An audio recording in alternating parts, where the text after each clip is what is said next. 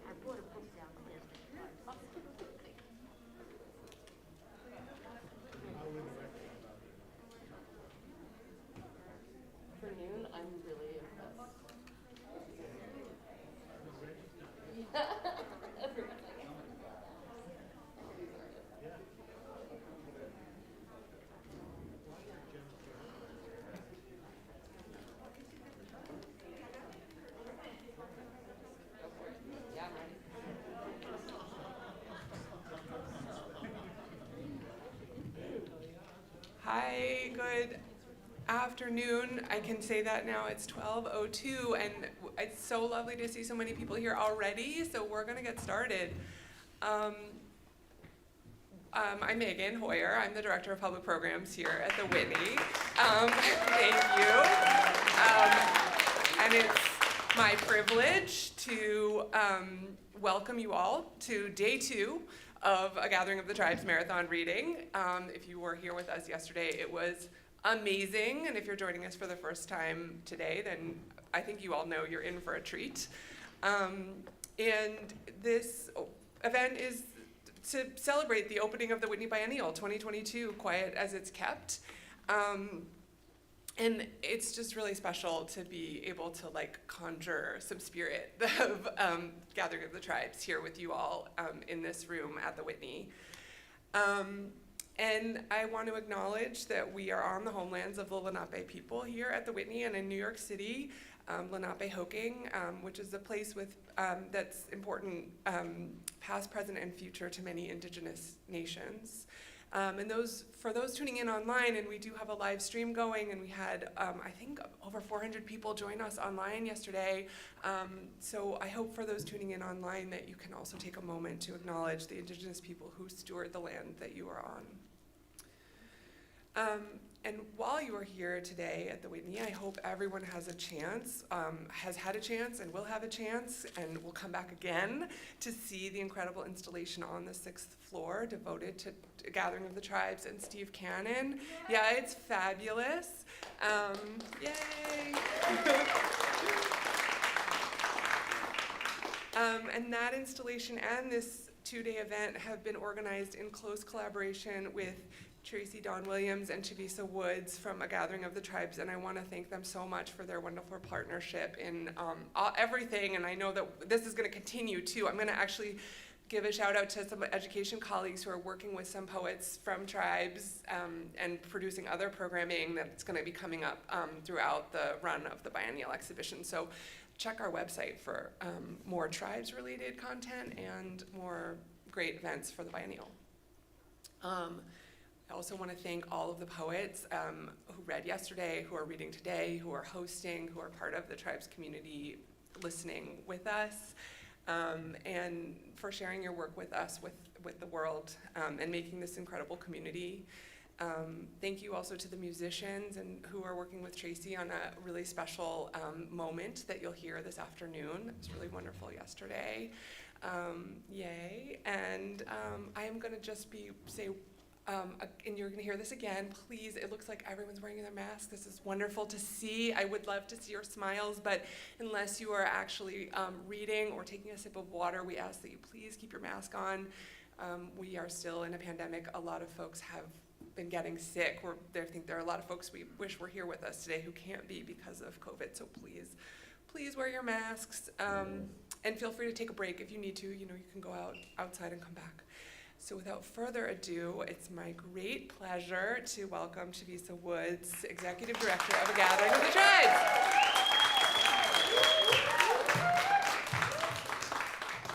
Hello, everybody. Thank you so much for being here today. Let's give a shout out to all of you, to Steve Cannon, to Keeping Tribes Alive for 31 years now.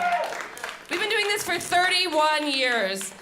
For those of you who don't know, A Gathering of the Tribes was founded in 1991 by Steve Cannon. He was a professor, poet, playwright, and novelist who lost his eyesight and decided, hey, I think I'm going to open an art gallery now, since I'm blind. Joseph Keckler said, I'm sure many people have thought that there are several blind gallerists in New York City. I can assure you there is at least one. It was Steve Cannon. He was a multiculturalist who started this very open door gallery space, artist salon, online literary magazine, and print journal. And today, we are a nonprofit arts organization who support traditionally underrepresented artists and writers, elevating and amplifying the revolutionary voices of our time. That is what we do. We run a website called A Gathering of the Tribes magazine online. We also do a print journal, Tribe 16, the Black Lives Matter issue, edited by Ishmael Reed and Danny Simmons, is coming out this summer, so please look out for that. And we're also committed to honoring our founder's legacy. So you might see some Steve Cannon t-shirts around here with his poetry and phrases on them. You can buy those on the website. And Steve always told me to pass the hat, so I guess that's what I'm doing right now. Anyway, just thank you all for being, I see so many familiar faces. Thank you for letting me be part of this community for so long, and thank you for staying strong and staying in it. I'm gonna crack open the stage now with a poem from our founder, Professor Steve Cannon. This is called Wiggle Room. I'm gonna read it in its entirety. It's very short, but he was pretty interested. He had a PhD in world history from the London School of Economics. But the cool thing about Steve was when you sat with him, and I think this is why so many people came in, when you sat with him and talked to him, he was kind of an expert on everything. Just, I mean, anything you could talk about, except maybe sports, he could pretty much talk about. And world history, art, fighting, political debates across the world, poetry, and also physics. He was very interested in physics, which I find a lot of poets are. And so this is Wiggle Room by Steve Cannon, and I think it pretty much sums up all of it. Did you know, don't you know, this thing we call the Earth wobbles as it revolves around the sun. It rotates on its axis. I wonder if it hums. Oh, never mind. Never mind. No mean matter? What does it matter when nothing matters? When everything is in tatters, scattered, disappearing or vanishing, bouncing chaotic like particles in the dark. Thank you.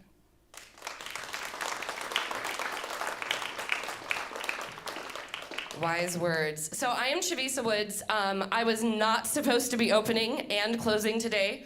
I am hosting this hour because our beloved Regie Cabico, who is an amazing poet and performer in his own right, and also board member now of A Gathering of the Tribes, has come down with COVID and could not be here physically today. I know he is watching. Hi, Regie. Everyone say hi, Regie. So he sent me an intro and told me to read it, as well as a poem. So I'm here as Regie Cabico, as his avatar. It's my Regie outfit. He put compliments to me in the thing, and I really don't want to fucking read it because it's embarrassing. But this is Regie saying this, not me, okay? I swear to God I didn't write this. It'd be really ridiculous if I actually did write it and pretend it. Chavisa Woods is the greatest. No. Okay. This is so strange. Chavisa, thank you for showing the power of Steve Cannon's mentorship by carrying his legacy with fierce generosity and patience, as well as steering our names and words into the walls of the Whitney Biennial. That's so cool. During these unprecedented times. And thank you to the Whitney for respectfully honoring the power of the multicultural Lower East Side's audacity and eloquence. We will find sassy metaphors and a new rhythm and beat to reinvigorate our stories. Who else will we find on this journey to inspire and lift up, hold light through the fog of inequities, to be part of the caravan Steve Cannon assembled? I think caravan is a good word for us. I have worked with, read with, shared open mics with, and learned and grown because of all of the poets you're about to hear. I am humbled to have co-curated this hour with the formidable Tribe staff, and while I am not there physically, to embrace each poet presenting in this hour, I tell you fiercely that the world may not be sturdy, but poetry will always hold us up. Here we go. Yay!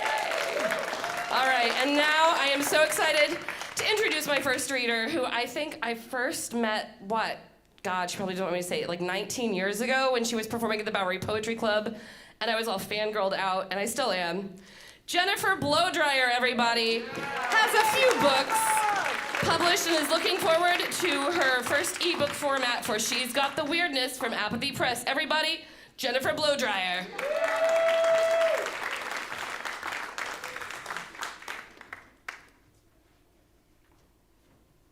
Lots of familiar faces. I'm going to take my mask down.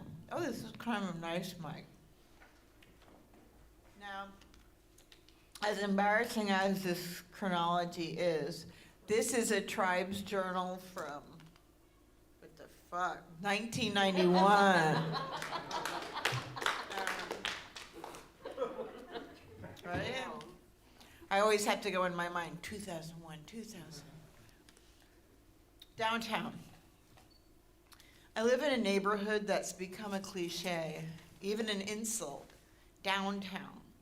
The East Village absorbs and it waits. At 3 o'clock, you could step up to the podium of ABC No Rio without even putting your name down on a list and read or sing, and you don't have to be that good. You could be awful in return. At 7:30, you can go over to the Pyramid, put your name down, and do the exact same thing you did at No Rio, or something different. When you're done, you can walk over to Gargoyle Mechanique and watch, or go there at 7:45 instead of the Pyramid and sign up. But what confuses people is that there is no power here. They keep getting it wrong.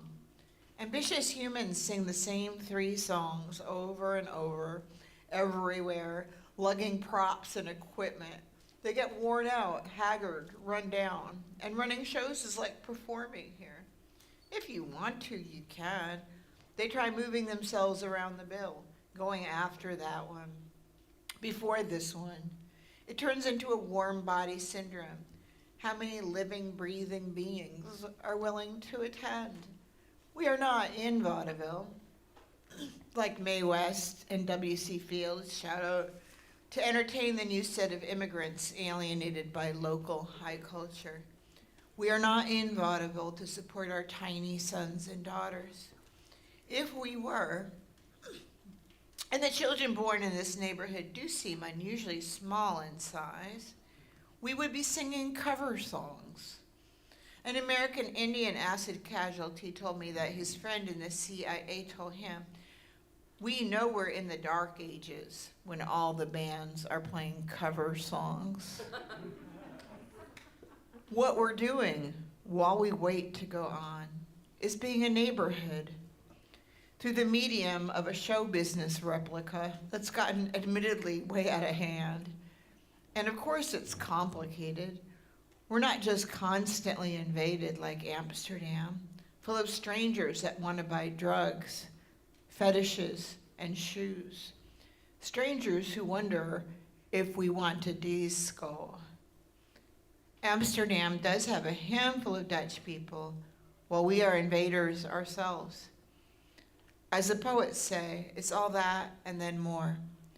Joyce Carol Oates reading about love leaves you stone cold flat, but a foot messenger from Midtown is joined by a damaged mailroom clerk, and they gig better than anybody you'll ever see.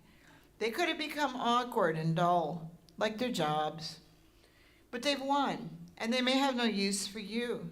One of them might even slash your painting, and we all know that's wrong.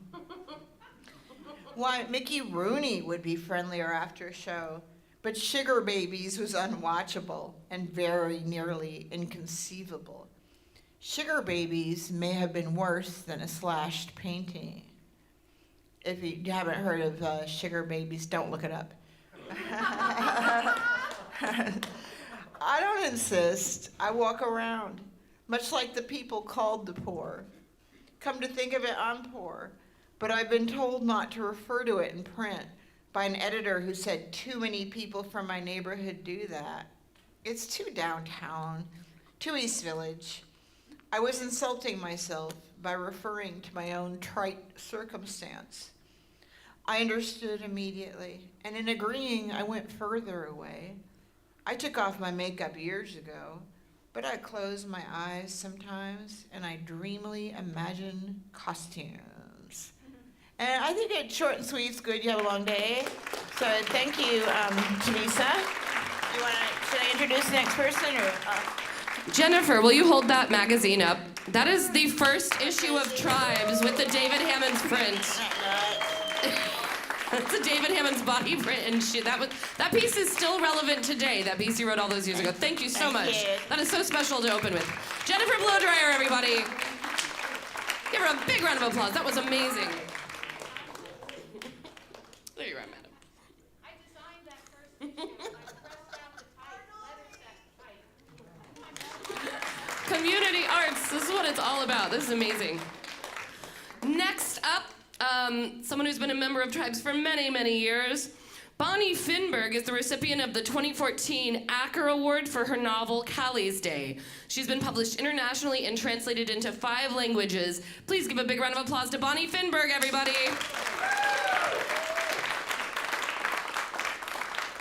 Hi. Oh, I'm shrinking. I think I can just do that, right? Sorry. I'm so excited to be here. It's long overdue for Steve. I wish he were here. Thank you, Chavisa, for setting all this up. Hi, Regie. Sorry you can't be here. So I'm going to read some poems. Stranger in the City. It's hard to speak of age when you arrive. The place is crowded and unpopular. Trends dying in the dirt. Nothing to do but wait. A growling parody, a post-talkie silent film. Self-conscious, self-replicating, dispensable. Mouth. The sea rises and retreats, leaving salt behind. Love waxes and wanes, illuminates and disappears in its dark. Venom, thirst, condemnation, blame. Seed the real estate of memory and hope. Hold up in a room the kingdom fortified, the lovers satisfied, besieged by marauders, turned out, exiled, in flight from surrender, flown, landed. Hid among enchanted stones where they devoured, washed away with warm sand, gone with Spanish sun and seagulls, barely remembered what skin received, what eyes replace. The rose, once dying, tossed away, occupying territory overgrown with weeds, words choked on love's undying hunger. How the poem is written.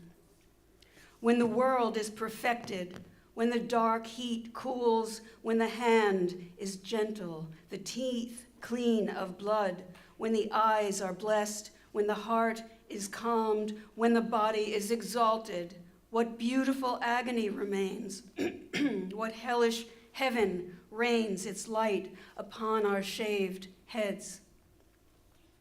April. April.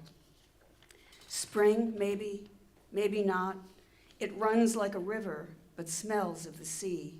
Running from snow, it snags on the rocks. Will the magnolias ever arrive?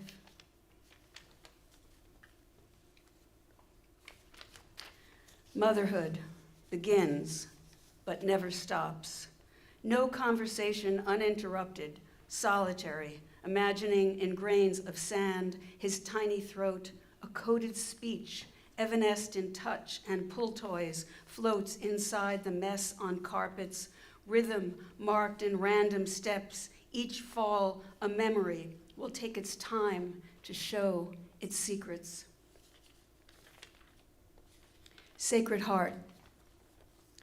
Fish and ducks and horrible days, beasts who only want a one, make a crown, a hymn. Goodbye chickens, cows and goats, sheep and rats and birds and snakes and throats of worms before the heat revive in stars. Poor gorillas, poor, and pity the miraculous more, whose tongues have children, whose feet water the plants, and even the hated vanished in the ground, a song, and all we do, disaster, recorded in roots and people, who this is a song of love for, of cruelty, for who come after, for who believe that life is told, retold, erased. Mother thought she killed her sister. In summer, when children on fire escapes caught breezes above the treeless Harlem streets, their mother on some routine errand left my mother, 11, and Stella to care Their mother, on some routine errand, left my mother, 11, to care for Stella, 8. Mother inside, turned from the window, Stella fell. My grandmother, alerted, entered the building, screaming, ripping thick auburn hair by its roots, eyes wild, sent in all directions, sightless. Mother, carrying the phantoms of that ancient day, would jump before the speeding train of too much pain, protecting me from TV blood, from falls on sidewalk, ready to divert. The bleeding cowboy, only ketchup. Knees on pavement, bad sidewalk. Most emphatic, don't let a boy touch you, you'll get pregnant.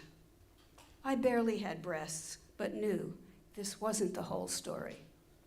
Mother's ghosts were not my monsters. Hers arrived in daylight, mine at night. I cried in darkness, confined to first blind fear, the boundless empty dark. How I howled, how she turned away, her body, her fragile heart, not for children who only remind. Only he, his touch, could breach the wall, find her deep inside the sweetest, all-consuming pleasure, beyond the hurt past, the unread future, her life in shadow, the anything, the everything, lurking at the juncture of a blink. Turn away, someone dies. Do not turn, do not blink. Neighbor. I think I might have a new upstairs neighbor, or my upstairs neighbor has a new girlfriend, or he's taken up basketball. Pounding and mechanical, I imagine the receptacle of his force. Maybe she's inflatable, maybe she's drunk, lying there under his unvarying piston. I turn up my music. Now there's 2 of us waiting for it to be over. Bonnie Finberg, everybody. Is this on? Oh, yeah, okay. Next up, keep the applause going for a man who is a poet, playwright, has directed, co-written over 50 TEDx talks, run his solo show The Bench off Broadway in the Cherry Lane Theater, and teaches poetry and performing art at Rikers Island Jail. Everybody, Robert Galinsky. Give it up. Here he comes. Oh, Galinsky. Only Galinsky. Hello. So there's an introduction. Shut up and do the poem. I have an introduction that I'd like to do the goddamn poem. For those of you who know, you know. Shut up and do the goddamn poem. That's Steve Cannon in the back of the room at every reading. East Village hip. I'm East Village hip. I got the ear ring, nose ring, eye ring, lip ring, rib ring, brow ring, hip ring, dick ring, belly button ring, ding-a-ling-a-ling. I do the clip-on bling. And when a breeze blows through Tompkins Square, you can hear the wind sing. See my breath cling to the skin and chains hanging off my bones and dope body. I'm East Village hip. I took 3 weeks of karate. I'll make your mother say, oh, he's got a $1,000 pair of Gucci jeans on and with a rip. Yeah, that's 'cause I'm East Village hip. I speed read through alphabet blues like yesterday's news tattooed across my chest. Think my skin like paper thin, blotter for ink. My armpits stink. I wash my eyes, my balls in city sewage sinks. Grow the red here, blue here, green here, no here, pitchy patchy prism here. I wear the mohawk so no talk comes near. I used to think, well, I continue to think, I go from barber to barber to instill fear, 'cause I'm East Village hip. Don't give me no lip.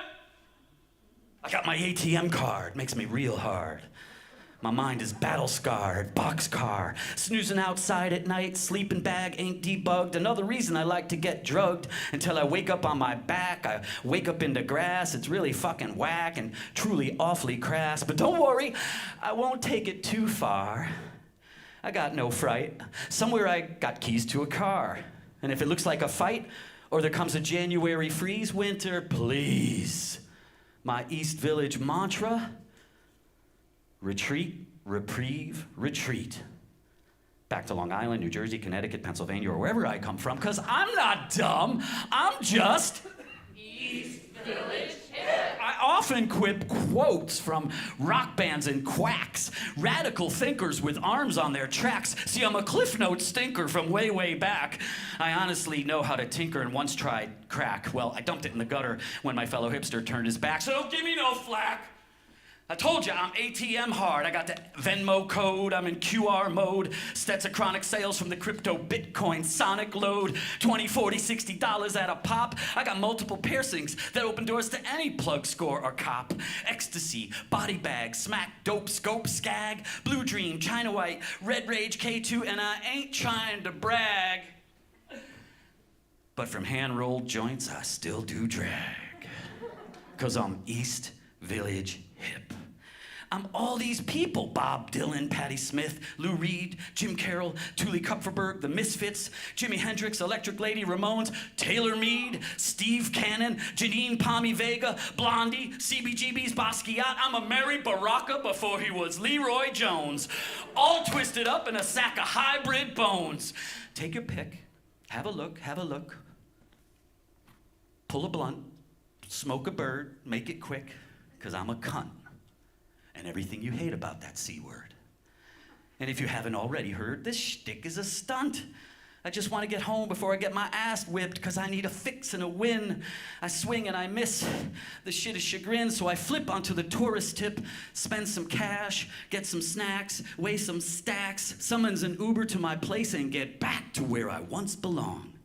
So please, don't tell anyone that my crib is a penthouse with a crystal staircase, spiral balcony, and yeah, it's got a brick fireplace.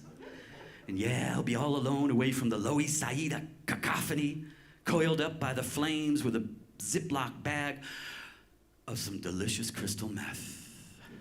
'Cause I'm a mess, I'm a myth, I'm a bindle of moans and a bundle of blame.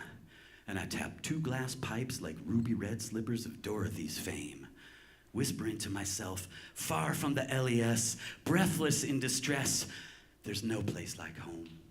There's no place like home when you're East Village Hip.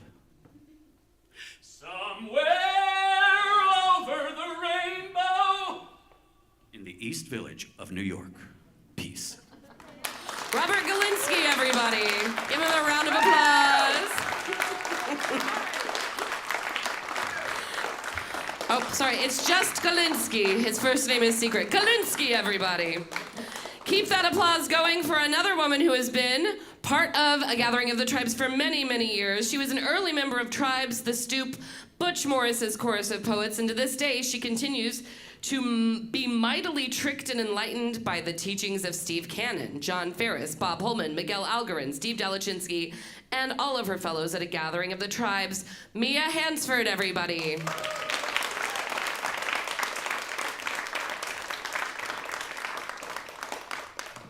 Thank you. I have to find my voice. Lord, what kind of angle does this? Oh, never mind. I got it. I'm a dork. Oh, how do you do that? Oh, it's just it. All right. Thank you. Thanks for friends and family and lovers of Steve Cannon and Tribes and his vision for coming out. He was an amazing soul. Last night I was thinking some of the words he gave us and phrases, and one was introduce yourself. You know, you're not from here, you weren't born here. Introduce yourself. Read the goddamn poem.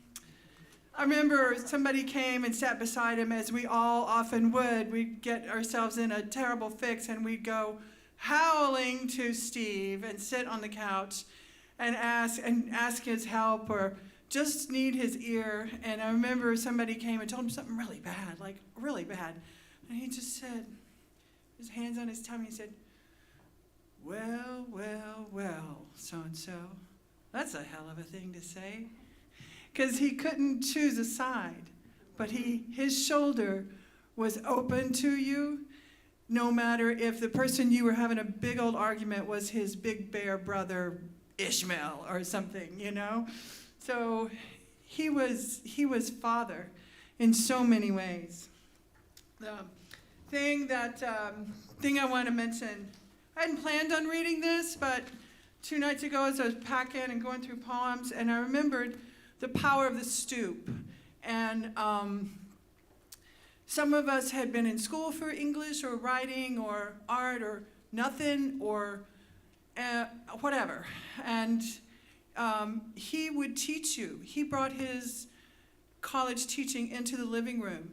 Furthermore, he brought it into the nearly unroofed 4th floor of East 3rd Street where we would have that stoop. And I learned so much from him and Ferris and Green and Holman. But I remember taking this poem to them. I was so proud of it. And I had all these curly-Q phrases and all this vocabulary and, oh my God. And we put it through the stoop. And I heard the first criticism and I was like, hell no. And then I thought, just listen. And we shaved that poem. It was like a page and a half down to like 10 lines. And I just kept saying yes. And we just said, cut it. And we just kept trimming all that show-off shit out. No offense. I love the show-off. But so I thought that was a miracle because we had Spanish-speaking, Asian, me, everybody. It was this round table of all ages. So this was about a neighborhood person who was a blacksmith and who was kind of heroic in their actions. A lot of crazy stuff happened at the gas station. For those of you of the Lois Saida crowd might remember the gas station. So I thought, I'm going to read this. This evening, walking, stopped inside a doorway's ragged tin-roofed hull, clean dirt floor, almost every tool in its place, a face lit by the flames, a human, unlocked, unaware of anything, pounds an iron bar, far taller than he, shortens, flattens, thickens, crushes the vertical he holds in front of him, down, stomach, spine, hips, knees, bend together repeatedly. Breath comes between blows, the ringing more than the eye tells what heat is left. The light goes.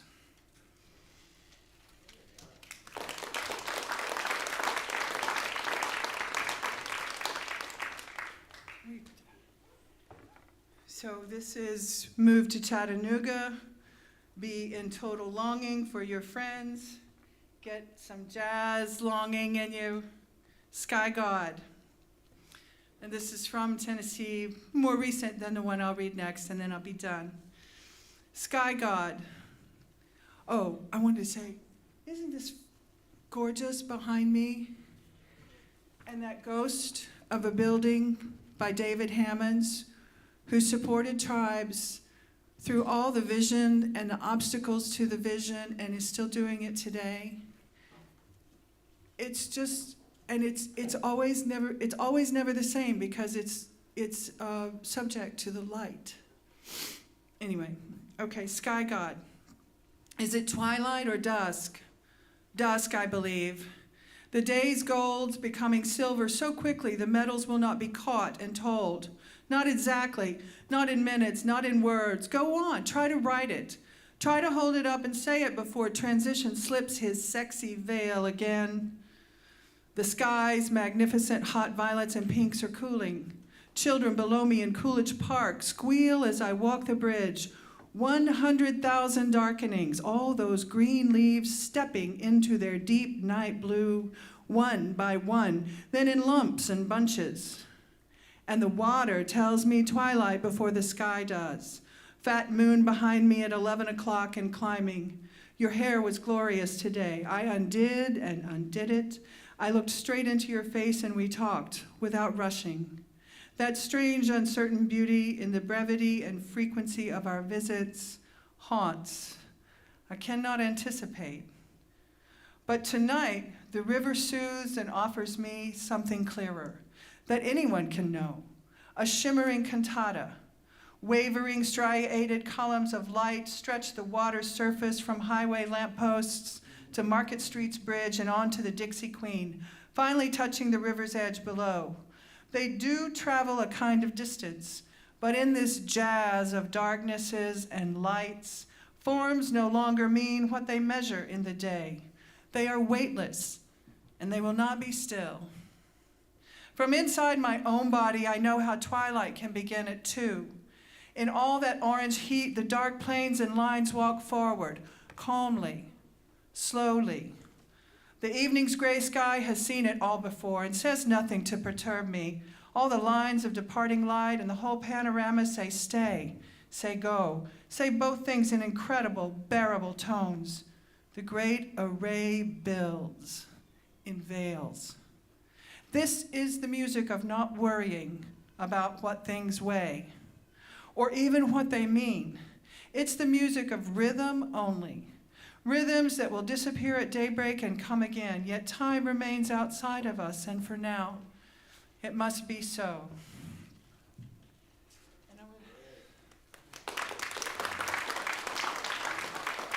I go, one more. No, Okay. it's 5, sorry. Mia Hansford, everyone. Give her a big round of applause. Thank you so much, Mia.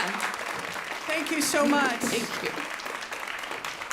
All right, and keep the applause going for the New York Neo-Futurists, our erratically dynamic ensemble of multidisciplinary artists who create original work, fusing elements of poetry, game, and performance art to create ever-changing experiments responding to the world around us. Joining us today from the New York Neo-Futurists are Chan Lin and Rob Neal, everyone. Hey, I am Rob. Is Chan on? We'll pass the mic if we need to. We are so excited to be here and honor Steve and thank Regie for bringing us along. Regie is also a neo-futurist. Hey, Regie. In the mid-90s, where I was in several rooms where I got to hear Steve shout out to poets on the stage and sit in that presence. Could you just read the poem? I could. I could take a minute or two. I could listen to the room. I could take your hand. I could take a picture. I could take you home, a day off. I could take a class on reorganizing. I could take a shower and sing songs I only kind of know the chorus to. I could take more time to stretch. I could take you. I could take you all to my favorite restaurant, wine bar, underground tea party, speakeasy disco. I could take a seat or not. I could take less bullshit. I could take a world with fewer insults. I could take deeper breaths. I think we all could.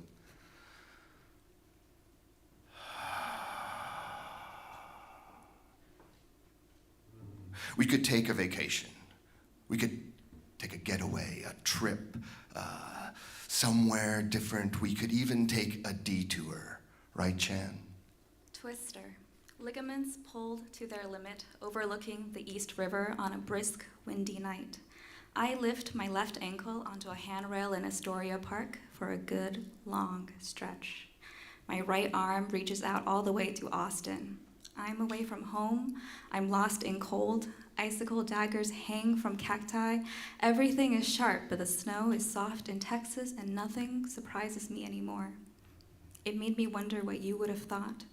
My right foot has just stepped through a wormhole back to 2019, pressed down on the pedal of a pottery wheel in Jingdezhen.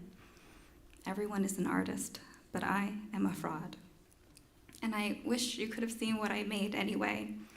I stretched my big toes, just the big toes, to the poles, one north and one south. Right elbow on the trailhead going up Lion Rock, left foot dipped into the Atlantic coast, nostrils inhaling deep the skin of a bright yellow pomelo. My finger slipped into the ring, sapphire, sapphire, opal, and I wished I could tell you how happy I was. Right eyeball, a kaleidoscope on my dresser. Both butt cheeks, my bike saddle cruising down DC, and I wanted to tell you that this is what joy feels like. Left molars crushing down on the airplane ice cube. Right molars, the crunchiest green grape she handpicked for me.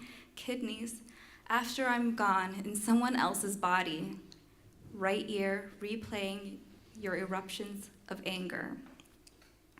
My tongue, straight into the sizzling Sichuan hot pot wok in Beijing. Tongue again, a New York Times sized sheet of LSD. Tongue again, against her tongue, on her lips. And I wished you could accept me. All the way around the world, I hug every corner of the earth, the sun casting on me an even tan. We could take a ship to a sunnier place. We could take just a little bit of a shift. We could take in the view. We could take a hike, we could take a long walk, we could take a leap into a lake, a river, a stream, an ocean. I could take your heart and hold it so close like it is the missing part of my soul. And you could do the same with mine. I could take one last look. I could take a moment to ask a neo-futurist, Chan, if you weren't here, what would you be doing right now? I would be on a bike ride. We could take that in. I could take a cheese plate. I could take a bucket of wings. I could take a case of beer over to your place and we could watch cooking competitions like it was 5 years ago. Survivor like it was 10. Tinder Swindler like it was just last month. We could watch TV like it was my childhood. Radio like it was our ancestors. We could watch the world go by just like it should. And I could take my sweet, sweet time. Time. I could take candy like kisses and kisses like hugs. And really, really just more hugs. Like 5 or 10 or more than 500. I could take a month of Sundays. I could take more time, more wait, fewer breaks. Wait, I could take extra breaks. We could take a lot more breaks. I could take the cake. I could take the car for a spin. I could take the dog for a walk. I could take it all in and let it go. I could be more chill. We could be more chill. And right now, we could just wait for somebody to sing a very short song about roses. We could wait. I would say thank you.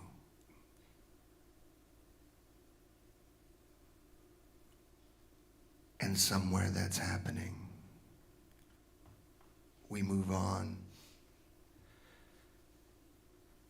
And I could take so much, or not, and I could give a lot. We could give. And then where would we go next? Thank you so much. Thank you. The New York Neo-Futurists, everybody. Oh, the mic is back up. I like it. And earlier, Mia Hansford mentioned what you may not realize is a memorial sculpture installation right outside this window by David Hammonds, who is a member of the Tribes Board and has been for many, many years. He also donated the red wall that you'll see at the Gathering of the Tribes exhibition on the 6th floor. These metal poles that you see out here create the outline of a ship deck. And there's a lot more to that story that you can find out from the Whitney Museum curators, but that is an installation by a Tribes Board member, David Hammonds. Interesting tidbit. All right, next up, this man is the author of the homoerotic poetry collection, Infinity Standing Up, the short story collection, You're Pretty Gay, and the radio play, The Strange Case of Nick M., which is all very strange since he's completely heterosexual. No, I'm joking, he's gay. All right, everybody, please give a big round of applause to Drew Becerra. Here he comes.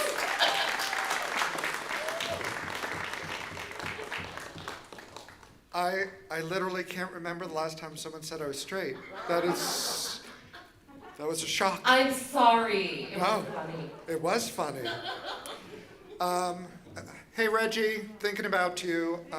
And I was actually, when I was picking out what to read tonight, I've spent the last few years contemplating the periodic table of elements while I've been in forced seclusion and pairing each element with a different man from my past, and then writing a sonnet on it. And some of the sonnets actually were written in exchange with Reggie. A year ago, we swapped a poem a day last National Poetry Month. So for reading today, I wanted to pick a group of sonnets that were related, and I thought maybe I'll do the noble gases or the actinides, but then I thought keep it humble, so I'm doing the poor metals. So, aluminum. You are so much like the others, so much like what came before you and what's to come, so unwilling to stick, to shine, to touch upon more than the barest minimum of who you are behind that bland facade. Balding, medium build, average height, a man who believes believing in God to be absurd, your word. You keep it light with forced asides about the day's headlines recycling in your Facebook feed. You never wire from your interior. You malign all but the superficially clever. I wince at tin-eared puns you miscreate. If you're my choice, I'd rather masturbate.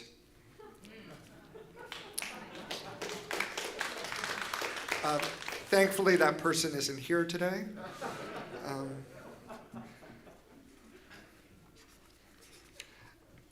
Next is gallium, a lesser-known poor metal. Who played the big spoon that disappeared quick? The Queenie barfly with Cher on his wall. The film fanatic whose favorite flicks were Dolores Claiborne and Monsters Ball. Who was the fat kid who lost all the weight? The ostracized teen who self-henna'd red. The southern beau who chose to migrate north to NYC. Oh, that's me, you said. How about the guy who took the test drive on your brass bed with its off-white pillow? Which one trailed you home from a sordid dive? Who the heck was that? That's me, I'll allow. You were 31. I was 26, and we squealed and grunted like guinea pigs. And then the last of the poor metals is tin. Has your value increased in memory? Did I misjudge worth? Did you undersell? Does the past undergo an emery board-like revision? And after you fell, could you tell that I did my very best to manufacture emotion like Ford did cars, a conveyor belt of interest? Could you sense that underneath I was bored? I didn't plan on foiling your desire. I can't control what leaves me soft, can you? The pheromones released when you perspired had no power over me. What to do with a serenade that sung out of key? Is it plain bad luck? Or is it just me? Thank you. Drew Passera, everybody. Give him a big round of applause. And we're going to keep that going. The next person up is the author of 7 books, most recently Tricks of Light, a poetry collection. His short fiction can also be found in A Gathering of the Tribes magazine online. Everybody, please give a big round of applause to Thaddeus Rakowski. Here he is. Thanks.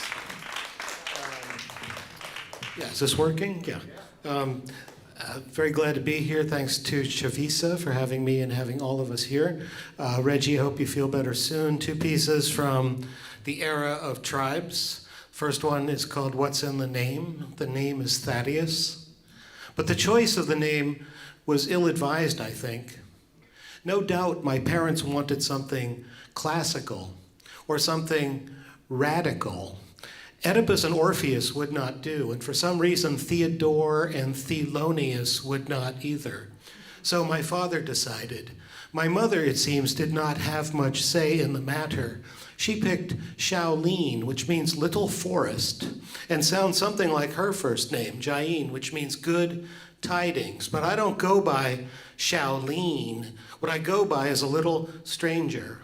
To many people, I am Thad, which is easy to spell and fairly easy to say unless you think it's fab, as in OFAB. I'm glad they put real borax in you.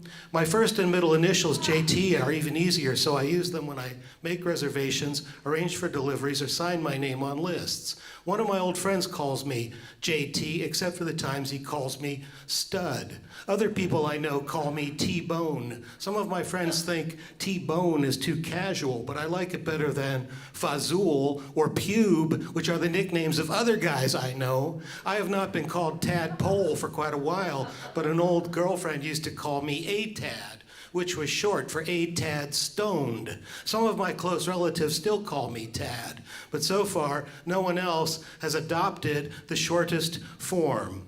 When I meet people and tell them my name is Thaddeus, they say, that sounds like a biblical name, or that sounds like a 19th century name, or that sounds like a plumber's name. Sometimes my new friends take an initiative and shrink my name to Chaddy, Teddy, or Patty, or Chad, Ted, or Pat. For a while, people in my office confused me with another Asian guy who looked like me, called him Thad, and me Henry. My last name is no less problematic. Rutkowski just does not fit my face. At times, however, to my great surprise, I pass for Eastern European. Someday I might change my last name to my mother's maiden name, which is simpler and more descriptive, and become Mr. Wong. And this next piece was in the print Tribes magazine years ago, I forget when. It has two voices, I do both voices, I'll move from side to side so you know who's speaking. It's called White and Wong. Hi, I'm Mr. White. That's White and I'm Wong.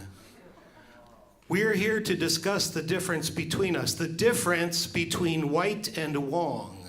That's White. We're going to get lots of attention for no reason. That's Wong. We're going to make some interesting points. Pure White. We're going to ask pointed questions, then ridicule the answers. Utterly Wong. There is no answer, and that's the answer. Almost white, but not quite. If you lean on the edge, on your chin and your elbows, you will see the answer where it lies, which is within. Wong, Wong, Wong. If you see the answer, why ask pointed questions? I'm losing track of the difference between White and Wong. Wong again, the difference is as plain as day or night or dusk and dawn. All white, all white. I've been Wong-headed. On the contrary, I've been Wonged. Let's put things to whites. I know I'm white, and I think you're Wong. But remember, two Wongs don't make a white. Might makes white, or at least it might. If you don't go Wong, some Wongs will never be whites. The white side of my brain says white, but the Wong side tells me Wong. Wong you are. There is no absolute white or Wong. If you're white, can we both be Wong? How can it be Wong when it feels so white? Thank you.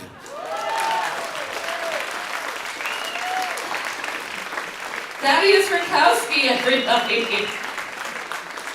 Wow. Wow. That was hilarious and grotesque all at the same time. Thank you, Thaddeus. It was wonderful. All right, and closing out Regie Cabico's hour. Oh, am I still there? Okay. Please, first of all, give a big round of applause to Regie Cabico for curating this hour. I'm hosting it instead. Thank you, Regie. We love you. Closing out Regie Cabico's hour, her writing appears in Queer Nature, an eco-queer poetry anthology, My Phone Lies to Me, fake news poetry workshops, and radical digital media literacy, and so many more. Please give a big round of applause to Irene Villasenor, everybody. Here she comes. Hello? Does this sound good? Okay, cool. I love you, Regie. I'm sorry you're not here today. And Steve Cannon, you may not have remembered me because I was just a little teeny Asian girl, indigenous girl, but I'd love to slip back in the room and listen to people read and take home the magazine. So in his spirit, I'm just gonna read the poem. Okay. This one's called How to Win Friends and Influence People as a Pretendian. Note, a pretendian is someone who's not indigenous who's gonna pretend to be indigenous. So here we go. Number 1, start the swindle off strong. Produce a thesis about cultural appropriation. Use outrage against headdresses being worn at outdoor concerts and/or as Halloween costumes as the topic. Then speak out on anything indigenous. Speak out on how to solve the problem of oil and gas extraction on tribal lands, on how there's covert abusers in our communities, who you think is sexually attractive. Use these as jumping off points on why Native people should never, ever vote in any elections. 2, center yourself when meeting Native scholars. This is how you show respect for elders. Take in nothing and just nod your head. It's about the experience. It's about occupying the same physical spaces with them. Number 3, work in any indigenous-led entity. Professional organizations, nonprofits, student clubs, etc. Even if you're let go, it's still an experience you can claim. You're learning how to be indigenous. Number 4, doing it for the gram equals doing it for the people. 5, focus on spreading misinformation to non-indigenous groups. Spread it like diseased blankets. Look for those who seek solutions. Attend gatherings and presentations about anarchism, climate crisis, futurism, mutual aid, restorative justice, social justice law. Look at these as golden opportunities where you can get away with poor explanations for complex concepts, histories, and worldviews. Present yourself as a historian, become a curator or a research fellow, then apply to artist residencies. Remember, focus, spread, and apply. 6, befriend every Native with an expertise. Follow their lead, create a platform, and invite every new Native friend to these planned events. Let them help. Don't be half-assed, but be half the Indian you claim. Pretend you're taking care of children or elders or animal kin, stewarding any lands or waters, or participating in language preservation work, or protecting the sacred, or searching for missing and murdered indigenous peoples, or repatriating anyone and anything from a cultural institution or private collection, or pretend that you're restoring and strengthening anything else that survived after over 500 years of genocide. 7, never help the indigenous peoples on whose lands you hustle on. Make sure to get them to craft a land acknowledgement for you, and don't compensate them for that either. 8, focus instead on becoming so powerful in the white world that everyone becomes afraid of you. Stage a protest at the new workplace of someone who got a position where you did not. Claim it was the organization that needed to be decolonized, instead of admitting how your feelings got hurt because your ego got checked.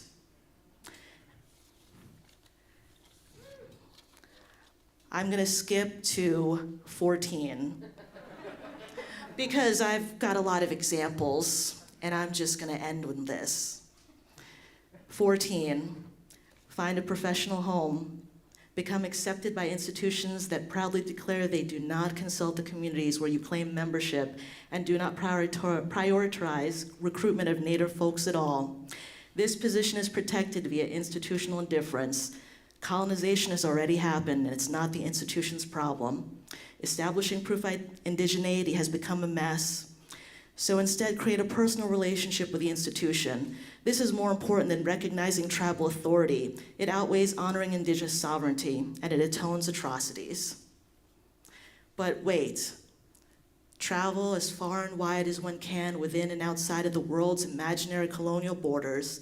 Don't be limited by how much money one can scam for expenses. Erin Villasenor, everybody. Give her a round of applause. Thank you so much. This is closing out Regie Cabico's hour. All right, so we're gonna do a quick switch over. Could everyone who is reading in Saida Agostini's hour please come to the front 3 tables? And Sheila Maldonado, if you're in the house, please come and see me. We're going to start up the next hour really soon. Thank you so much for being part of this.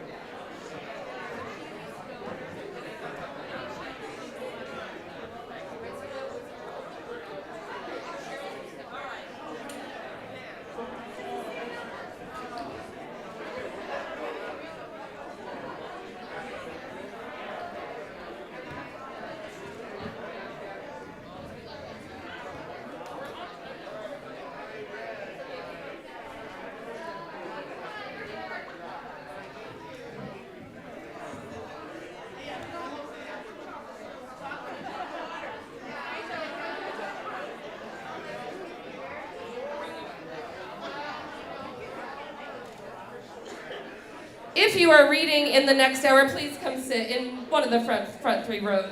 I see Cheryl, you can stay there if you want to. So I just want to let you know the next 2 hours are gonna be awesome.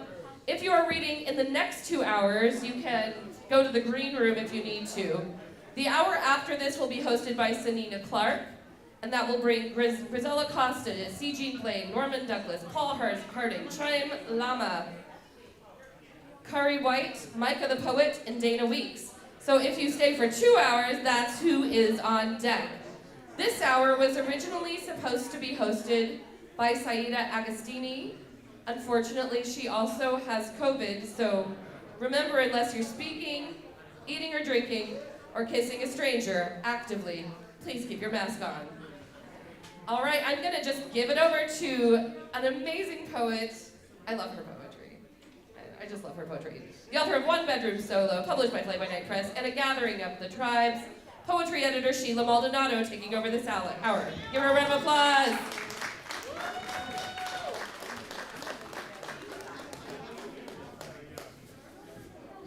Hello, everyone. Hello, awesome. Oh my God, so excited. I'm very bummed that late at night here, but it's an exciting hour, so I'm thrilled to be the host for it. And I'm gonna do the Jeanne Thornton style also and sit from the table and do bios from the chair there. I'll do 2 quick poems and I'm out. So I'll do one from One Bedroom Solo, which is the book put out by Steve. There's a few people here, of course, published by Getting of the Tribes, so just wanted to represent that. And there's a bunch of the books displayed in that awesome exhibit up in the actual biennial. If you haven't gone to the 6th floor, please go and sit on the couch and remember Steve. It's too much. It's actually too much. So yeah, I'll just do a basic one. It's just the icebreaker that I've done for years. It's called Bubbles of Love. And it is a translation. And it goes like this. Bubbles of Love. 1990, Juan Luis Guerra puts out his most famous song. And it goes like this. Quisiera ser un pez para tocar mi nariz en tu pecera y hacer burbujas de amor por donde quiera. Oh, pasar la noche en vela, mojado en ti, un pez. A girl deep in the recesses of Brooklyn hears this. I'd like to be a fish so that I could touch my nose to your fish tank and make bubbles of love everywhere. Oh, to spend the night. I don't know what this phrase means. Wet inside you, a fish. That's more solo. And this is from the new book, That's What You Get.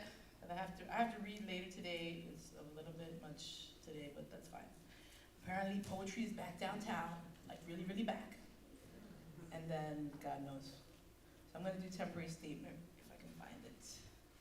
Temporary statement. Okay, 20. Temporary statement. Things got really dark in this book, that's fine. Temporary statement. I am not poignant. I am losing nuance. I beat you over the head. I am cliche. I am a caveman, cavewoman, a cave. I am not genteel or radical. I am pissed. I am not always specific. I am beat. I am losing steam. I leave image with image and word with word. I take too many pictures. I'm literal as fuck. I bully my way through a text. I barrel my way through. That Neanderthal thing again. I resist understanding. I understand because I resist. I've forgotten how to break a line. The line breaks me. I use I too much. I do get that the I on the page is still not me. I do get that. I don't know if you get that. I don't know who I am in this time. I've lost a great love. I'm suffering a terrible leader. I don't know where to turn or who to be. I'm looking for my days to reacquire some rhythm. I can't be kind in the morning. I can't be kind. I am mourning. I miss touch. I miss conversations I had in the past. I miss the conversation I had with my past. It is leaving me. I don't mind erasing. I want to know who to address though. And I will introduce the first reader. It is Cheryl Boyce Taylor, who is spectacular. She's a poet, author, and curator. Her verse memoir, Mama Fife Represents, which if you don't have, you should get it. It's ridiculously good. Mama Fife Represents stands as a tribute to her late son, hip-hop icon Malik Fife Dog Taylor of A Tribe Called Quest. Cheryl Boyce Taylor, please come on up.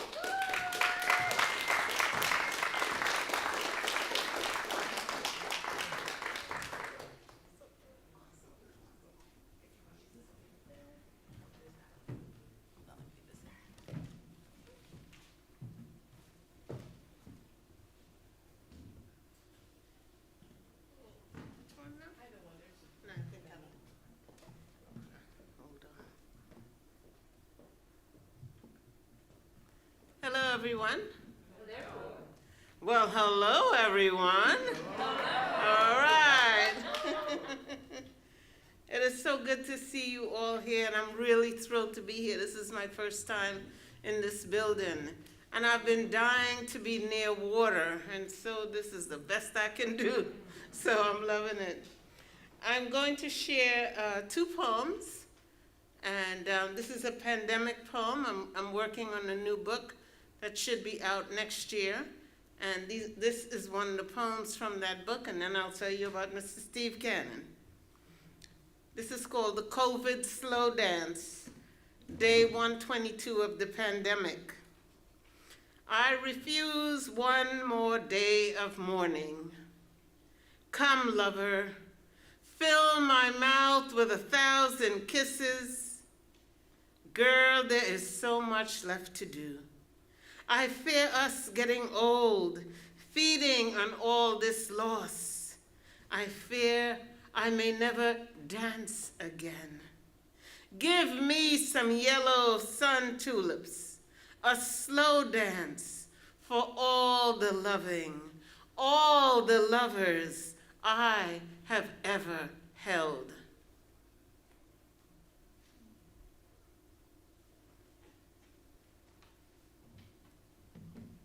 Okay, so this book, Raw Air, is my very first book, and it was published by Steve Cannon, Fly By Night Press and a Gathering of the Tribes. But I want to say he was the most brilliant man I ever met, single-handedly the most. What he would do, I would write the words and read the poem, and he would edit by listening. So he would say, okay, read the first 6 poems. I would read the first 6 poems. And then he'd say, you see that 3rd poem? I hate lines 5, 6, and 7.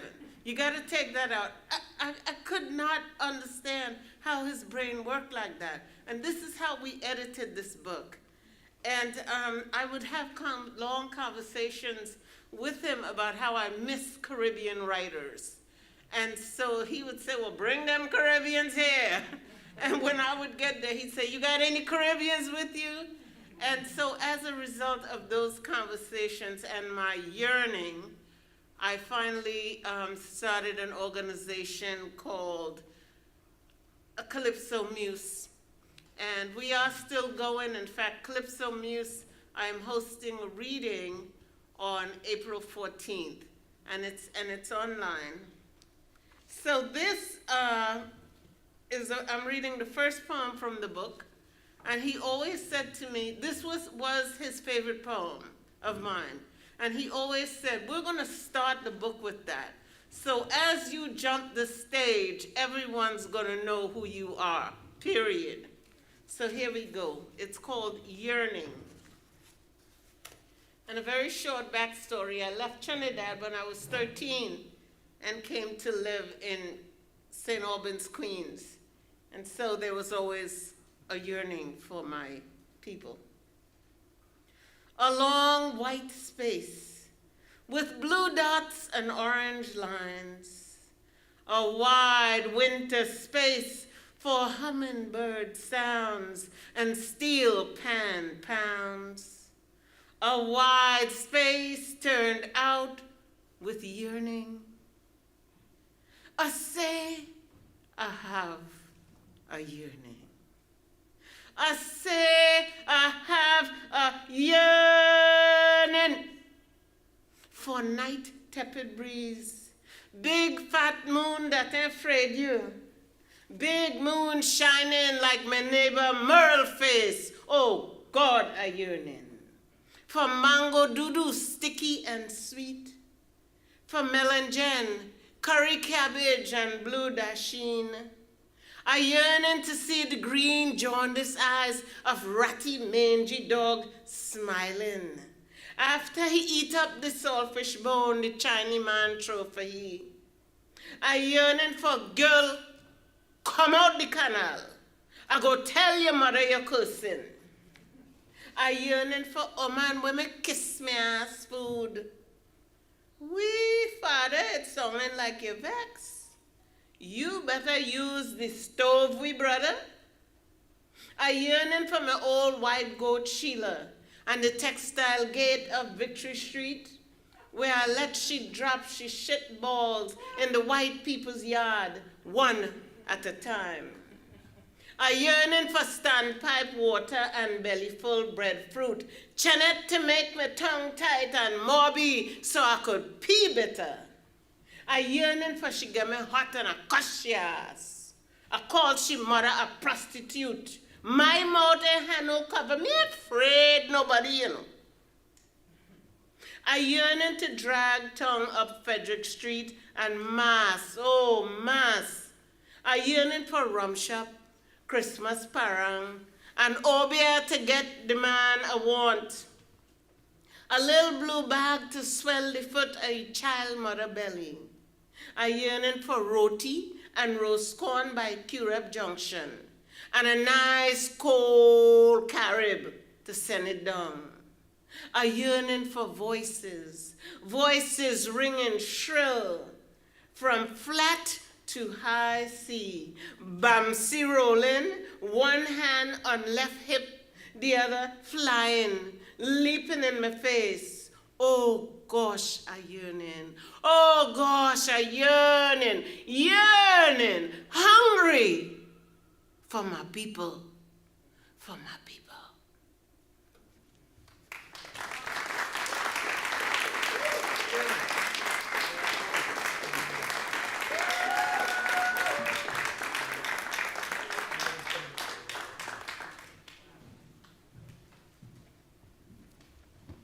I have to grab this mic to do Jeanne Thornton style, so I can do it from the table. But to let people know who's reading next after Cheryl is Celeste Dokes, Dorothy Friedman, August, Zephyr Lazowski, Barbara Purcell, Ikeri Talley, Chocolate Waters, and Carl Watson.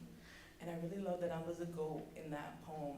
I was a goat Sheila who shat in somebody's yard. It was awesome. That was my favorite part. Celeste Dokes, poet and journalist, is the author of Cornrows and Cornfields, the award-winning chapbook American History, which contains poems about the art Michelle Obama chose for the White House, and editor of the collection Not Without Our Laughter. She's at dokesgirl.com. Celeste Dokes, are you here? Awesome. It's a pleasure. Nice to meet you.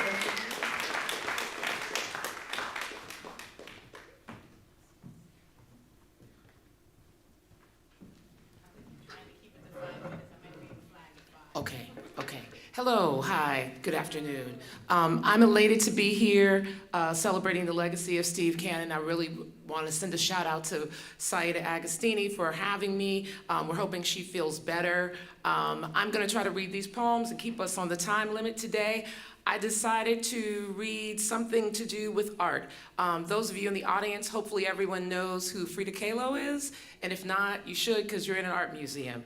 So, and this was inspired by her memory painting that shows two girls, one in a traditional Mexican dress and another in contemporary American dress. To the Sea from Frida. This brown tweed jacket sprinkled with cinnamon splotches, the black buttons that choke my wrists, cloak an immaculate white dress underneath. My body gutted like a trout. My skin barely recognizable, carefully stitched together. I am a colorful, useless quilt of delicate bones cradled in plaster corsets, their white teeth gnawing at my meat, my pin cushion full of nails holding together a house of sand that slowly sifts out to sea where my heart should be. A hole exists. Bleeds blood-red tides that ebb only when Diego touches me. This pulmonary vessel sails underneath a sunless gray-blue sky as I live between two worlds, the girl of my youth who curtsied with ankle socks, full of grown-up dreams, mixed with the fractured woman who stands before you now. One foot on land and the other greeting the sea gods, who will hopefully devour these breasts, which are mounds of broken, magic, sexless balloons filled with rancid air that scare even the softest touch. I ask this sea to swallow this stabbed pelvis, drink my burgundy soil, sea, deliver me whole and not forever hanging on this clothesline of life.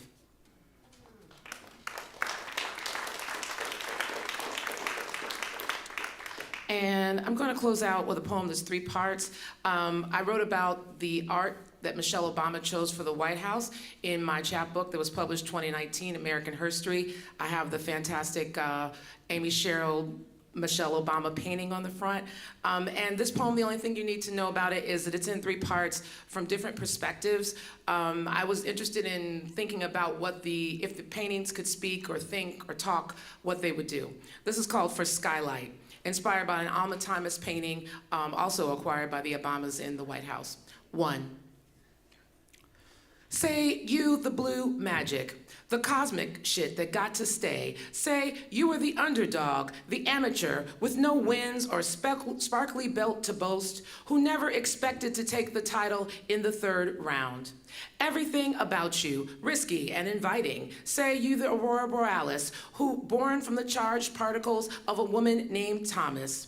The whole of you, a collision between polar opposites. Say spectacular, say sacred, say shimmer like it's your only show. 2. Watusi envies me, but I'm green for her chick name, which invokes a chubby checker dance. Her bold patches, collage-like, sing across the page, each one another elegant note. Everyone compares her to Matisse, and that can't be bad.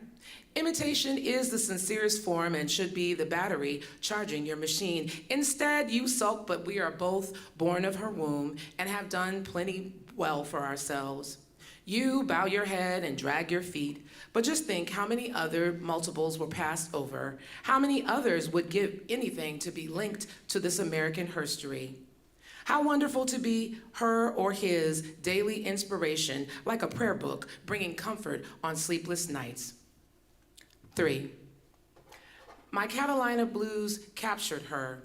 The singular columns line up behind a blank slate of white. I explode, determined as a black school child segregated from white children, white schools. My color bleeds through cracks, infectious. How could you not love me? Born in 73, the 2nd child, the family's baby in every way, struggling for your attention. I am the tapestry of America, color infused with light, come to tell my story. Thank you. Thank you, perfect. Dorothy Friedman August is a widely published award-winning poet, editor, and teacher, has won NIFA Awards and an Acker Award, and has published 2 books of poetry. The 3rd, L-Shaped Room, is forthcoming. Please come up, Dorothy Friedman August. Thank you.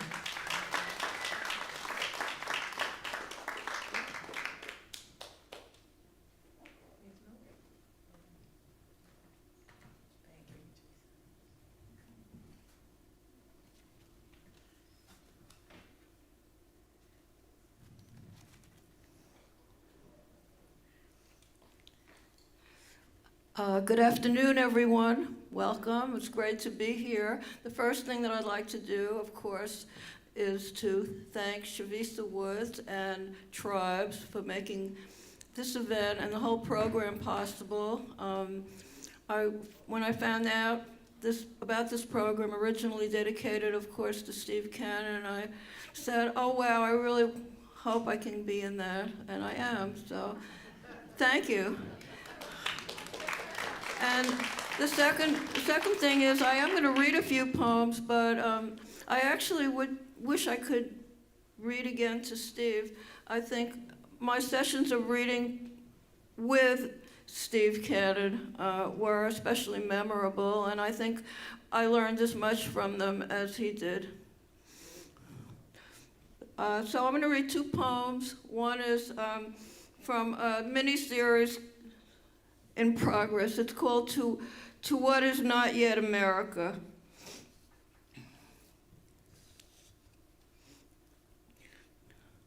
I speak out for Johnny the ice cream man.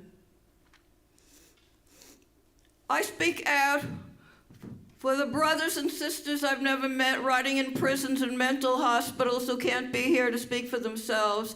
I speak out for the overweight, ugly, and unkempt, the pimply, acne-scarred bedwetters and nose pickers, as well as the beautiful and unblemished.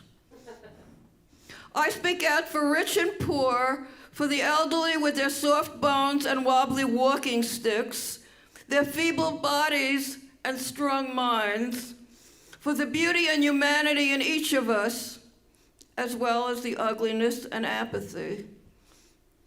I speak out for those who are not yet born and those dead and dying on battlefields, for the first step of the baby and the last step of the grandfather and grandmother, for the hip-hop and the waltz, for Charlie Parker and Dorothy Parker, for cleaner air and the touch of a human hand, for those in Afghanistan and those in the Hamptons.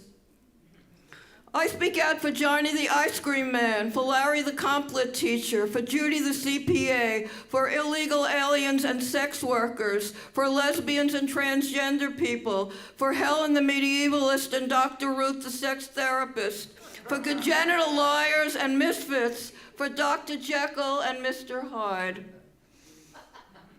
I speak out for all those caught between two places, the bigamist between wives, the daughter between two mothers, the composers and the decomposed, the mestizos between two races, the dispossessed and the possessed, between two songs, two sexes, two prejudices, and two enlightenments.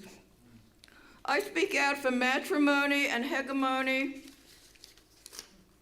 for existentialism and colloquialism, for colonialism and comparative literature, for vanity and sanity and lunacy, and for all those caught between John Ashbery's Double Dream of Spring and Amiri Baraka's Soundings.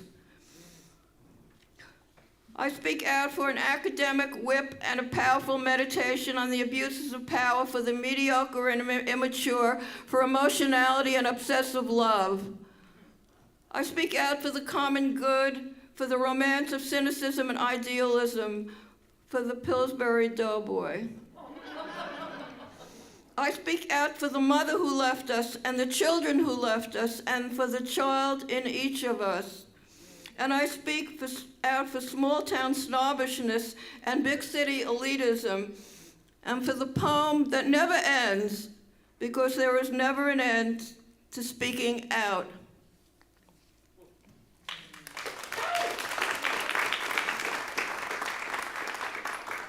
As if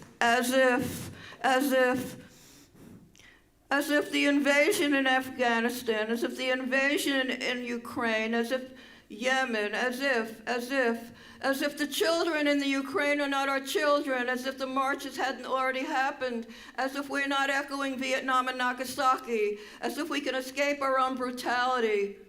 If the Israelites weren't fleeing to Jerusalem, as if the world weren't coming to an end, as if meditation were the answer, or medication, or mediation, as if living simply were the answer, or singing or worshiping Buddha, as if our offspring were not all stunted by the fastidious blends and byproducts of last century's karma, as if battered women and child abuse were really another issue, as if the war at home and the war abroad were separate, disconnected entities, as if changing the TV channel could erase the truth about our complicity in the destruction of the planet, as if the Israelis are not our children, as if the Palestinians are not our children, as if the Rwandans are not our children, as if the Albanians are not our children, as if the Serbians are not our children, as if the Ukrainians are not our children, as the Yemenites are not our children, as if the Russians are not our children, as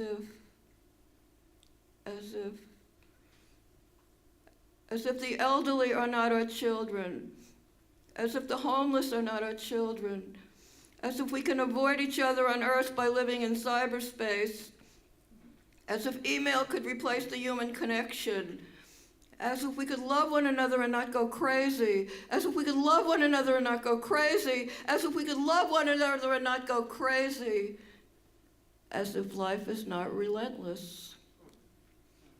As if we could ever be in paradise again, as if the war in the Ukraine will give, Putin, higher ratings, as if the cartoons were any less violent, as he was the only one who was bloodthirsty, territorial, and savage, as if we are all not bloodthirsty, territorial, and savage, as if we could flee to Jerusalem, as if there is a Jerusalem, as if the commencement of the Gulf War on Martin Luther King's birthday was not an appropriate measure of American racism and totally in keeping with everything else, as if the gunning down of Diallo and the brutal rape of Louima were not also totally in keeping with everything else, as if penetration of the enemy were not a male activity, as if it would all be over in a few days, as if the media ever really told the truth, as if there will ever be a new world order, as if maybe. That's it, folks. Thank you. Thank you, Dorothy. Now I have to get down with that. Thank you. Amazing. Thank you, Dorothy. Thank you. Zephyr Lazowski is a Southern writer living in New York, a poetry co-editor at Apogee Journal, and the author of Bloodbox from Black Lawrence Press. Zephyr, thank you.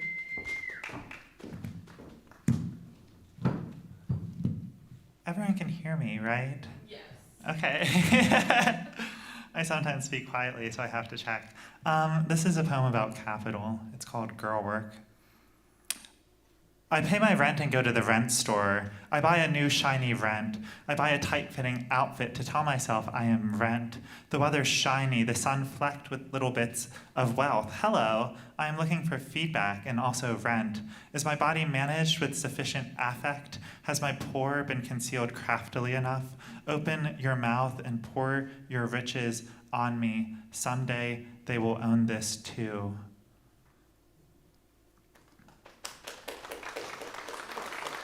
Thank you.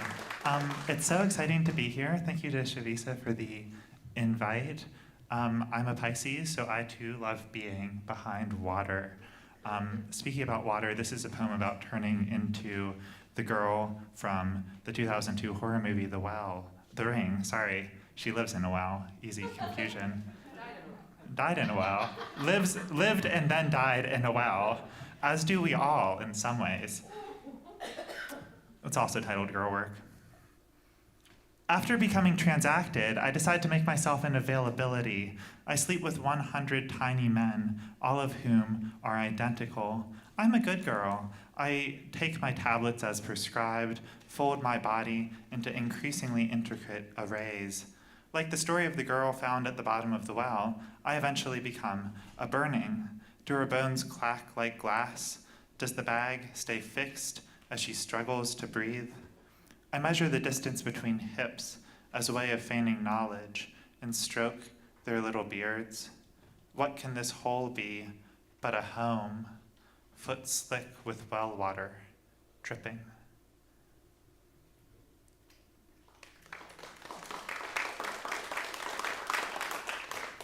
How's this room feeling? Should we go darker? Should we go lighter? What's the general mood? Do what's in my mind. Wow. Too much pressure. All right. I'm going content warning for sexual violence. If that's distressing to you, feel free to leave the room. My feelings won't be hurt.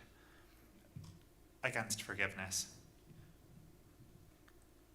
Was not a monster, his hands were soft, was not an abnormality, was not, quote, being a boy, had no reputation, had no warning signs, was a brunette with soft hands, had soft hands. That's the thing about it, his hands were soft. He'd stare and stare, touch and touch with the soft hands. He'd visit me in my room, which is not an act of mercy, which is not an act of submission, but his hands were soft, and he'd ride his bike over to me. His eyes were soft, and he'd show up pearled in sweat at my door. I'd say, how can I help? I'd say, I'm sorry. I'd say, you changed. And of course, I believed it every single time. Every single time he would undo me, and still, I said nothing. I don't even know how many more he did, but still, I did nothing. Let the me able to be merciful burn with the rest of it. His eyelashes, his soft hands, pushing me onto the cold box spring. Imagine it, just 17, skin goose pimpling with desire. my lips parting, preparing to forgive again and again and again until there is nothing left. Even this, burn it all.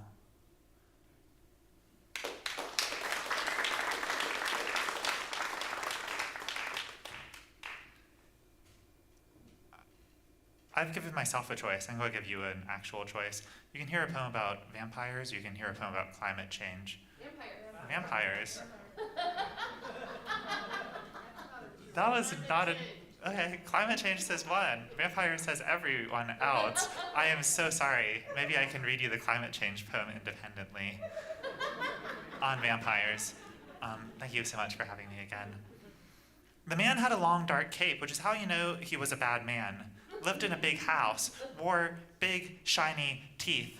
When hooking an earring through my little hoop of cartilage, my eye catches on the mirror and I can't look away, trapped in the memory box. The man had lots of ways to avoid facing punishment. He redirected his wealth. He moved little urns of earth around and around again. He ran a tongue across the teeth. The first rich man I ever met had sad eyes and shiny teeth. He was actually a boy. In his house in the swamp, he had everything. The difference between having everything and having some things is overstated, but still, I will state it again and again. The bad man got to hold on to everything because no one talked about his wealth. Or if they did, said he was a false rich, said he was just like us. He had a cape, or maybe a thick coat, or maybe pale skin, or graying hair, or a tan. The rich boy lived in a house in the swamp with everything, and everything he ate was under-seasoned, but still tasted like garlic. Having dinner at his place, I couldn't believe it. I am one of the good ones, he told me. The house, when I entered it, looks like a big yellow mouth, and I go and go again. The boy made me a plate of food, and we went upstairs to play. The thing about bad men is that they always appear to the ones in power to be doing the right thing. The boy's fingers, his teeth, capes fluttering, a processional of women. I am not interested in anything claiming its own goodness. In the house, in the swamp, in the woods, in his bedroom, in my sleep, it was everywhere. Thank you. Nice. Nice. Dismounts. Awesome dismount. Barbara Purcell is a poet and arts writer based in Austin. Barbara, please come up. I'm trying to be better about this timekeeping, I swear, Chavisa. I'm gonna wave a flag, I swear, and it's gonna be in the corner of your eye on 5 minutes. Sorry. I'm gonna wipe that person. No worries. I'm gonna wipe this slate clean. Okay. Times we live in, right? No, it's okay. So I wanna begin with a poem that actually connected me to Tribes and to Steve Cannon back in the summer of 2000. I did an online search for Jazz Poetry NYC, and a poem by the late Lester Affleck came up, which was posted on the Tribes website. Yeah, and so it was called Jazz Musician Talking to the Redhead in the Corner. And it was just, hey baby, let's spend 10 days in a cage together. So that's what connected me to Tribes, brought me to the Lower East Side. And thank you, Chavisa and Tribes, for having me here. Okay, the thing. I-10 runs across the low belly of this country like a C-section scar. What is it that they pulled from its incision? The billboards begin just west of El Paso. Mystery of the desert, exit 322. A derailed freight train mangled on the horizon. We are getting closer to Benson, Arizona. The museum is a mausoleum in the middle of nowhere. A mummified woman and child presented in a plexiglass tomb. Dinosaurs and aliens and a Rolls Royce Hitler once rode in. Welcome to the thing. Don't forget to pay the cashier. Their bodies were bought by a lawyer from Texas and put on display as a way to draw tourists. Illegal border crossers, it reads, found slaughtered by unknown cowboy bandits. Here lies the thing. Alien effigy of manifest destiny, roadside attraction of radioactive mystique. Blow it up in the desert, then bury it deep. Geiger counters go crazy in the arid ocean of the American imagination. What is it, says the sign above the door. Nothing we haven't seen before. I have an old dog that won't die, thank you. But in anticipation, thank you. I wrote his obituary. So this is called A Dog's Obit. Goodbye, you happy beast, stink sommelier and connoisseur of kitty turds, breath like slow-formed death, fur reeking of a rolled-up carpet abandoned on the turnpike. The mail carrier never once smiled as you barked through the window. I know you slept on the couch, oval of hair and a warm indentation. Was it me that you loved, or the boiled chicken and rice? Goodbye, you smelly angel baby, whose ears expanded into the letter T upon hearing the word treat, and left perfectly formed shits on the back steps to be stepped in. In the end, you were more like a carpet stain than a dog, seeping into the floor at odd angles, interrupted by the occasional heave. I watched your love battery run low, dimmer than a dome light, ever the faithful friend, resting your head on my lap, demanding nothing more, just once more.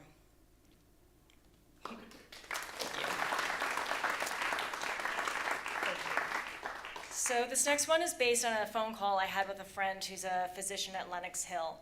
It was about 6 months into the pandemic, and it's called Little Heartbeats. I lost Redfoot. By the time the other one came back, their babies were in the tree across the street. It was spring, but it still felt like winter. Some workers showed up to power wash my building one morning, dangling against the side of brick, breath hovering just beyond their mouths. Get away from there, I screamed, pointing to the abandoned nest. Don't worry, they assured me. Once the babies leave, they're okay. They sprayed down the fire escape until it glistened. Redfoot had lived outside my window for 3 years. Through each season, heat and snow, huddled on my sill. The other one appeared later and would quizzically peer in while I ate lean cuisine on the sofa. Sometimes I would stare back. Sometimes I cracked the screen and placed crumbs out there. The three of us had made a pact. With each passing season, that understanding grew stronger. Coming home from the hospital or coming home from the bar, little heartbeats on the ledge. April was the hardest month. I lost 30 patients. By the time I started treating them, they were already gone. I did their numbers from another room. I watched them die on a screen. The closest I got to their bodies was in the makeshift morgue on Lexington. I would biopsy the dead for hours. In the hospital, they would play Here Comes the Sun every time a patient was discharged. But things were very quiet that last week of April, which was the week Redfoot went missing. Even thinking about it now, I want to cry. This pigeon who would sit on my sill, who sometimes I fed crumbs to, just one day, gone.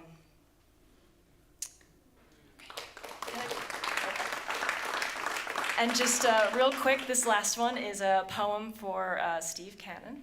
And it's, there was a man who loved one thing, and when that was gone, he loved everything.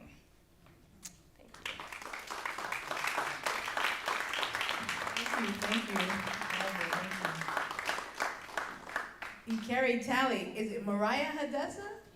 Thank you. Mariah Hadessa, Ikeri Tally, is the author of Strut, Dear Continuum, Karma's Footsteps, and the award-winning children's book, Layla's Happiness. Thank you. Ooh, thank you, Sheila, so much. Thank you, Chavisa. Thank you to Tribes and Steve Cannon. My history with Tribes is a little bit funny. I will read the damn poem, but I'm just gonna say this. Like, I used to hang out in Brooklyn. I'm like, you know, one of those people. So I was at the Brooklyn Moon doing my thing, and I met Tracy Morris, and she was like, I wanna take you somewhere. And so she took me and my friend Takala to the Stoop. And, you know, I mean, we've been to New Eureka and all that, but it was just like, wow, there's this whole scene going on over here, you know? And I used to read A Gathering of the Tribes. Like, I have two issues at home. I used to just pore over the magazine and just wish to be in it, you know? Just really wish. So much respect to the spirit of Steve Cannon and, yeah, to A Gathering of the Tribes. It's a real gift to be here. Thank you. So it's so hard to know what to say and what to do, but because we heard that amazing vampire poem and not the climate change poem, I'll read the climate change poem. What the hell, right? How about that? All right. So this is called Global Warming Blues.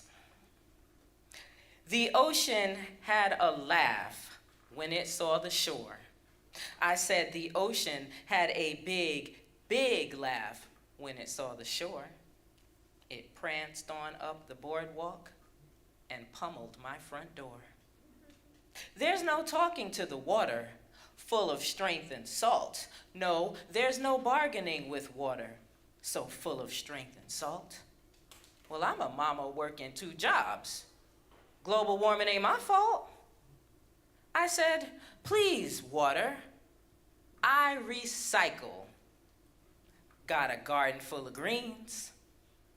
I said, looky here, I compost. Got a garden full of greens. Water say, big men drill, an oil spill, and we both know what that means. Now my town is just a river, bodies floating, water's high. My town is just a river, but I'm too damn mad to cry. Seem like for big men's living, little folks have got to die. Seem like for big men's living, little folks have got to die.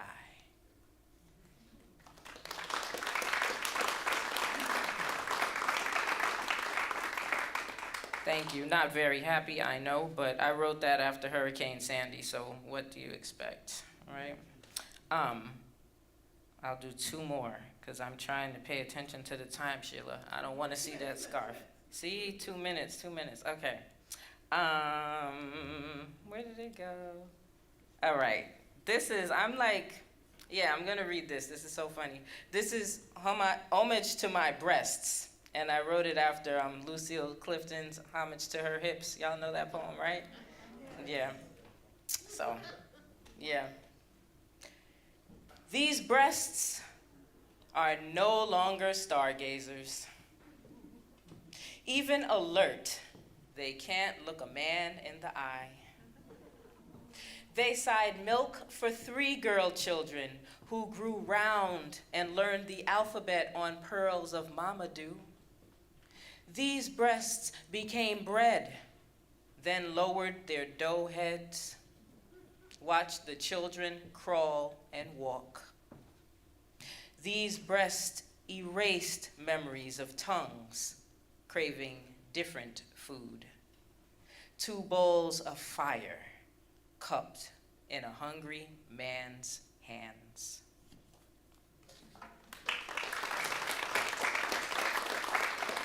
Thank you. This is what happens, right? This is how it goes. So this last poem is actually for Cheryl. Cheryl has never heard this poem, but Cheryl is somebody who has been a mentor and a friend and just a dear heart to me. And it's funny, you ended with your poem about yearning, and this poem is called I Wish You This. I wish you this. Seasons with no hunger. A symphony of the tenderest light. Knees that don't wail, announcing rain. Ecstasy of the swaying branch. Ease of orange leaves running their thighs down autumn air. I wish you this. Ritual tickling the script of your soul. A new story gently unfolds. Prayer of your walk, savoring every line.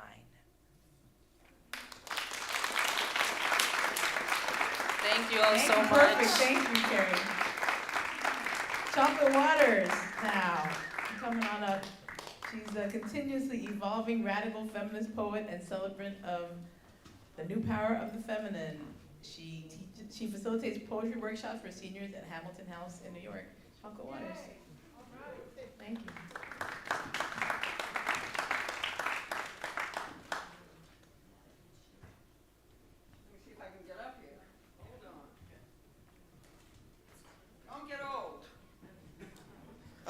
Oops, too late. Hi, everybody. I'm really delighted and excited to be here in honor of Steve Cannon, and I want to thank everybody who should be thanked,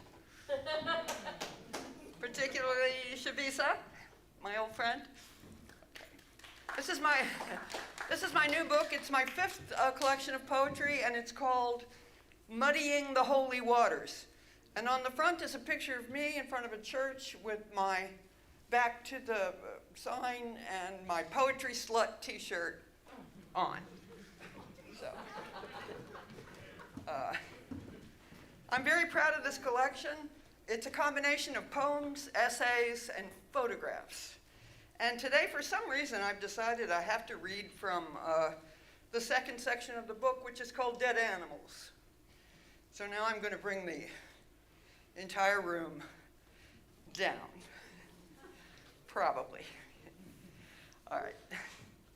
This is Dead Animal number 1. I could take this off now, couldn't I? Oh, good. Is my lipstick smeared all over my face? Okay. Oh, that's good. Okay, good to know. This is called Dead Animal number 1, Lad. The first animal I loved, a collie. Luxurious coat I grabbed with my toddler's hands, buried my face in his fur, inhaled how delicious he was, a little girl's best friend. One day, I noticed this long pink thing extending from underneath his belly. I cried so hard, I thought his insides were coming out. He was dying. I ran screaming to my dad, who chuckled, but didn't comfort me or explain. Lad was asleep under the old Studebaker when Mom ran over him. No one ever told me where he went. Okay. Dead animal number 2. I have a lot of dead animals. I'm only going to read a few of them, though. I don't remember. This is called Dead Duck. I don't remember if she had a name, or where she came from, or how bright her feathers were. I don't remember if she was a she. I remember how I loved her in my 5-year-old way. I remember that supper and who ordered her death. I remember who cooked her. I remember who ate her.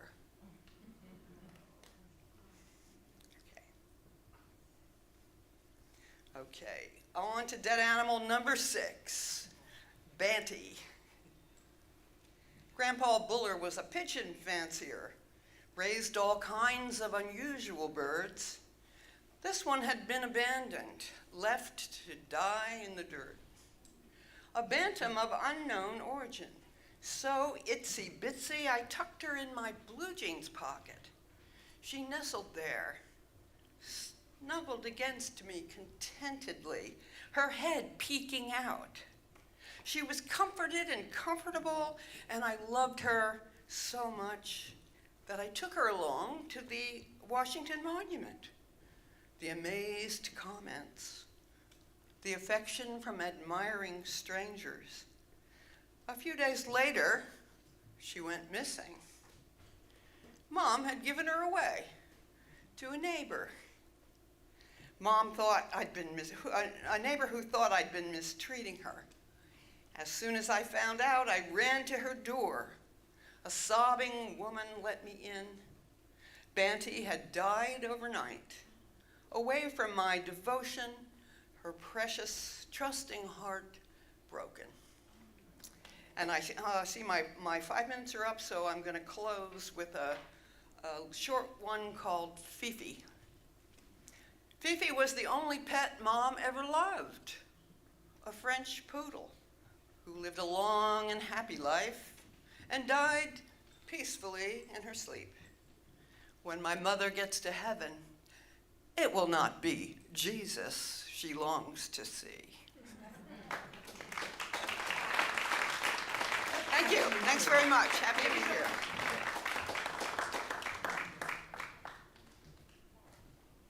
Now available on Amazon, by the way. Thank you very much. Carl Watson is a poet and novelist living in New York whose most recent novel, Only to Send, is published by Autonomedia. Thank you. Thank you, Carl.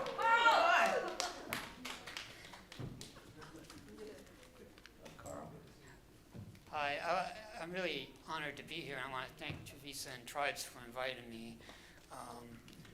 Tribes was a very special place. I remember being dragged there by somebody whom I can't remember who it was, back around 1990 or so. I met Steve and instantly knew that I was home somehow. He was always very supportive of my work, and I did a lot of events there and whatnot. And he was always giving me these assignments. I want you to go and review this art show, or read this book and review it. Okay. Anyway, I'm going to read two poems. They're about a woman that worked there for many years, and that's where I met her. So if you find these poems particularly corny, you can blame Steve because they wouldn't exist without him.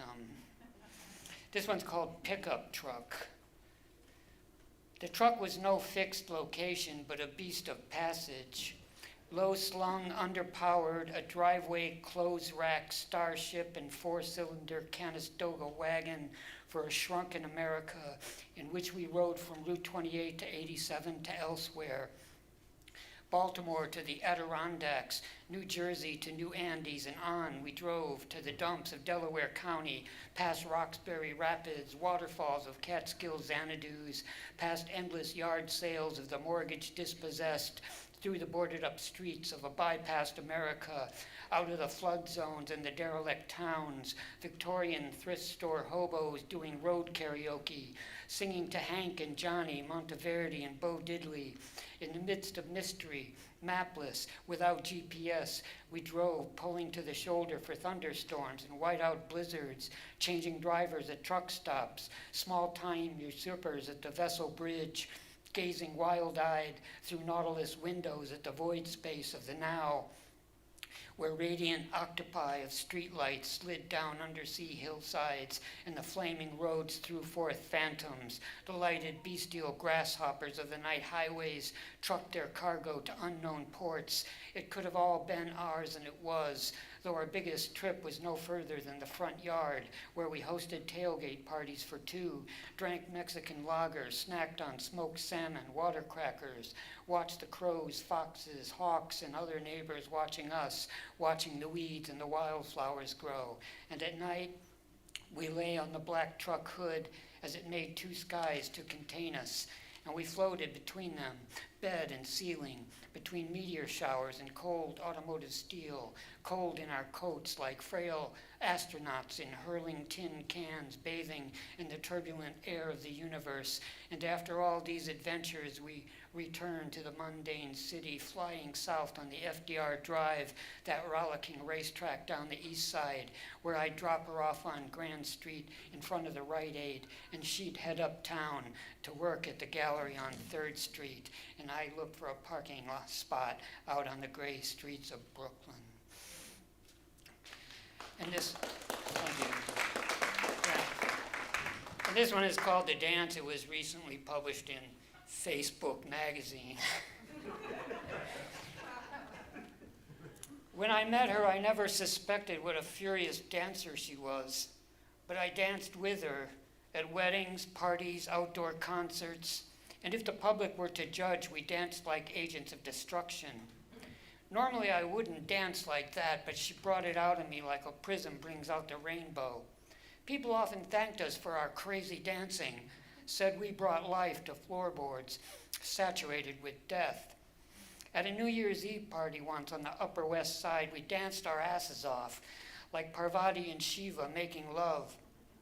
Now that was some passion. It frightened the gods. They felt the world might come to an end, but one was born instead. The sedate New Year's audience watched from the couch. They were a little embarrassed by our shameless energy, but why should we care? We were birthing a universe of our own, and they were probably afraid it could swallow them. Thank you very much. Perfect. Thank you so much, Charles. Awesome. So glad I got to host you today. Thank you. Thank you, everybody. Next up, the next hour is Sanina Clark, all her folks, and thank you very much, Chavisa, for having me. Thank you for curating that with Tribe Saida Agostini and taking over Sheila Maldonado. Awesome. Okay, so we're going to switch it out and keep this going. The poets who are reading in Sanina Clark's hour, please come to the front and take over the first 3 seats up here.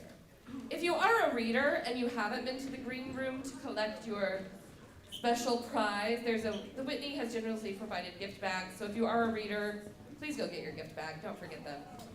All right. Yeah. We'll be starting the next hour in a couple minutes.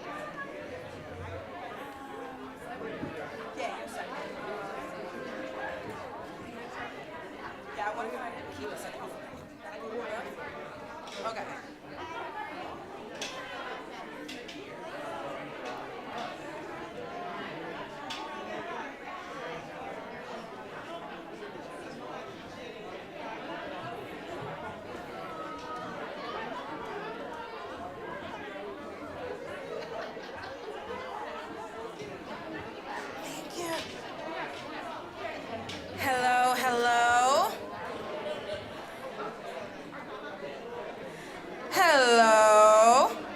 If we can get seated and quiet so that we can begin the poetry hour. All right, everyone, time to quiet down and put your asses in the seats. Keep your masks on unless you're actively eating, drinking, reading, or kissing a stranger. Sit down and get ready to listen. I want to say shut up, but open up. Get ready to listen to some poetry. This next hour is co-curated with the Gathering of the Tribes and our amazing prose editor, Sanina Clark. Everybody, I'm giving the hour over to them. Give them a big round of applause. Sanina Clark. Thank you, Chavisa. Thank you, the Whitney, and thank you, Steve, for this legacy that we are all here to honor today. I am Sanina Clark, pronouns they, them, here representing the non-binary people. And let's dive right into this hour. It's an amazing lineup of people I absolutely love and admire. Some people I've worked with, some people I've done book reviews for. And this first guest, Giselle Y. Acosta, is the author of Things to Pack on the Way to Everywhere, editor of Latina Outsiders, Remaking Latina Identity, creative writing editor at Chicana Latina Studies Journal, and a full professor at the City University of New York, BCC. I absolutely love her. You can catch a review of Things to Pack on the Way to Everywhere in Tribes by me. And without further ado, Giselle Acosta.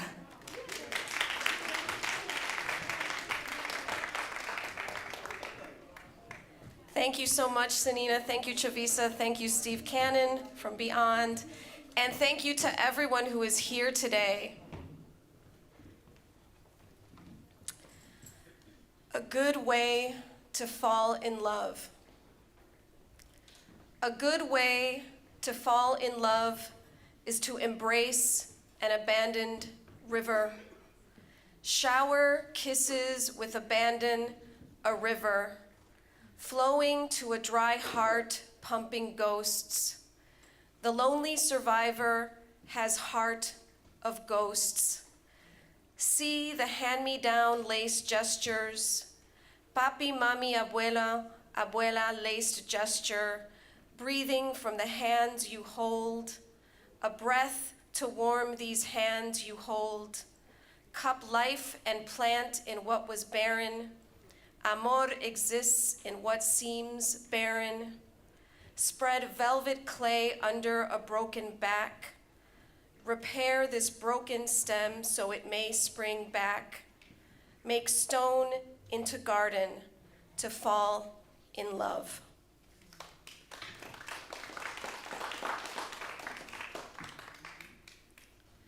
All language is X, a dystopian poem.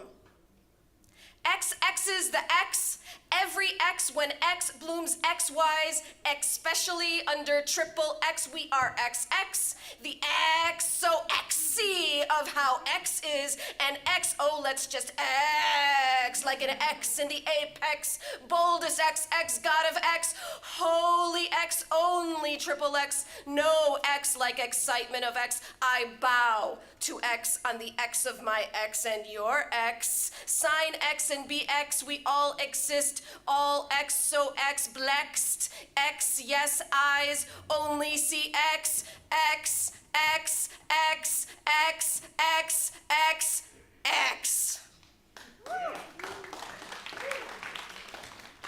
My last poem, Time to Kill the Woman Over 40. She will already be dead, oftentimes. The mother who died giving birth to a teen who keeps her photo in a heart-shaped box under the bed. The wife who died of cancer so we can see her husband mourn for her for a tight 90. The nana who left an inheritance to her litigious offspring.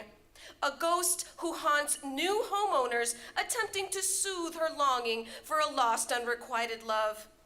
But if she is alive, thriving at her upstart, excited about her new chapter at 50, mentoring the young with a kind heart and words, we will never know, because she must be killed.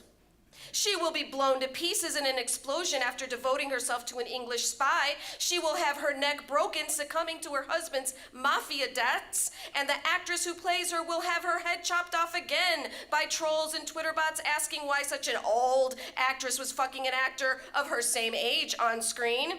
She will die at the hands of a serial killer, and the audience will groan at the sight of her cellulite on the autopsy table. She will die after convincing her husband to support their son's dream, and we will never learn if she had a dream of her own.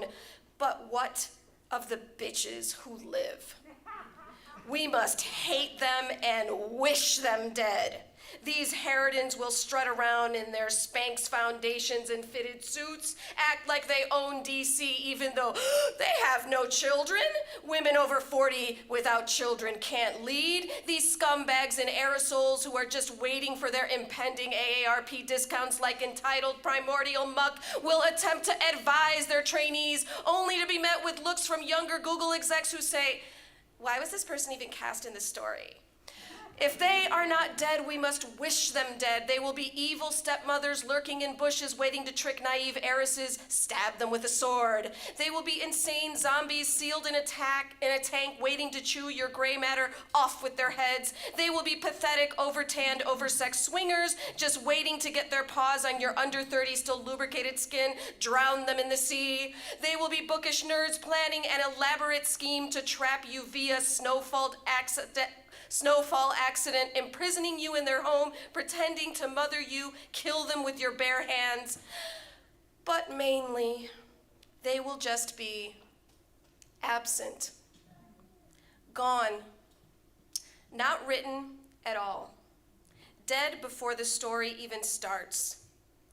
And let's face it, who really misses something or someone they never knew at all? Thank you.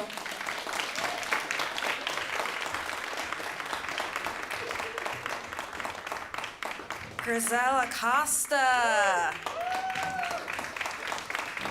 All right. Are we ready for the next poet? Okay, guys, that sounded lame after that. Are we ready for the next poet? Much better. Jeanne Blaine is a writer, educator, and storyteller who uses words to give testimony to all that we are, have been, and are becoming. Welcome, Jeanne Blaine. How's everybody doing? All right. Let me try. Okay. So I'm going to start with remembrance. Somewhere between life and death, there is a place where our grandmothers meet. They gather our possibilities and whisper promise over our tomorrows. They name us daughter before our hearts learn the rhythm of their own beat. They do this so on the days we doubt the purpose of our existence, we'll remember our lives had meaning long before our bodies held breath.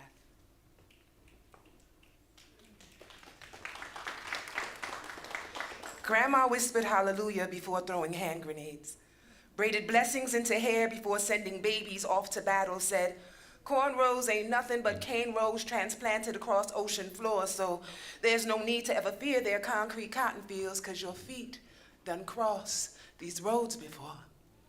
And before crossroads, all angels know to hawk halos for helmets and hand grenades. Keep blessings dancing on the tips of your tongue, but know when to put down scripture and pick up rifles, machetes, and razor blades. Diplomacy 101.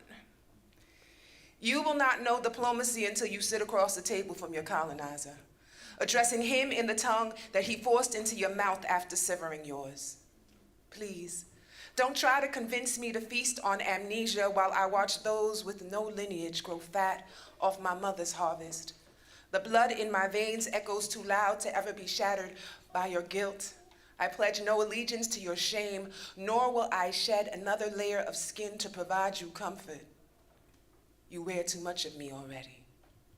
Forgive me. I do not know the glory of mediocrity, nor can I confess that fragility is my Lord and Savior. I know nothing of the reprieve bought by weeping. My eyes were bled dry at birth. I've never known the luxury of having water to waste, so pardon me if I drank your tears. Do not speak to me of hunger until you've had to pick pride from in between your teeth to feed your children hope. Until you've had to bury babies in the midst of bombs and moving borders, do not question the magic I must conjure every day for survival. You will not know the strength of character until murderers come to the funerals of your fathers to deliver the eulogy. Please, I beg you, when foreign thieves break into the temple of your familiar, then baptize you whore, speak to me of forgiveness. Tell me then the story of not every and not all, until the fear of shadows becomes a justification for the slaughter of your children. You will not know terror. You will confuse him with your conscience. You will revise your history, and you will call him everything but your own name.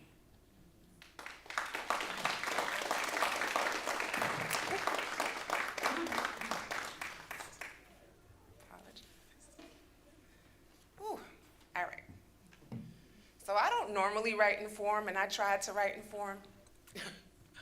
Tell me if you could kind of figure out what form this is. And if not, that's fine. That's fine. Did a good job. Poet and farmer. The story of my body begins with the breaking of your heart.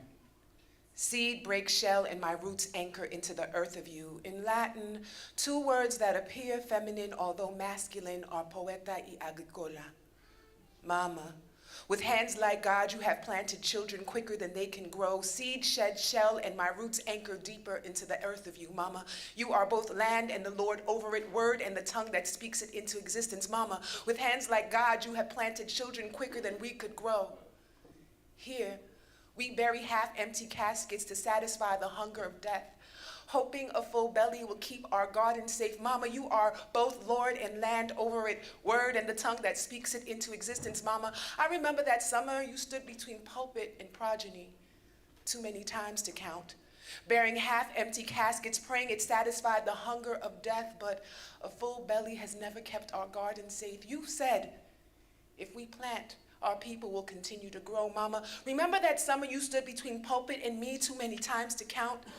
Viewing years that could only be measured in not enough, too young, only a child, no more left. Mama, you said if we plant, our people will continue to grow. Mama, didn't you know this life eats its young? Dreams first. Counting years that could only be measured in not enough, too young, only a child, no more left. In Latin, two masculine words that appear feminine are poeta y agricola. Mama, you know this life eats its young. Dreams first. The story of my body begins with the breaking of your heart.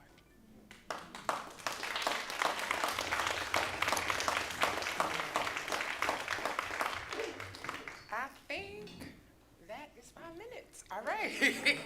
Thank you.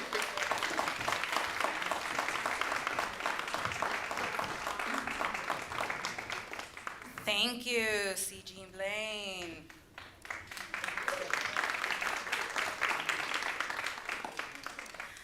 This next poet is an Aries sun, Leo moon, Cancer rising.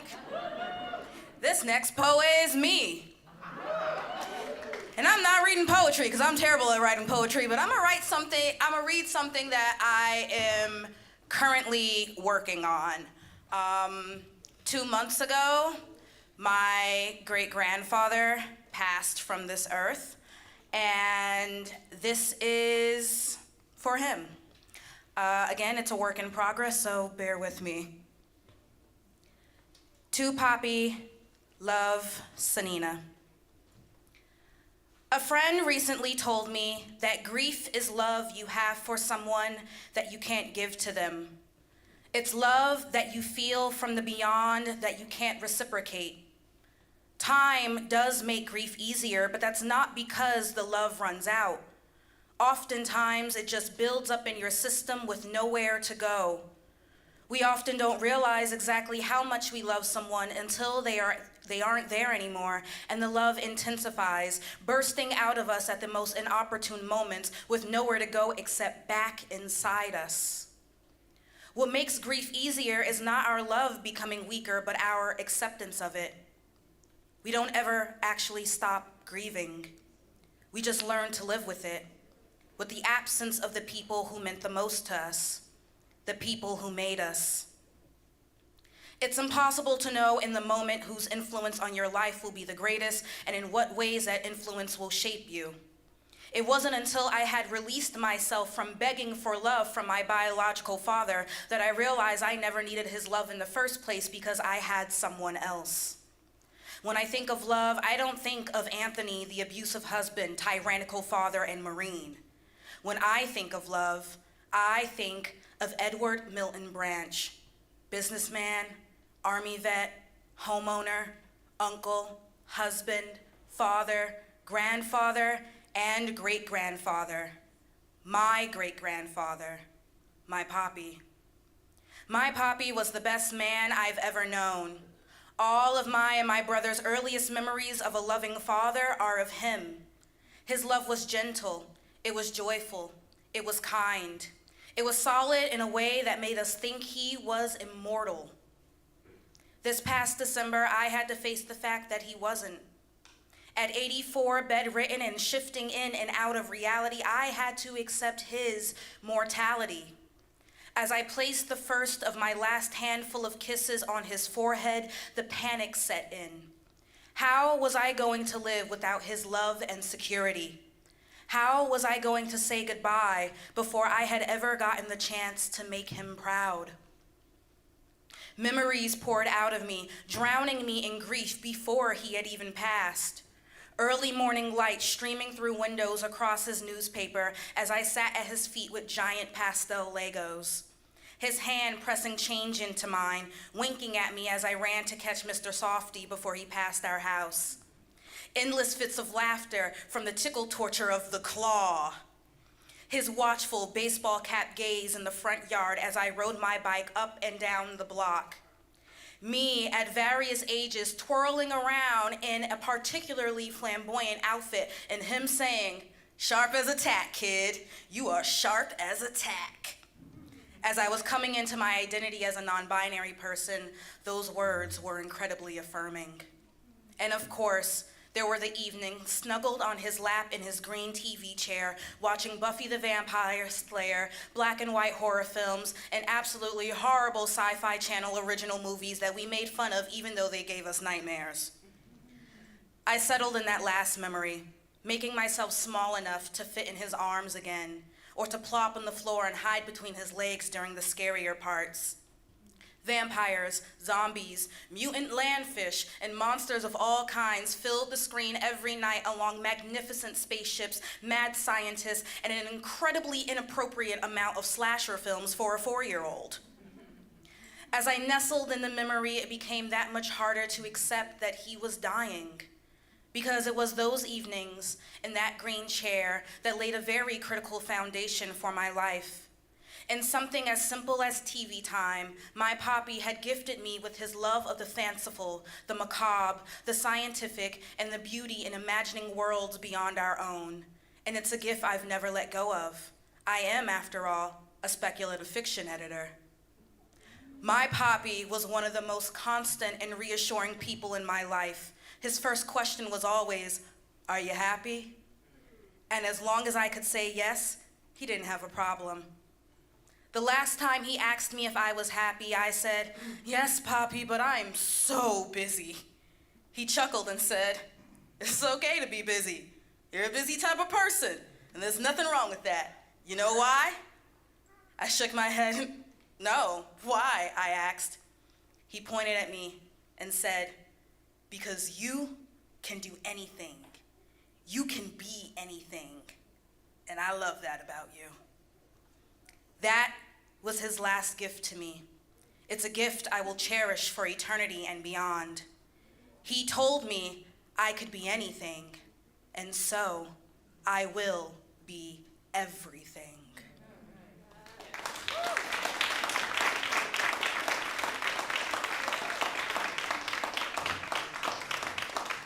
Thank you, thank you. Thank you for letting me be vulnerable here at the Whitney. All right, this next reader, Norman Douglas does way too much, even though he says he does as little as possible. Welcome to the stage, Norman Douglas.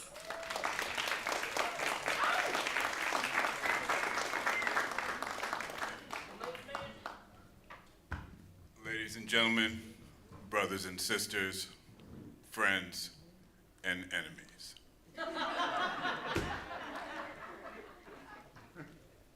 I'm happy to see all my dead homies here today. Listen to them closely, treat them like your mothers. I'm still blind, bitches. I'ma move your furniture. Your ass be trippin'. I hear you fall on it twice. I ain't your headhunter, son. I know you hunting, I'ma pray for you. Play dead, I got a drop on you. I run circles, kick up dust, zephyrs, cyclones, you dizzy. I know what art is. I don't have money I owe. I was dead to you. I know rules you break behind masters. Go fetch, I play go. I hang your lover. I give you the rope and more. I got new kid gloves. I don't want to hurt your ass. I tap it when you say so. I'm the bad guy now. I made you a good one too. I told your mama. I hear your daddy don't care. I buy him groceries. Starve. I am head nigger. I have bad spells, tizzies, faints. I take dupes, rubes, cons. I pay good monkey fast bets. I cut, hedge, bank, sell whimsy. Abracadabra, I spill guts so a djinn sings. I moved on a muse. I denounced demons, scry sylphs. I troll ochre humors, bleed. I feast on famine. I'm no chicken turkey's tails. I feed ghost pipes pants. I toilet flushed bubbles washed. I'm beached under cobbled stone. I burp again, fart. I breathe smoke, gas, mirrors, lies. I send space fungus. I inject things with problems I'm told I can't fix or see. I drop a light thing, I let it go. Did it happen? I know it's over. I can't exist. Not like this. I still think a whole split. Wrong. I run voodoo down. I wait at crossroads I turned. I read hobbled signs. I jump mumbled maledictions. I see her wild black thrown off. I'm tracking hunters. I'll scout what hides skinned, blind, faith. I'll stay dumb as rocks. I whistle, pick sniff stripes. I'm cornered, escape, killed, fly.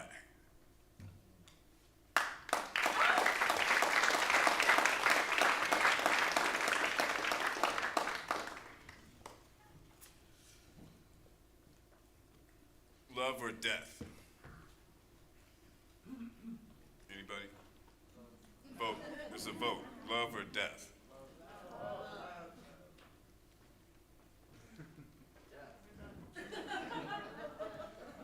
This is called monophobia, fear of being alone. Who could blame us?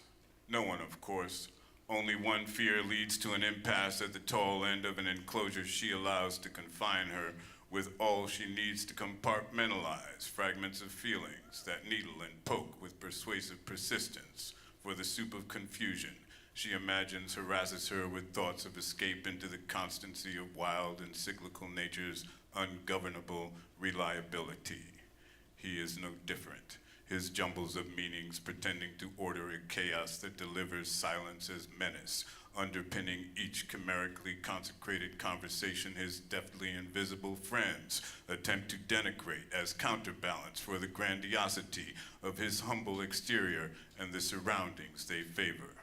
And around them, the headlines and broadcasts of words they quietly ignore embolden whole populations to bully an unholy populace into hiding, astounded by the defiance of those who go home later, earlier, and around the same time, no matter what they sound like between the thin mask of a mass comportment. Who dares to face down the fear of love, the death it demands of a body promising nothing but surrender to the patience of a permission that needs no thing more necessary than it already is and must be? She breathes with air that gives what it takes, like the trees and the oceans embedded in an earth that swallows everything it lets go through the blackness of a planet encrusted as if twinkling light into an empty and timeless absence of property, walls, portals.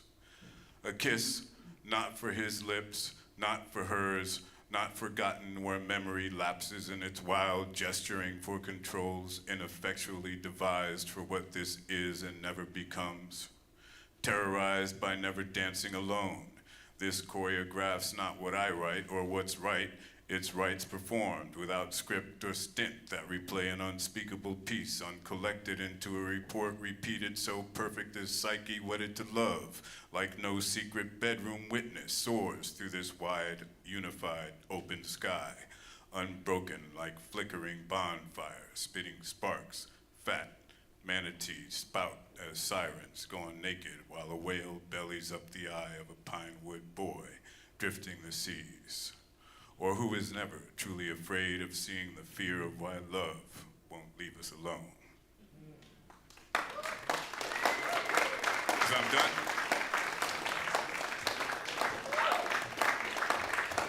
Norman Douglas, everyone! How are we feeling so far? Oh, you guys don't sound like you're feeling good. I said, how are we feeling so far? All right, a little better. We'll keep working on that. We'll keep working on it. This next poet, Paul R. Harding, is a poet who has been awarded the Philip Wallen Memorial Grant for Poetry, has published various works including Hot Mustard and Amp, Lay Me Down, and who has currently been researching and writing his first nonfiction work, Die Like a Man, Race and Heroism in Hollywood and Early Television. Everyone, give it up for Paul Harding.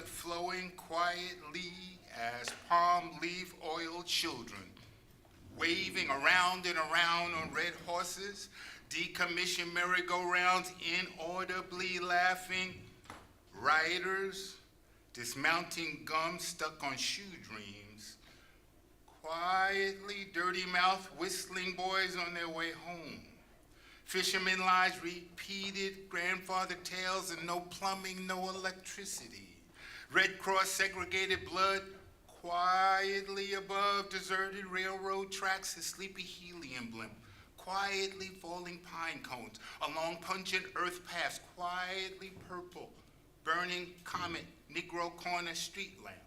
Yesterday's bouncing against handball courts, late rhythms and blues, 50s, quietly, between screaming ambulance fire, black fingers, the penguins, earth angel, earth angel, earth angel, to Art Blakey, jazz messengers moan to, Dixie Peach hair waving, hot comb to, quietly, Metropolitan Opera and possibly Ira,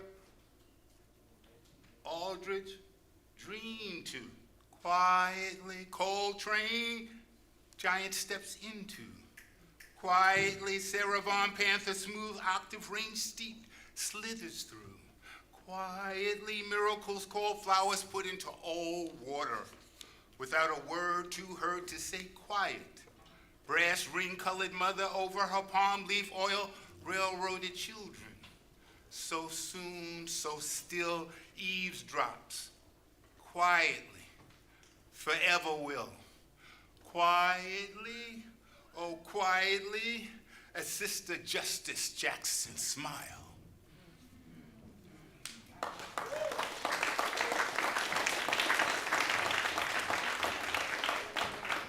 I feel rain. I feel rain, moist breath of angels running through dirty, mudded, puddled faces. After yesterday's air raid drills, everything lay gloomy, lazy sky, low, gravity's last shadow. Every movement's motion, memory dripping upon paper, blue lantern moments, trails around to nowhere to hide inside or out until much, much, much later. Mounting herd, one-on-one, beat, approaching, storm hoofs, nowhere left to be lonely, all soaked in dangerous water and electricity, speed of sound traveling, simple as pure powerfully, 3 million nerve-ended black flowers blooming one right after another in their own shock of beauty, so softly, never saying how fast, only how hard it will fall, how seemingly forever will come down, in oak buckets, and hard apples, and fresh hay, stroking feeds, timeless brushes down the unsaddled, bear-ridden thoughts. Wild horses put to bond, can smell the rain. I can hear the rainstorm coming. It's downpouring. It's life's long postponed pursuit. It's yowling wind saddles up and it starts up the blue streak chased again. Guards quickly deputized, hardening, gathered, posse, royal greyhounds tracking in rain, in vain, in heavy, white, foaming, panting till twilight. Exhausted, but like red crowd surrendering, fiery, daring, yellow getaway car, escaping, broken treaty, borderline, bleeding horizon, can feel the rain coming, can smell the rain, hear the rain coming. I see the nails in the hands of the clouds, because I can feel the rainstorm coming on. Oh. Thank you.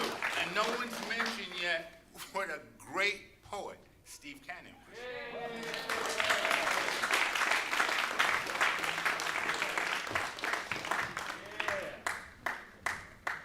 Thank you, Paul Harding.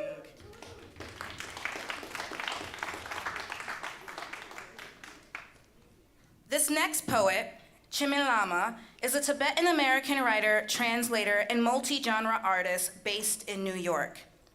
Chimmy couldn't be here today because unfortunately they caught COVID, but they did say they're okay, they're doing well. They send their best wishes and they want to thank the Whitney, they want to thank Chavisa and Steve and his legacy.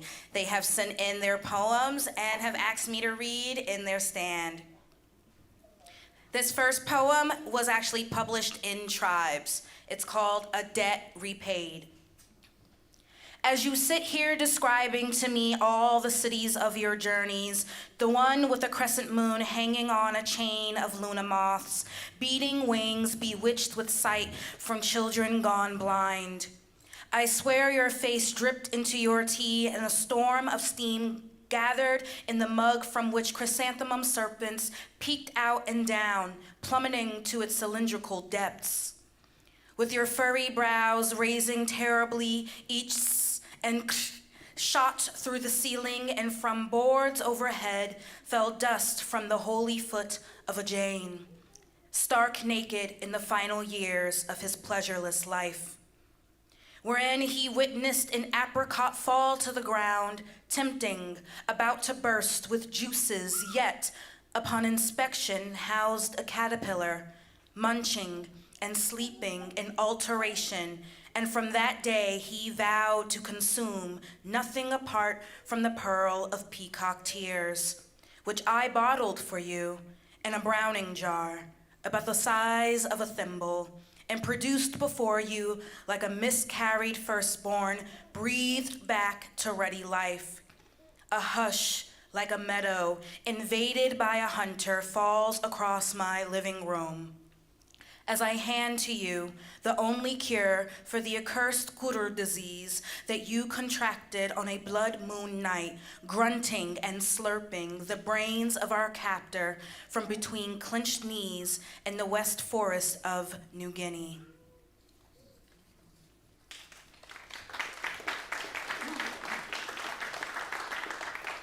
Morning snow. There is something she won't forgive him. It makes her fly off her seat. Snow weighs down the pine tree branches. Moment to moment, wet chunks fall, keeping her from her sadness.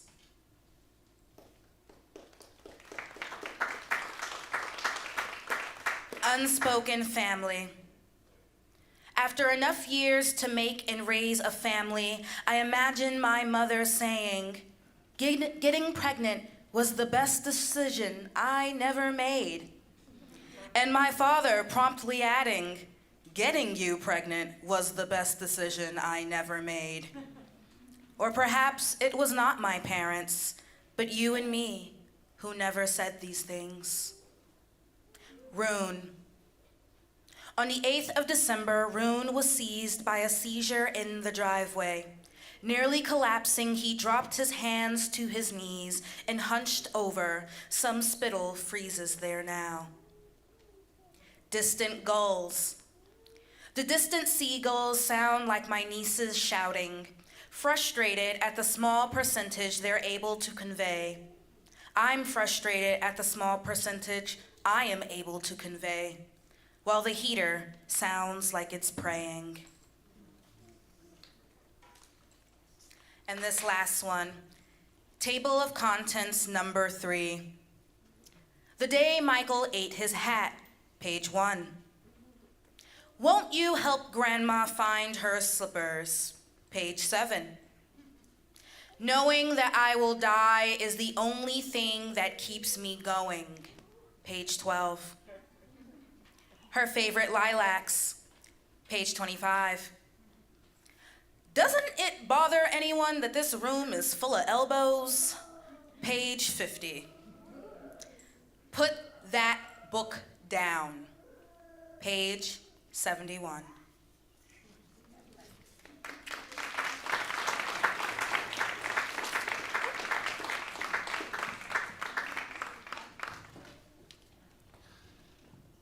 This next poet, as this mic shrinks into the depths of hell, this next poet is someone I've worked with and I admire. This book, their book was actually the first book I acquired as an intern. What? How does that happen? Kari Lazaro is a writer, organizer, civil rights lawyer, and activist. The co-founder of the Brotherhood Sister Soul, Kari is the author of the novel Passage. Welcome to the stage, Kare Lazar White.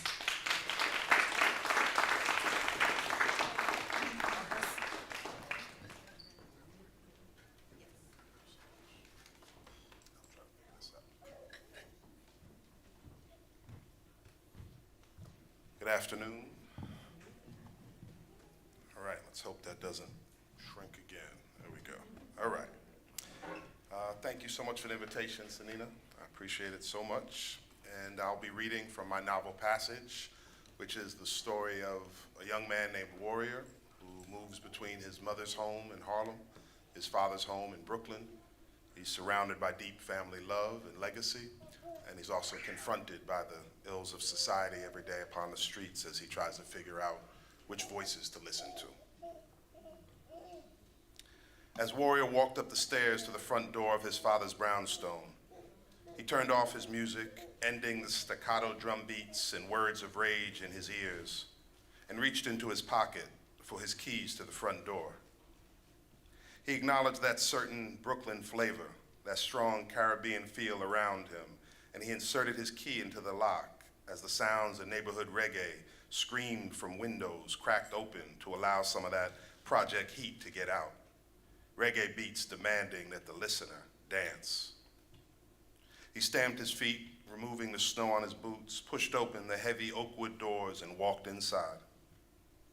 As soon as the mighty door swung shut behind him, sealing out the cold, Warrior stood in silence. A few years ago, his father had spent the money to have soundproof windows put in, and now kept all outside sound where it belonged, outside. Warrior stood still for a few moments, his ears becoming accustomed to the quiet. The windows had given the inside of the house a distant echo as the sounds from within bounced off glass and walls. Every sound in the house could be heard, from the humming of the refrigerator to the ticking of the grandfather clock in the living room upstairs. Warrior took his shoes off, the rule in his father's home, and closed his eyes to listen. The sounds of miles slid down the banister of the staircase in front of Warrior, rose and seemed to playfully encircle his head.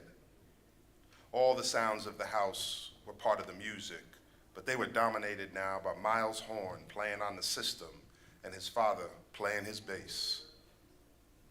I can hear Daddy's foot keeping time, his soft, low voice scatting to the music and his bass singing the blues, back in Miles and sometimes leading. The air is filled with voices if you know how to hear. I learned the books, history, famous people and their teaching with my mother. I learned to love that kind of knowledge with her. In this place, though, I could always close my eyes and listen my way through history. Heard the drums of communication beating out peace treaties between the Igbo and Yoruba. Heard Ashanti children's voices announcing festival, running from village to village. Heard philosophers philosophizing at the great University of Timbuktu. Heard the screams of black bodies shackled and the silencing of the Middle Passage. I heard the cries of children thrown into the ocean and the battle shouts of the parents who jumped. It was here that I heard the sounds of history times and was introduced to the spirituals. It was also here that I first remembered the sound of a mother's cry as her child was torn from her arms. Heard the sounds of centuries of the whip beating. Heard the sounds of hushed whispers and of feet running through the brush. Heard the words of ancient black women whose ancient curses were just now coming to pass. It was here that I first heard the sounds of trees creaking and ropes swinging. It was here that I heard the sounds of Tubman leading, Turner killing, and Malcolm preaching. It was here that I heard the voices of millions, women and men, who had spoken and demanded that I never forget. It was here that the word freedom danced. It was here, in this place, that I heard. Warrior opened his eyes and hung his jacket on one of the heavy worn hooks at the foot of the stairs. He grabbed hold of the banister and began to walk up the dark staircase. The entire house was lit with muted lights set under thick lampshades. The house was not somber, just easy on the eyes. The dimness did not change during the day. The lights were simply turned off and the sun's rays maintained the constant hue of brown. The furniture covered in dark colors, deep reds and bottomless blues, all of it extremely comfortable, either bought that way or having become so after years of use. Warrior's body would simply sink into whichever chair, couch, or bed he sat on, melting into its expanse. The floors and the staircase that Warrior climbed had been constructed from a dark, dark brown wood, a strong wood. It was the same floor from Warrior's childhood, and though it was obviously old and worn, it was neither cracked nor dirty, just smoothed from wear. The house was warm. It smelled of cooked down fruit and sweet liquor. This was home. He realized that the house combined his parents' personalities and taste, her touch, his sound, her colors, his lighting. Warrior removed his hand from the banister and walked into the living room. His father's head was bowed and sweating. His mouth was open and his eyes were closed. He wore jeans and a loose-fitting rust-colored vest, nothing else. His feet were bare as his hands gently caressed the bass. The sounds were clearer up here, and Warrior could hear the voices. He watched as his father spoke to them with his fingers, and Warrior heard them answer.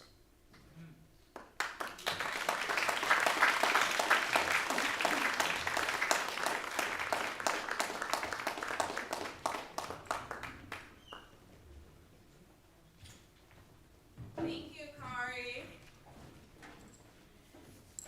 All right. This next poet, I'm so excited to see again. I first met them at another tribe's poetry reading last summer. Micah the Poet is an author, poet, DJ, and activist based in the DMV. He uses his gifts to help build a more just and equitable world for all. Welcome to the stage, Micah the Poet.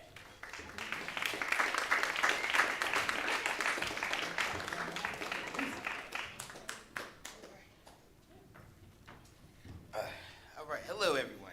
It's nice to see you all in person, in the flesh. I'm getting used to this again. I swear I am. All right.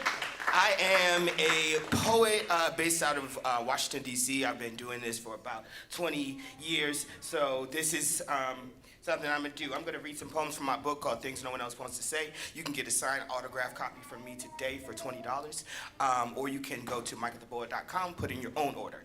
I'm also available for bookings. Book your favorite poet. Keep me alone. Keep my lights on. I appreciate it. All right. So let me get right into it. I got 5 minutes, right? All right. We got 4 poems. I started doing poetry because I was way too wild to be a preacher, so a lot of my poems sound like stories and sermons. So here we go. The first poem that I'm going to read is called His Eulogy. My book is broken up into 3 different pieces, so I'm just going to read you one from each. This is the family portion, so here we go. It's a eulogy that I would write for myself. This is what my kids will probably say at my funeral. My papo had bright eyes and dark secrets. He had a place in his heart for everyone he met, even demons. He would tell us animated stories that guided us to where the wild things were, then quietly walk downstairs to smoke out the window. I often sat awake listening to his silent lament, his weary aching and creaking through the house, echoing through the peaceful halls of our home. My papo would cry while he sang songs, sway back and forth to the riffs and melodies. Something about life exhaustedly thrilled him, and he had found it in the voice of the music. He would build fires, even when it was warm, just so we would understand that there must always be fervor. He spoke meaningfully, or he never spoke at all. Only around certain people would he flash that winning smile with a gap that gave it personality. When he was comfortable, he was a charismatic Charlie. Never waved on his stance on things out of circumstance. Sometimes, some things, as he would say, should just be. He could convince you of everything he could never convince himself of. Probably could have been a preacher, but they say he cussed too much. My papa was deep as the ocean, but could make things simple as a puddle. I'm really gonna miss him. He always said, keep it simple.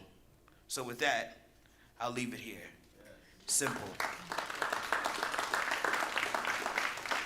So I barely write about myself, so that's why that came to pass. This next poem is called Novocaine. It's about going through things and coming out on the other side. So let me see if I can find it real quick. Here we go. Novocaine. We find it hard to feel, hard to just stretch out our arms and cry. Cry like it really does release endorphins. Cry like we want a good night's sleep. Cry like a child, because it seems like only children are willing to cry and be tickled. Like only the young can enjoy unbridled emotion. When you grow up, it's time to cope, shoot, smoke, toke. Take away fears, falsify smiles, because scarred tissue has no nerves, and we are all healing from something.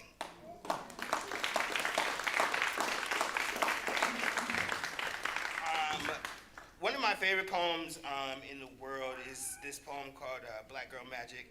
I know there's a lot of things around Black Girl Magic, but you know, I've had my life saved on many occasions by Black women, so thank you all for being here, because that makes me good. So here it goes. A black boy asks, are black girls really magic? A black man answers, black girl fell from tree once, a tree called Grace. Black girl got scared, black girl got tortured, black girl was molested, black girl raised foreign families and put patches on her own. Black girl lost fathers, uncles, brothers, and sons. Black girl wept like the rain season.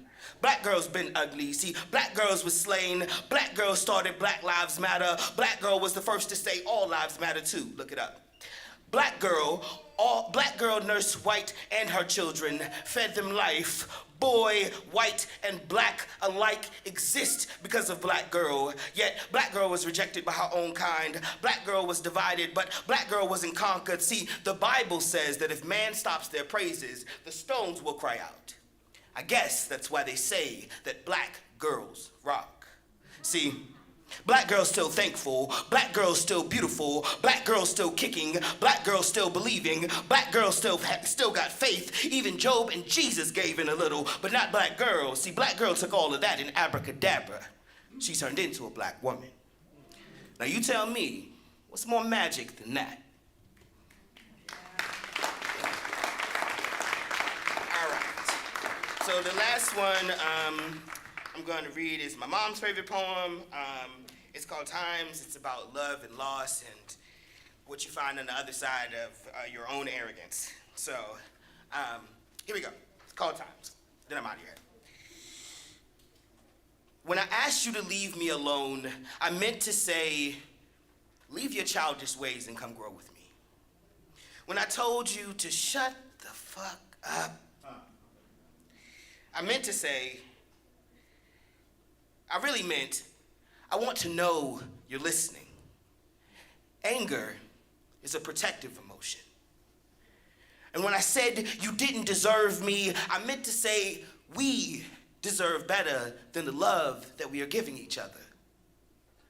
It's funny how things just don't come out right when you're mad. I mean angry, I mean mad.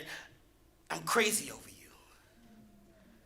I remember when we thought falling in love would be fun, like a 90s sitcom. Now the 21st century has us more worried about retrograde than acting our age.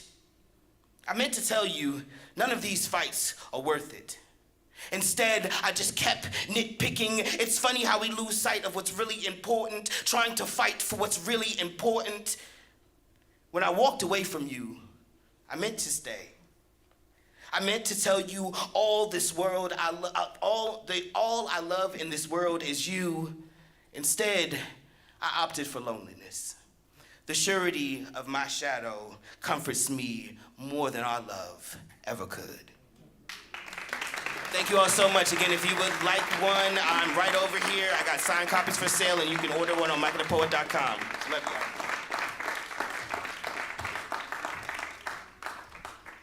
Thank you, Micah. And yes, Bottom Books. Bottom Books, get them signed, go on the website, you know the thing. All right, our final poet for this hour. Dana Weeks is an emerging poet who is the daughter of Bayesian parents and firstborn in the United States. Yes, Barbados. Come on up, Dana. With this gorgeous, like burnt orange situation. What is this? What is this look? What is this ensemble? Instagram, did you write? Good afternoon. So I just want to say first and foremost, I'm so grateful to be here. One, because I'm from DC. I am a lawyer, and Judge Ketanji Brown Jackson was confirmed this week, so that's one. And the other reason why I'm so grateful for this week is because of this space, so thank you, A Gathering of the Tribes, the Whitney Museum, and I'm thankful that we're honoring Steve Cannon. So I'm gonna read 3 poems. The first one I thought was very fitting. It's called Lady Liberty, given that I am in New York. Lady Liberty.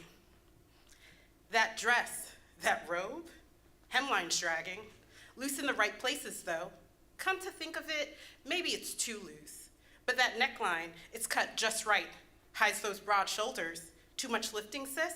Gotta be a badass bitch, but that ain't it.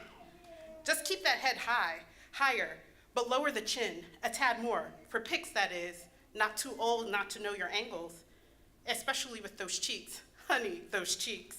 Too round, turn around. Maybe not round enough. Is it not hot girl summer, spring, winter, and fall? Speaking of, where are the heels? Practicing at all? Back straight, just don't be too tall. Hair, bone straight, cut right, color, nice. Forearms and legs, oh, love, love, love, love. Hair is only for the head. Bikini line waxed, wait, keep that arm up. Gotta see them pits in that upper lip. Eyebrows threaded, arch on point, compliment your eyes, and let's pray contour softens that squarish jawline. Now, if only you smiled more.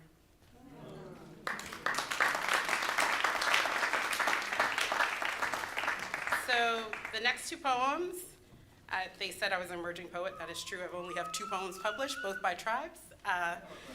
So I'm going to be reading both of them. Thank you so much, tribes. You don't know how much I love you. I love you, I love you, I love you.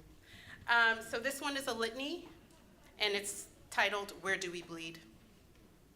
I wrote this after the summer of 2020, and also with the increase of Asian hate violence. So this is Where Do We Bleed? Ink, no longer courses, no longer paces, races for my existence, but ours. Seeping through pages, parchment, photographs, canvases, cloth, fabric, above the fold, headlines, news sometimes, at times, oftentimes skewed.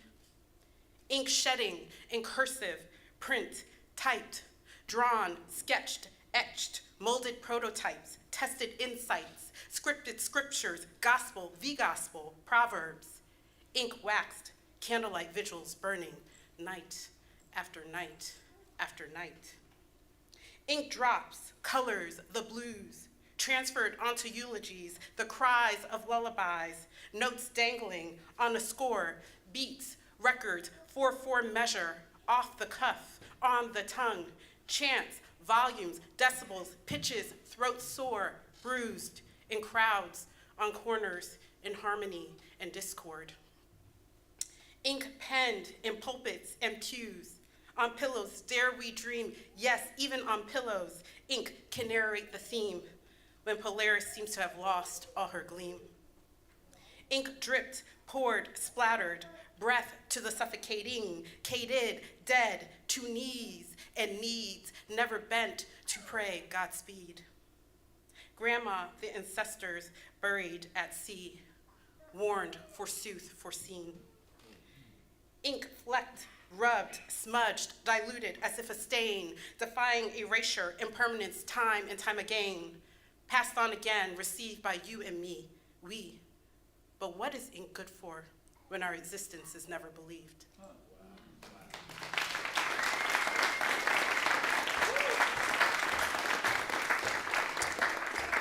And the last poem, today is such an appropriate day.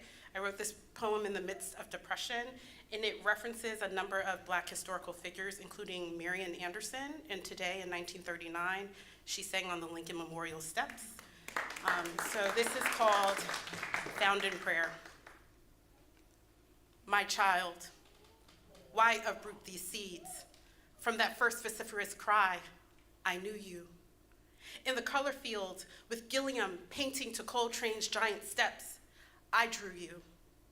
They stay on their grind with plastic butter knives and salivation, spitting paper cut thin lines from razors beneath their tongues to construe you. Yes, you, panting perpetually towards noxious constellations given proper names.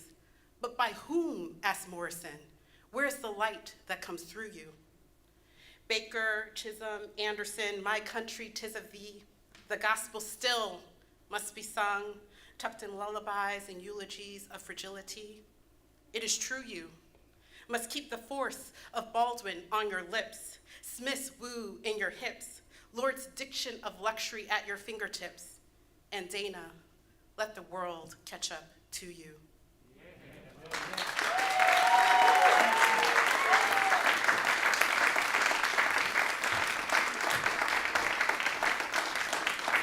Thank you all so much. That's it for this hour, but there is plenty more poetry where that came from.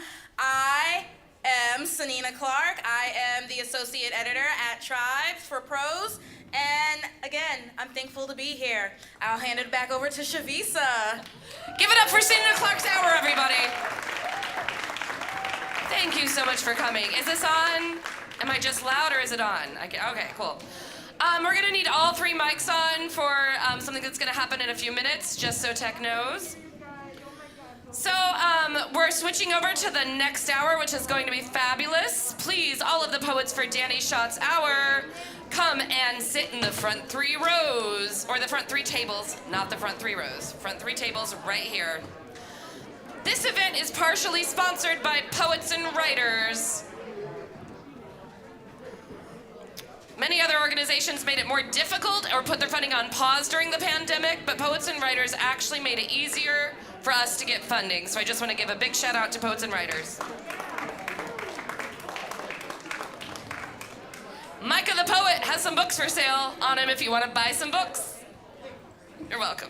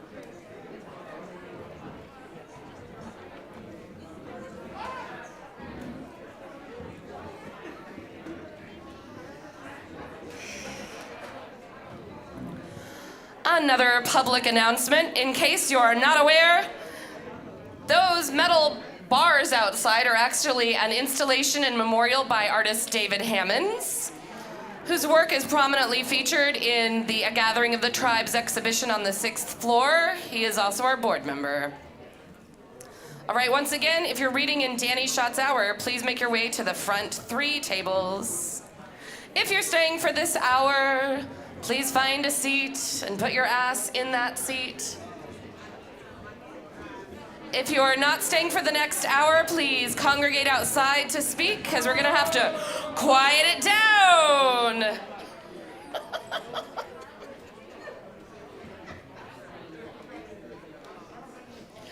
All right, the people in the corner by me look like you're having a wonderful time, and I love you, but you gotta, okay. Micah. We gotta bring it down. We're bringing it down to start the next hour. Can you quiet your people down? Yeah, you can buy his books outside from him. Sorry about that. Outside in the hall. All right.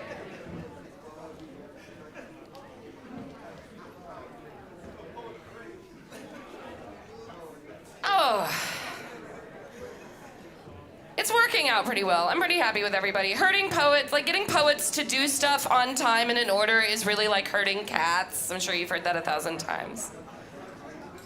Sometimes it works though. Reggie. Reg. Reg. I'm calling you out right now. Martha. White is going. All right, quiet down. The next hour is hosted by one of my favorite people in the world, Danny Schott,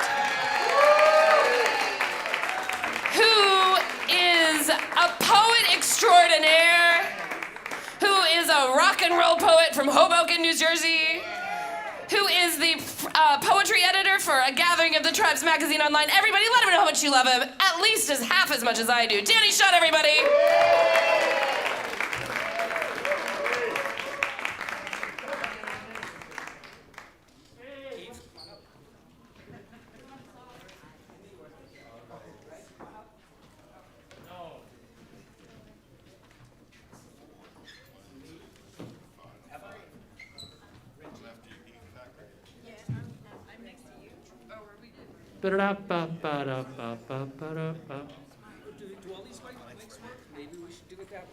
Maybe.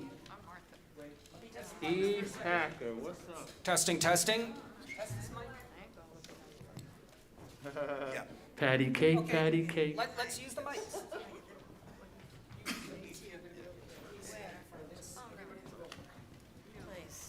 Is this?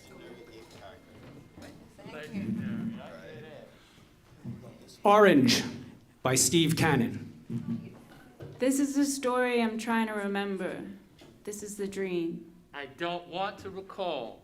This is the song of a ball in space. This is the poetics of nations, religions, and cultures, and the way we look to us all.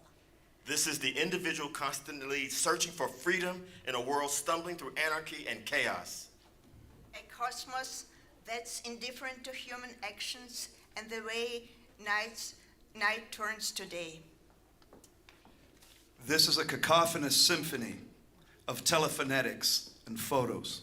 You got the best verse. This is the ecstasy of spirits, transparent shapes like shadow dancing around the light. This is the dream I don't care to recall. This is the carnage that gave us the orange. Like the evening that brought us dawn. Steve Cannon.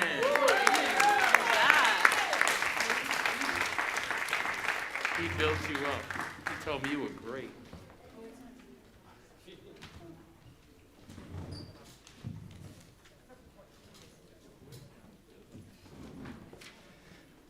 Steve Cannon was a friend of mine. He was a friend of all of us.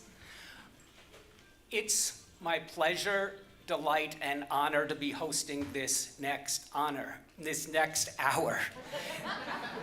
If you look behind me, you can see where I live, almost. I live in Hoboken, New Jersey, somewhere behind that big building there. So this is a great place to be standing on stage.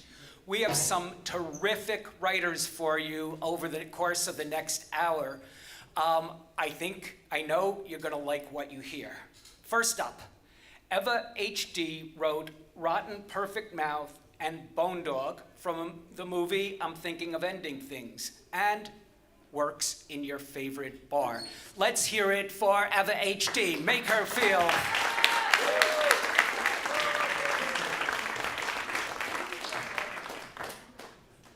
Hello, everybody. Yeah, thanks to Chavisa and Danny for organizing this, and also the workers of the Whitney the Whitney Workers Union, who I'm hoping are successful in their attempts to get a living wage, hopefully, because they put this all together. So I am grateful to them also. Does this thing go up? Or am I supposed to leave it like that? I guess it doesn't really matter. Ooh. Yeah, it makes me feel like my dick's bigger, so you know.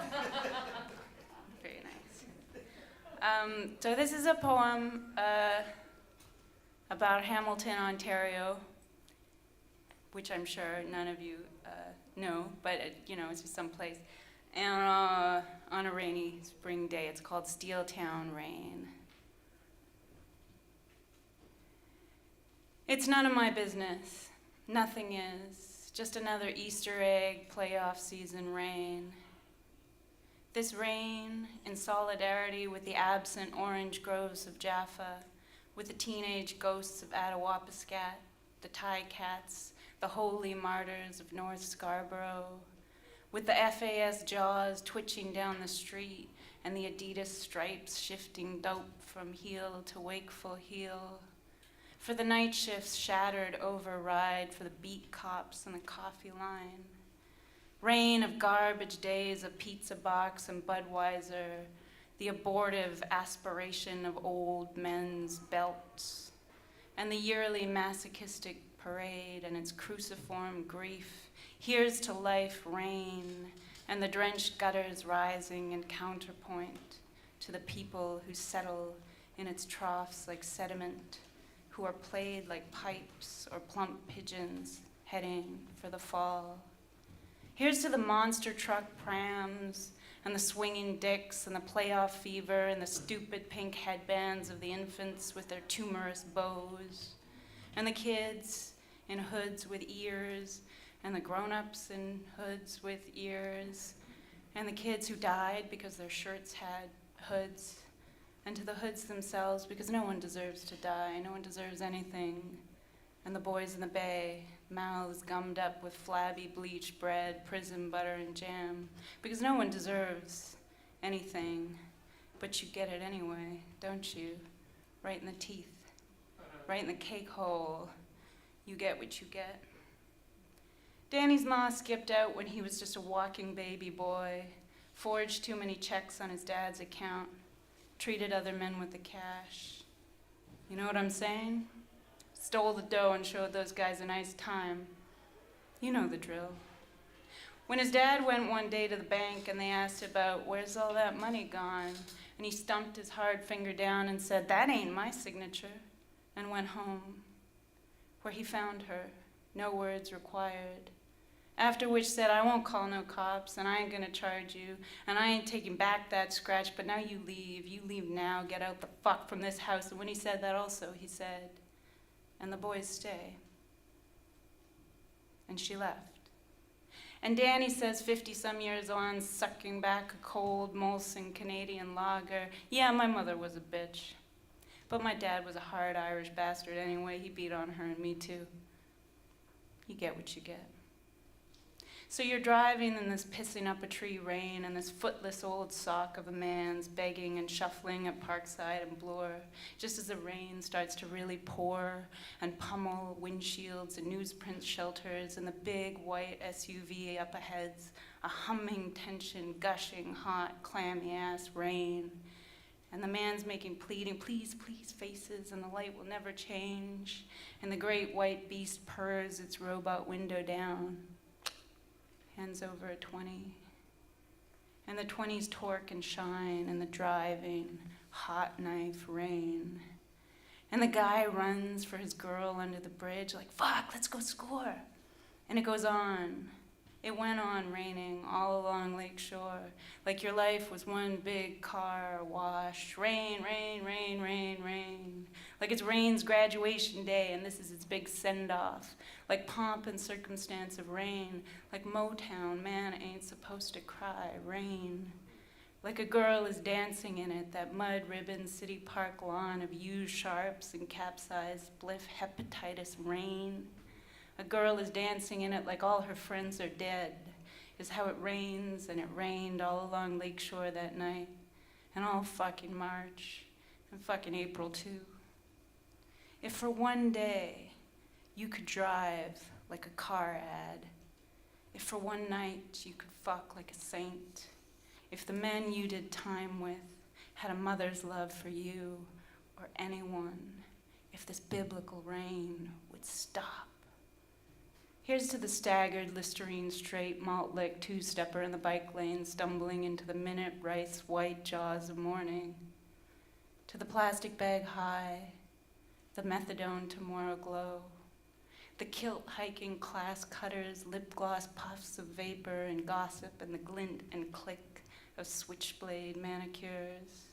To the hotbox sedans woofer rending auto-tune, KO'd taillight trailing skunk, the rap trilling babes in arms like spring fledglings in micro braids and racing stripes singing down the sidewalk with that grade 8 grad swagger. The Eagles cranking Harley, grinding that corner again, leathers sweating hot, take it easy, do. To the ones who never got away, squawking acrid on their nasty old sofas and their cigarette stoops. To the bright trauma of staying that shines mold lurid off every lifer like a halo, and the burp of siren launching its pale headlit pablum into the bony-shouldered night. And the rain detains the sky a little longer. Oh, here's to that, or any other light.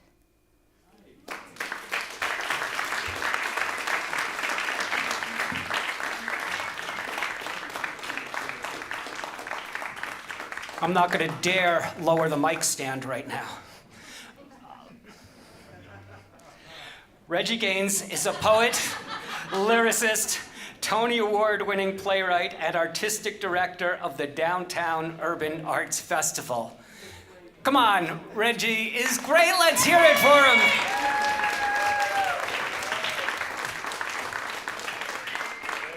Nobody deserves to die. Nobody deserves anything. I like it. I like you.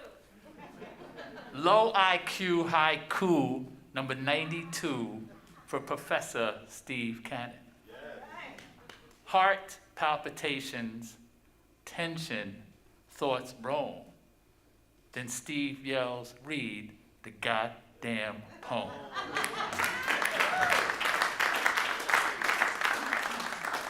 You son of a Georgia sharecropper, the brand Nubian showstopper, flip-flopping from left to right, Afro-Saxon fly-by-night, and we know your wife's white. Woulda, coulda, shoulda been like Thurgood, a man who took a stand, but don't be mistaken. Aching truth is, Thomas, the burnt English muffin, wants to do his Bojangles shuffling on the Supreme Court, but homie, don't play that Judge Borg shit, so the muffin's gonna have a fit trying to get in. Low IQ haiku number 82 for Jean-Michel Basquiat. Basquiat's now hot. How quickly they forgot that Jean was scorned, then burned.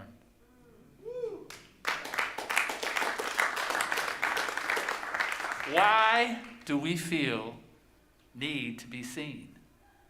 Obscene obsession, constant reflection, tablets, laptops, snapshots of self.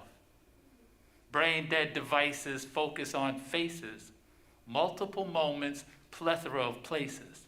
Again and then when none know why, devotion of some to become number one.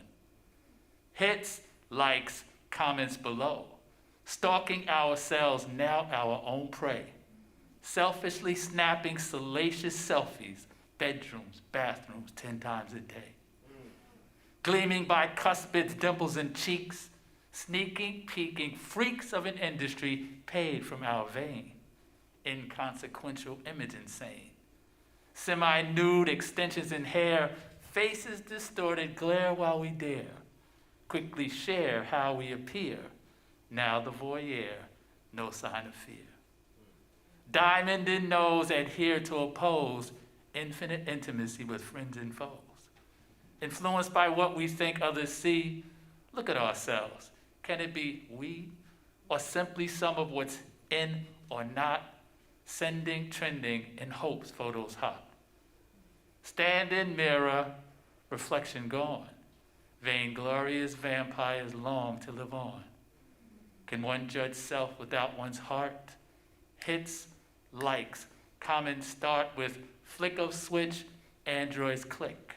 Some say simple, some say sick. Automatons dictate existence, algorithms, data, statistics. In this virtual world we seem to deem real, moments of clarity, devices don't feel. They steal our soul, control what we are. In hindsight, everybody's not a star. Low IQ haiku number 22 for Detective Gordon Gaines Sr. My pop was a cop, 25 years and never discharged his weapon. It's been a decade since the death of Trayvon. With Dad and his girlfriends watching the All-Star game, D. Wade, LeBron, Kobe going insane, but Durant jump shot is high. Halftime, West up 88-69. Bored with Pitbull's tired rhyme, so I head to 7-Eleven, see what they got. A bag of Skittles, can of iced tea. Girlie calls my celly, I say someone's following me. No ID. Wrong color, to B-boy, to B-boy, to be boy in this hoodie in the rain. In an instant I feel a Malcolm X-like pain. Shot point blank in the chest. And I guess I'll never know who won the game. Thank you, Steve!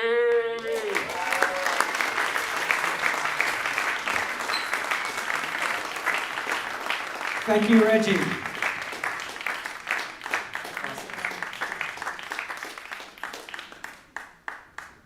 Eve Packer is born in the Bronx, poet, performer, actress, appears solo with music in dance and theater, has awards, a lot of awards, 4 poetry books, numerous poetry jazz CDs, honored to the skies to be part of Steve Cannon's Tribes. Let's hear it for Eve Packer. I'm a New York woman, I'll do what I want.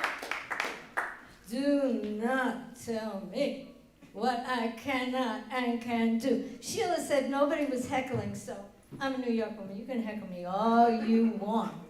Do not tell me not to bite my nails. Notice the color my hair, notice the colors. Bike without helmet, give taxi drivers a hard time. Peace of my mind, not Uber drivers. Cross against the light, why else is it red? Play in the park when it's locked, swim twice in one day, eat so much fruit. Do not tell me what I cannot and can do. Do not tell me not to talk to strangers. You know this piece was made a long time ago, originally. Flirt, network my cleavage, keep my legs crossed. Let's see if I can do this. And mouth shut while you are orbiting Saturn. Do not tell me what I cannot and can do. I pay my rent, Con Ed, phone, internet, high-speed internet, cell phone, phone, get to work on time, health club, yoga, sure need my R&R. After this urban guerrilla warfare, I light a fire under my own stove, or use my phone finger, this one. For takeout, Ticketron, 1-800, do not tell me what I cannot and can do, and do not say you'll email if you won't. Call when you don't. Appear late, make or change plans without consulting. Promise then come, promise then come, promise then come, promise then come, promise then come. Promise then come, say you love me. I love you. Oh yeah, I love you. Ooh, I love you, I love you, I love you, baby. And get misplaced. Love, and now that I'm a senior, $1.75, Oh, get me on the 1, 2, 3, 4, 5, 6, 7 ACE. P, D, F, M, G, L, J, Z, N, Q, R, W, S, T, 24/7, unless there's track work, or signal replacement, or due to an earlier ongoing police investigation at Hoyt-Schermerhorn, trains are rerouted as an alternative. Take the LGBTQ straight to Ron DeSantis and Miami. This is New York.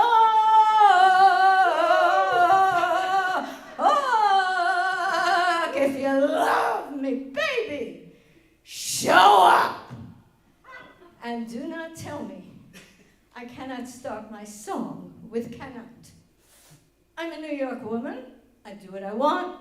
Do not ask me not to stand with Ukraine, complain when police handcuff homeless off the streets while mansplaining reigns supreme. Do not tell me not to go to the deli at 4 a.m. stark naked, even if there is no deli. And stop telling me we, Jupiter, Odessa, and Ozymandias, my grandkids, stop telling me we, all of us, to stop making noise.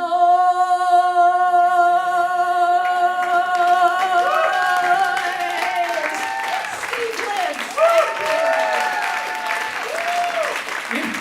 Packer, Eve, I'm telling you what you can do.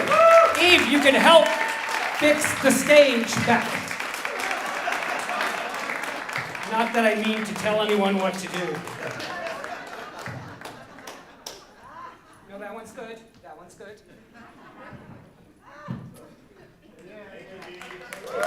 Eve Packer.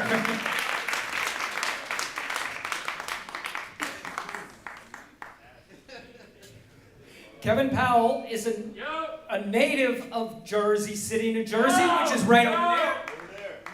He has lived in Brooklyn since the early 90s and is a poet, journalist, civil and human rights activist, filmmaker, and author of 15 books. His next 2 books will be a poetry collection and a biography of Tupac Shakur. Let's give a nice round of applause for Kevin Powell.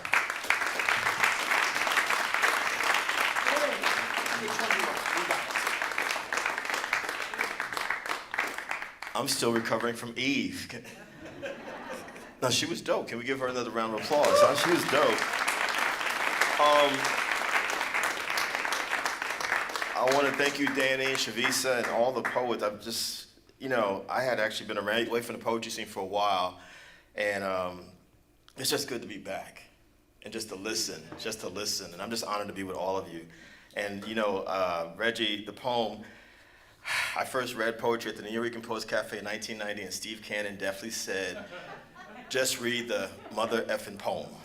And I was shook, and I was scared, and I was like, who is that? But his point was, read the poem, Kevin Powell. This poem is called We Them People. And as I was listening to Regie's piece about Trayvon especially, this poem, I think, is self-explanatory. We them people, which is all of us in this room. Dream on, dreamer, the way Alvin Ailey and Maya Angelou and George Floyd and Breonna Taylor dreamed of Southern-baked pilgrims, dancing and slow-marching their sorrow down the yellow brick roads of second-line members, humming from the heels of their third kids' feet. I want to be ready to put on my long white robe. We are survivors, we are survivors, we are survivors of people who were free and became slaves, of people who were slaves and became free. We know why the cage bird sings. We know what a redemption song brings. We them people, we the people, we are those people who shall never forget our ancestors all up in us as we sleep, our grandmother all up in us as we weep. Because we are Native American, Black, Irish, Welsh, French, German, Polish, Italian, Jewish, Puerto Rican, Mexican, Greek, Russian, Ukrainian, Dominican, Chinese, Japanese, Vietnamese, Filipino, Korean, Arab, Middle Eastern. We are biracial and we are multicultural. We are bicentennial and we are new millennial. We are essential and we are frontline. We are everyday people and we are people every day. We are me too, we are me too, we are me too. We are Muslim, Hebrew, Christian too. We are Bible, Torah, Quran, atheist, agnostic, truer than true.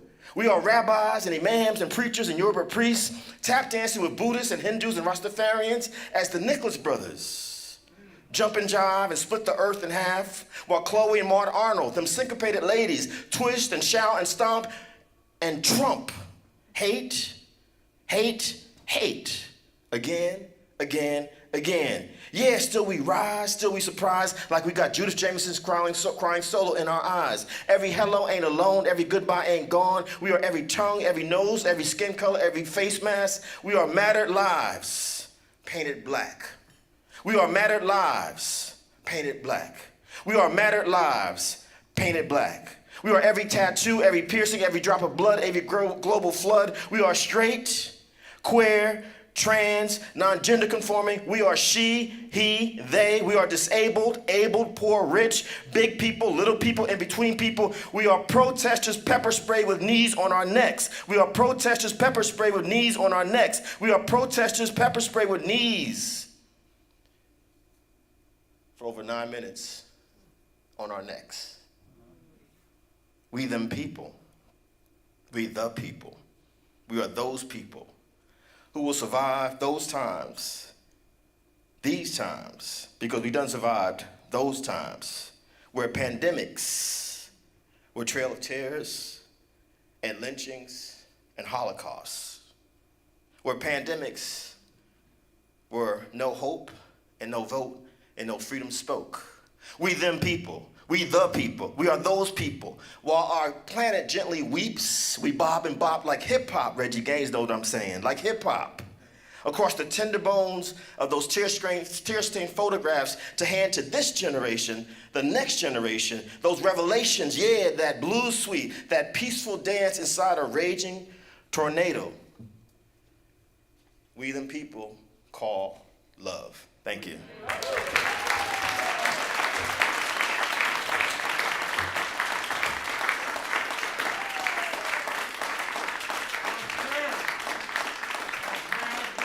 That was beautiful, Kevin, beautiful. Has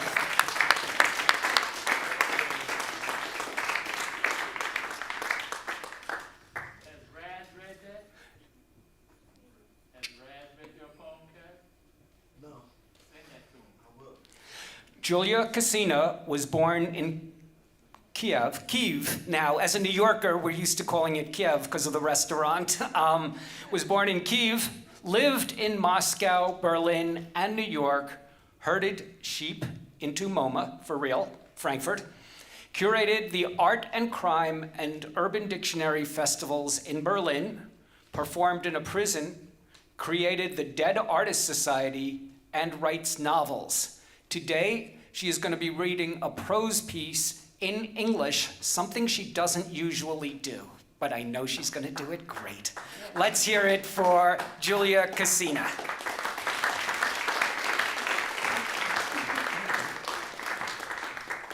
Thank you, Danny. Thank you, Chavisa, for the invitation.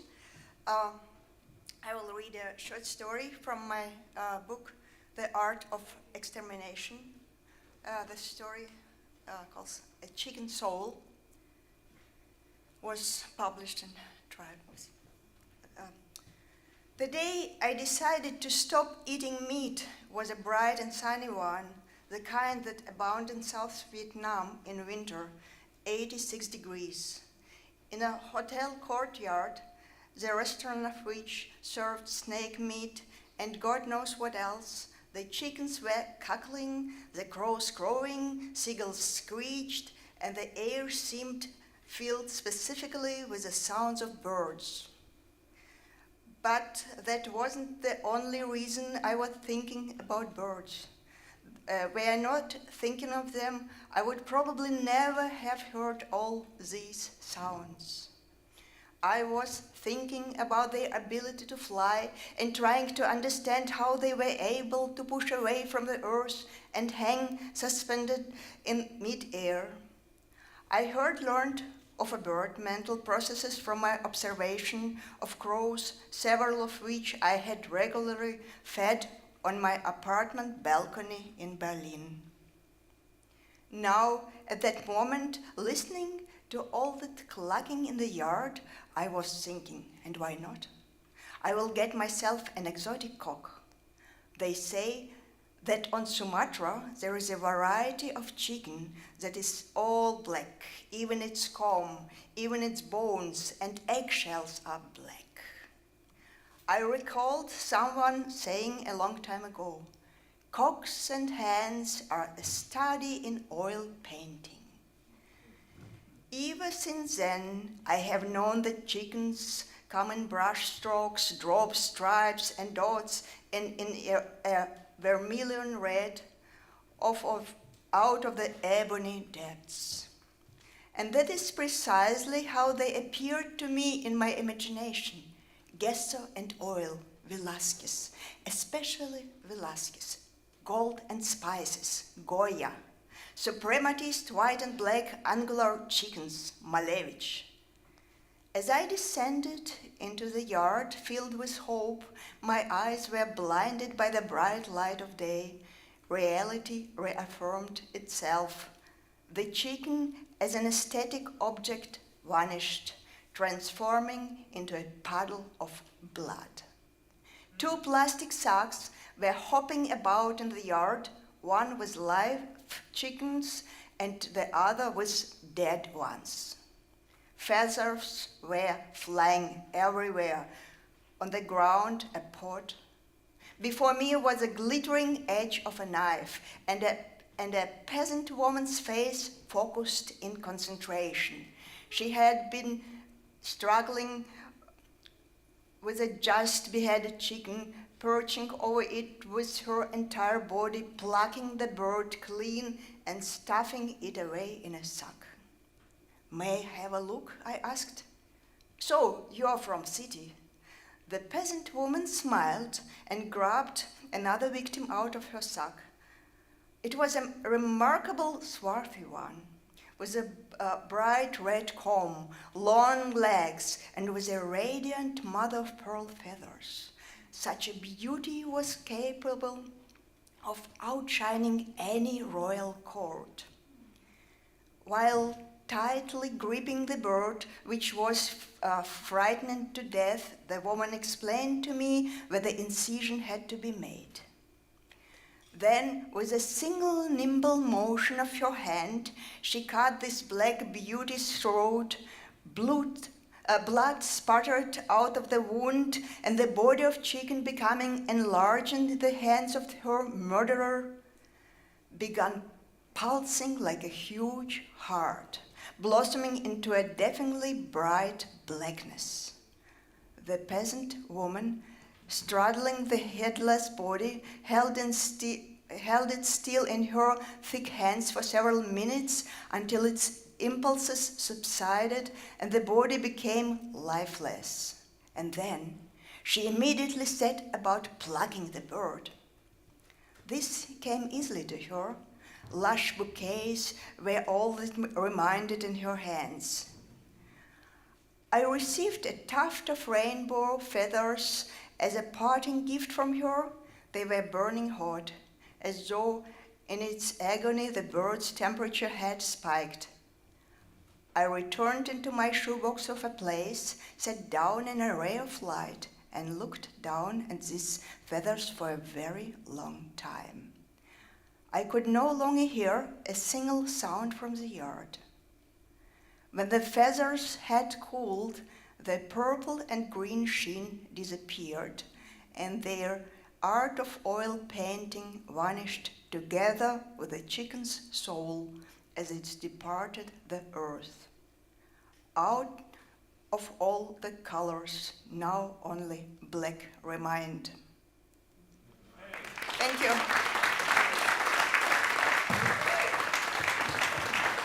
Thank you, Julia. You know, besides being a talented writer and successful writer, Julia's an amazing artist whose work I religiously follow on Instagram. So thank you. Let's hear it again.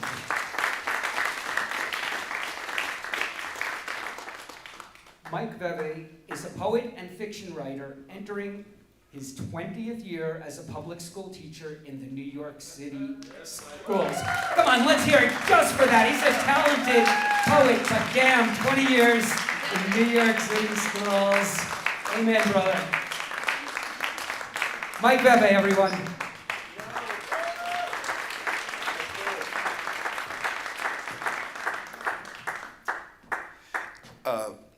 I want to thank Danny Schott, Gathering the Tribes, for including me in this reading today. I want to thank especially the honor of reading on the same day as Regie Gaines. Regie Gaines, in the 90s, he meant everything to me. Like this VHS tape we had of those poets on MTV was Regie Gaines. It was Paul Beatty. If Paul Beatty's in the house, I love you too. It was Hal Sirowitz, and it was the late Jim Carroll, who I live down the street from now in memory. Thankful for that. It's an honor beyond my words to talk about what it means to be on this stage today and to add my voice. This poem I'm going to read had its beginning in a writing assignment I did with my middle school students in the early days of the quarantine. It's going to embarrass them, so there's a couple of them right back there. Hi, Theodora and Talia. Thank you for coming. We read a poem. We were in lockdown. We were on Zoom. We read a poem by the Irish monk, Brother Richard Hendrick, called Lockdown, about all that we'd lost, all we still had, even in the midst of all we'd lost. The singing of birds features in the poem, and the initial lines I wrote spoke of those bird songs. In those days, I felt how fortunate and privileged I was to have my wife and my daughter and my son home and safe with me. I know a lot of people did not have that luxury. I had Patti Smith's book of lost and missing and forgotten things, M-Train, with me. I had the poet of my teacher, Martina Spada, and of Layli Long Soldier, and Claudia Rankin and Patricia Smith with me. And most of all, I had, and stick around to see this gentleman later, I had John Murillo's poem, Upon Reading, that Eric Dolphy transcribed even the calls of certain species of birds. It was playing on a loop in my heart. I lost a close family friend to the coronavirus, a writer and a public school teacher in Brooklyn Latin High School named Kimberly Nguyen. She was my cousin by marriage. She's a truly beautiful person and a brilliant writer. Died at the age of 33. I lost another friend to the virus, and Mike Herron, who I was published with in a crime anthology in 2019. And I'll say so many of us here and so many beyond the sound of this voice lost someone. Would take a second to think of those people now. As I worked on this poem, I thought of my students whose parents were out on the front line of the battle against the coronavirus, and how it must have felt for those children to see their parents leave home every day into all the uncertainty and danger to support our city. I was moved by the selflessness and courage of their families and all of us in such trying and troubled times. I want to thank and acknowledge them and all of you. I think it's safe to say it feels like a very surreal miracle for us to be in this room today. This poem is called Bird Song or Siren. For my students, Allegra, Adam, Dahlia, Isabella, and Noah, children of frontline workers. For my friend Mike Herron. For my heart, Kimberly Nguyen, teacher at Brooklyn Latin High School. Quarantine 2020, New York City. I'm smiling at you, smiling with you. Please believe me, but we cannot see each other's mouths. I'm holding your hand through a phone. Wait a minute. And I'm 52. I'm holding your hand through a phone held up to your ear months away from me. I'm speaking your name along a shoreline of moments coming to rest at your feet. I'm speaking your name along the hollowed out center depths of night that leave me pulling in my nets each morning, empty of sleep. I am a hand pressed against your hand with a barrier of glass between us. Look at our eyes, how we raise them above masks, like the wings of startled birds at dawn. I'm smiling with you, smiling at you, even as we cannot see each other's mouths. I'm smuggling bird songs in my heart, believe me. I'm trying to hold my public face together in private, turning my neck cat corner to hide sudden tears that slipped from the tip cups of my eyes. I'm constantly rebuilding a sandcastle to hide my feelings when my wife and children aren't looking, shoring up the slipping walls while I keep my face as still as I can, worried that medics will come and point a thermometer at their foreheads, worried my students and my children are terrified and numb, worried another person I love will fall ill, worries like crows passing across my thoughts, sent to fight with backlit angels behind my closed eyes. Like an apparition in a secular humanist pew, I am writing these words onto my palm with a fingertip. I am raising my palms up to my face to read the invisible words back to myself silently through eyes that feel zipped up, believe me. We are by all of the bedsides whispering the names of our loved ones. We haul our grief in public, smuggling our relief wrapped in guilt that so many others suffer. We hear the sirens pass like caffeinated wolves at all hours of the night. We are blurred faces reflected in the windows of ambulances. We are kneeling next to the gurneys, rolling through our hearts, smoothing brows with invisible hands through invisible gloves. We see white and red spores everywhere like miasmic constellations, invisible even in their ubiquity, as they cluster like stop signs along every artery and vein. We touch our chests upon waking in the half-light of cold spring mornings. We are waiting to see if the first breath we take each day will fill our lungs, believe me. We ache for those we miss. We are all of us facing all of us all at once on screens. We are so many faces to see all at one time that we can't see all of us at all. We are left to scroll past and wonder, who is looking at our face right now? We are 6 feet away, heads turned away as we pass. We are whatever it is that we cannot read in the expressions of our children behind cloth. We view the world through forensic blacklight, imagining a malign glow on surfaces, on other people. We are grandparents behind glass windows like quarantined saints. We are sleeping eyes, still imagining they are reading, but never recalling the shapes of the letter or the thread of the story when awake. We see the fullness of the blood moon, and we know its fingers are crossed, believe me. We hold things up to our nose to be sure we can still smell.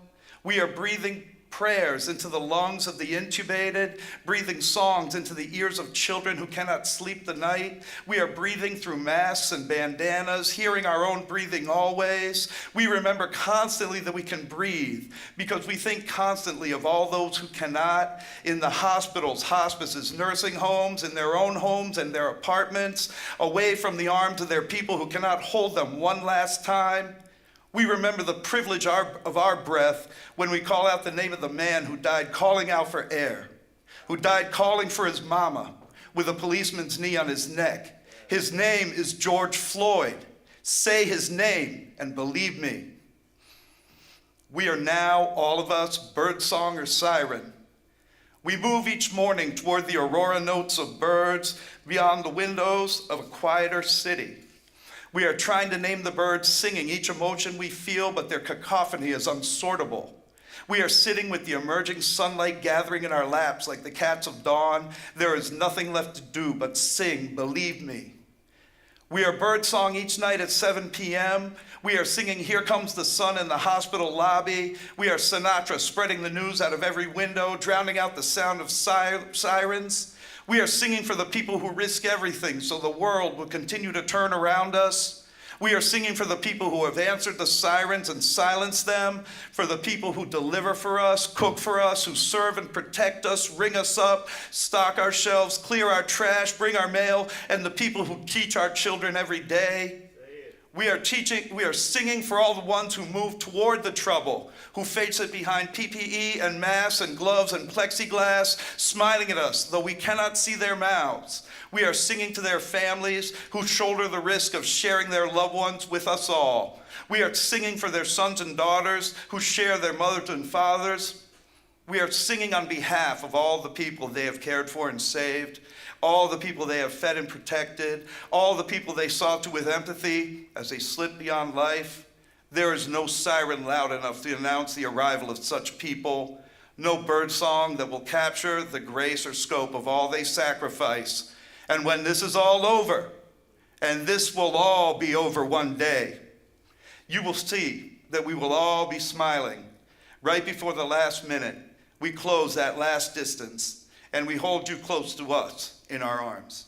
Believe me.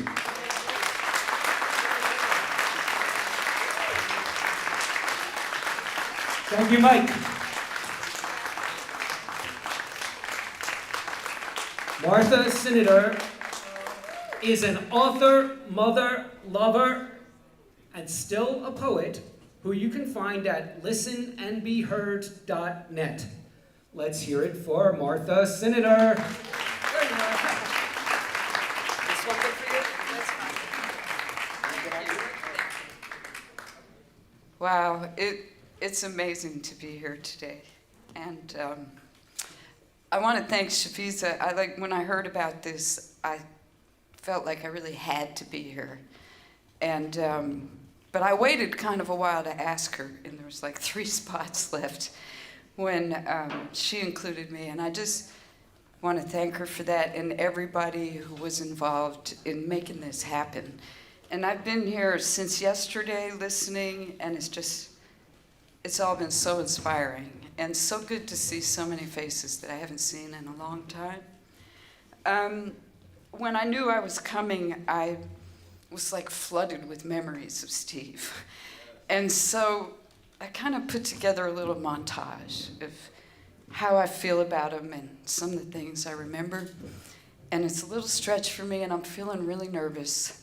So I don't know. I love you all, and just give me a little love here. Thank you.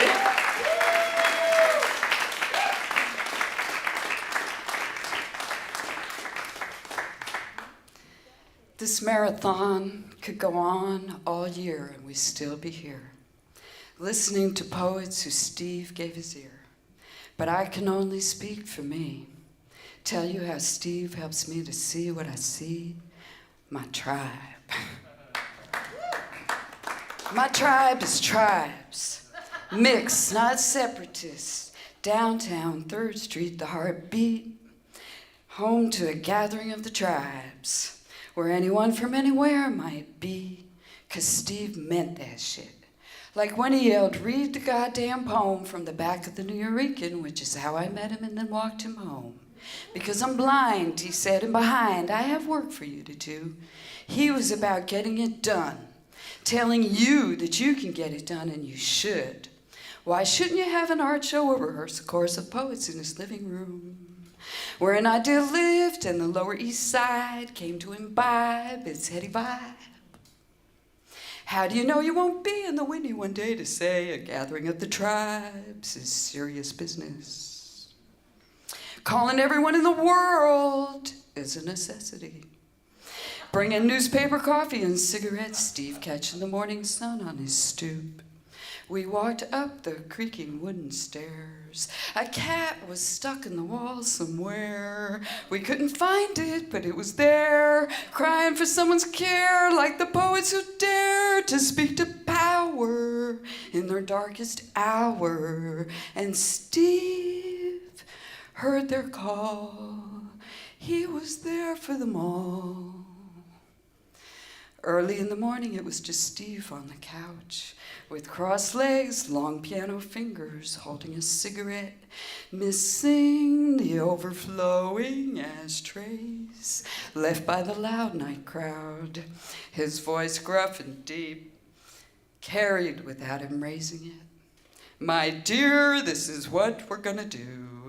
Look in the filing cabinet for the old grant and write a new grant. Did you read Paul's book, Sue Hare's book? What are you reading now? I need someone to do a review. Why haven't you read Bob's book? Why won't you read each other's books? Look in the filing cabinet. I can't, I'm blind. What do you think about the last issue? What about the cover and the back of it? Why is the layout taking so long? Sorry, I lost my place here. Oh, Call Winton, get something from him for the magazine. Call, who do you know? Call Tony, Diane, Sheila, Butch, Pedro. This little lady is Martha. Please don't call me little lady. Listen to what I'm telling you. Call that crazy woman and tell her that I love her madly. And sadly, my dear, the deadline for that is past. But there's another one. You'll get a cut. Don't get in a rut. Call that woman with all those babies. You know she can never leave the house. Make sure you get her poem. Steve knew that we were part of the tribe too.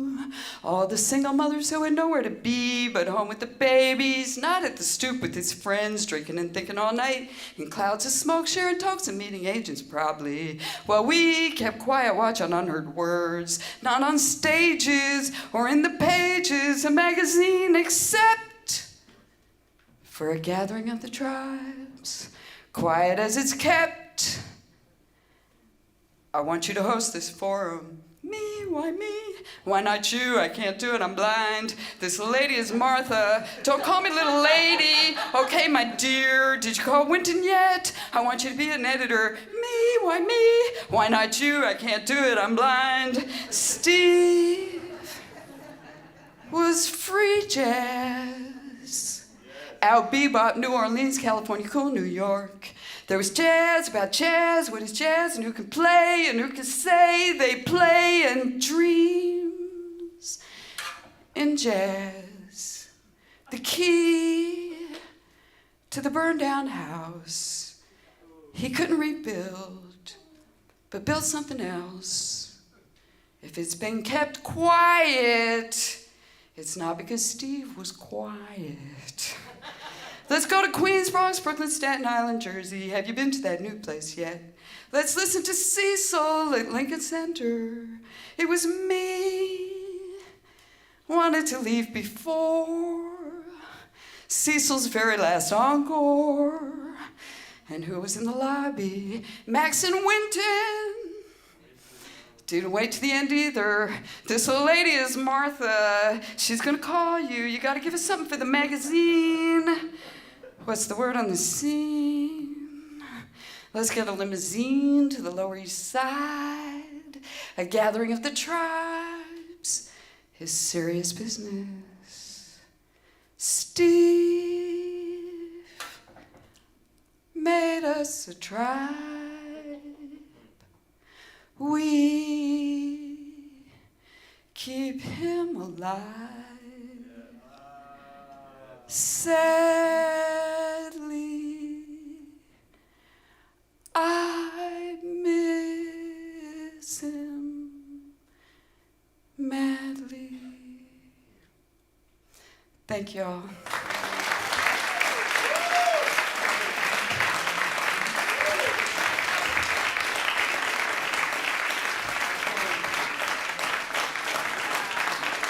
Thank you, Martha. That was brilliant.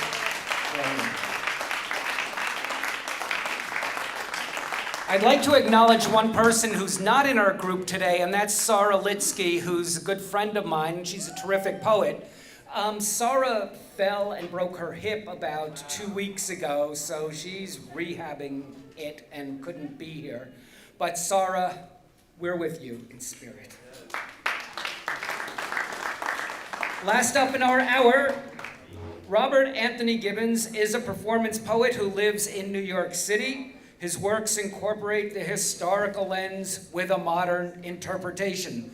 Let's hear it for Robert Gibbons.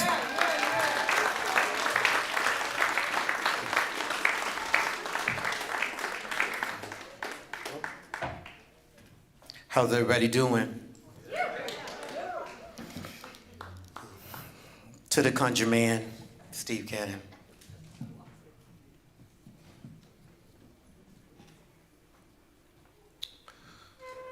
When a bull elephant is lynched, whatever happened to Sateo, a bull elephant from Mombasa, a Bahamas from the 1960s could have been a member of the civil rights movement, but instead lynched of his body parts, his ivory. He, Sateo, a mammal, but it could have been Medgar or Martin or Emmett Till, better yet savagery, Sateo, left as carcass for the vultures. His body, a splay of red earth and bush, his critical endangerment are the Javan or the white rhino killed for their horns, for keratin. Terrorists as looters with booty shipped to Asia, to Vietnam, to China to snort as cocaine. The bull elephant, a hallucinogenic, a fascination with anything African, packing his parts in crates and keels, shipping terracotta red and Paleolithic antiques as reliquary in New York Harbor. He is a barter as trade, a disappearance of giants. The voice mourns for the dead mastodon.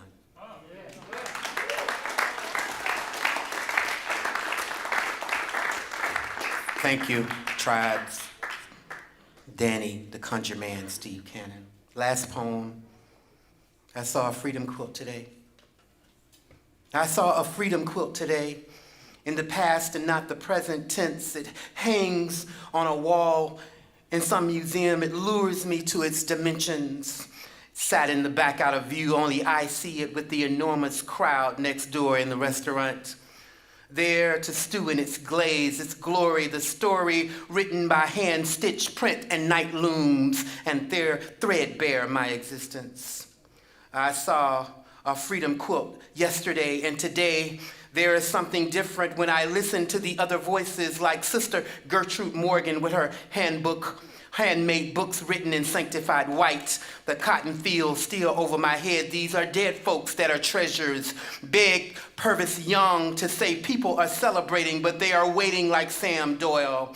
I saw a freedom quilt yesterday with all the other dry bones, and why live in the past? Let the dead past bury its dead. But they wanted to be seen in Hazelhurst, St. Helena, and Mississippi, and way down in Liberty City, where the mosquitoes do not discriminate, in Aunt G's, Alabama, with Rocking Mary and Mr. Fool paints an old metal trying to fashion a new Jerusalem. The letters only in the words of mouth. We hear that freedom, that think that it always travels on the back of manumission and carriages and maroons in flight and drinking gourds and morning benches. The quilt wants to swallow in this dysfunction the cunning air of a folk tale. The people working in the nailery. The quilt is a rift of bondage with the money launderer. The red is red, the crucifixion, the premonition of years to bear witness. Everybody got to have some blue and sky in this reign of terror. I feared the divisible, the white eyes inside the primary color.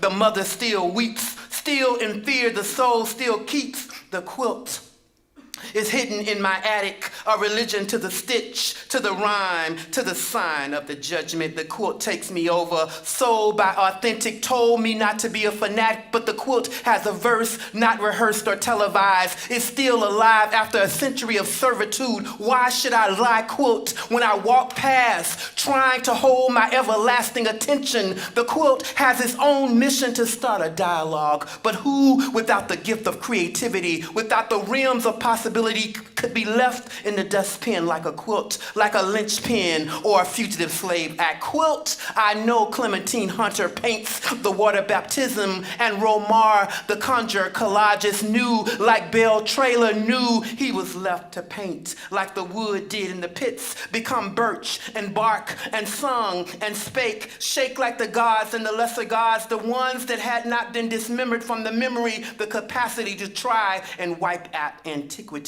I labor quilt. From the Psalms of the upper room to the news of the South at the mouth of the river.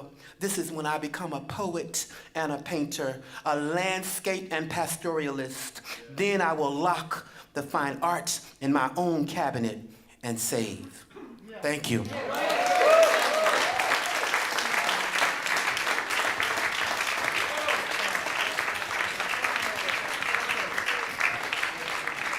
Robert Gibbons. That was awesome, awesome.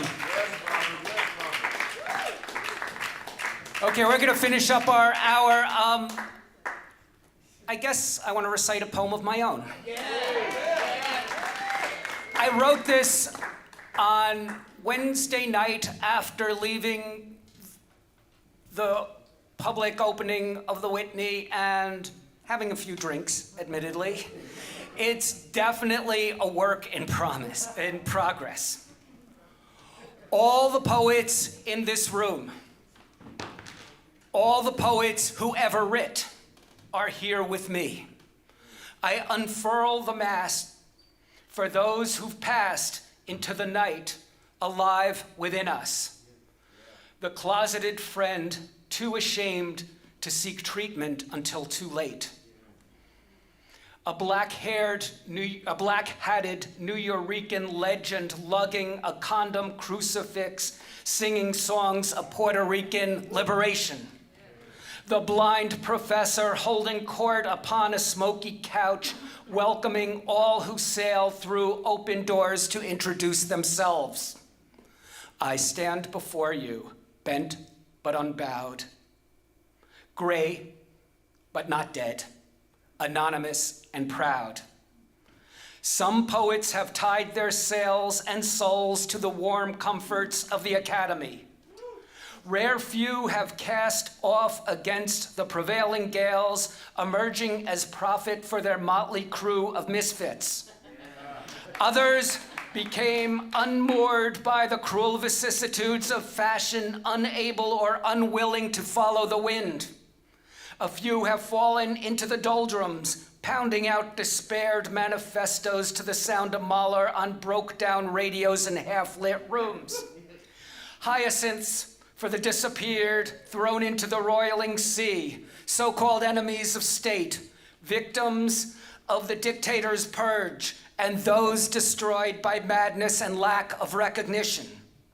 Yet, here I stand, creased by absurd laughter, unembittered by rejection, breathless in love with the elusive beauty of words spoken into the void. To all the poets who ever lived, proclaiming God's glory in the Judean desert, telling tales of epic wanderings off Ionian shores, griots singing praise songs calling on ancestors' protection, besotted flaneurs, absinthe-blind, scribbling in tattered notebooks, the feminist icon brooding at her kitchen table over terminal diagnosis, a candy store owner holding intricate jazz lines in his head while serving soda pop to thirsty teens. The working class Brooklyn Jew who found his distinctive voice later in life and couldn't ever stop sharing. A singular woman writing shapeless poems to no one and everyone simultaneously. I call you forth, here upon this rugged deck, enveloped in the foggy soup between wreckage and time, memory and consciousness, sail with us all upon the choppy waves. Thank you, thank you, thank you.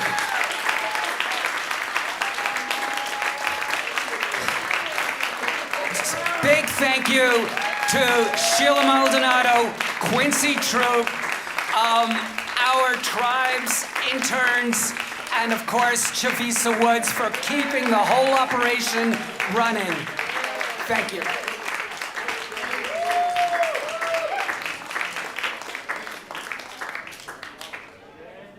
Danny shot, everybody!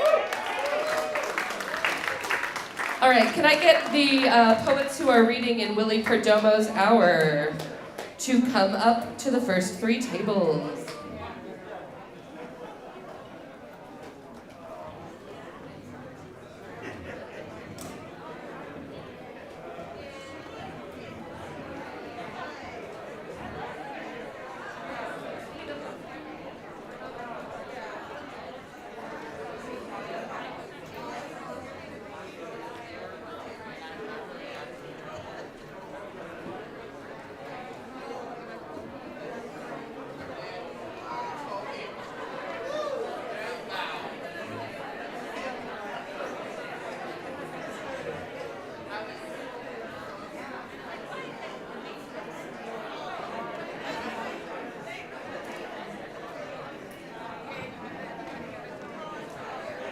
All right, if you're staying for the next hour, you're going to be getting ready to hear Paul Beatty, Katie Duncan, Tracy Morris, John Murillo, Patrick Rosal, Vincent Toro, and Edwin Torres. If you're not staying for the next, are you doing it? What the? And David Henderson.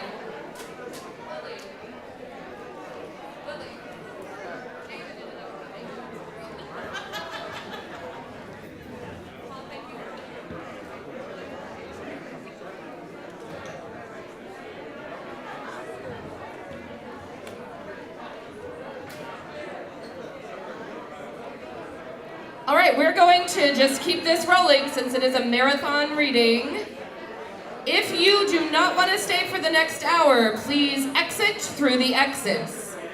You are not allowed, or let me ask this a different way, please do not reserve chairs.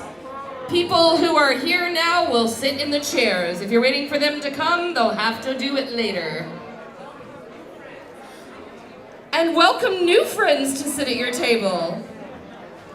Please keep your masks on unless you are reading, actively drinking, or kissing a stranger. All right, here we go. I don't quite know. This is a Gathering of the Tribes marathon reading. It's partly sponsored by Poets and Writers, which is awesome. Poets and Writers actually made it easier to get funding when many other organizations paused funding during the pandemic. If you want to donate to Tribes, we could sure use it. Go to tribes.org and click the donate button. It helps us make sure that we can pay the poets, pay the prose authors, give people some money for the hard work that they did, and keep these programs running. All right, I'm gonna get off of here now, and I am now giving the stage over. Please give a big round of applause to your next hour's host, Willie Perdomo, everybody!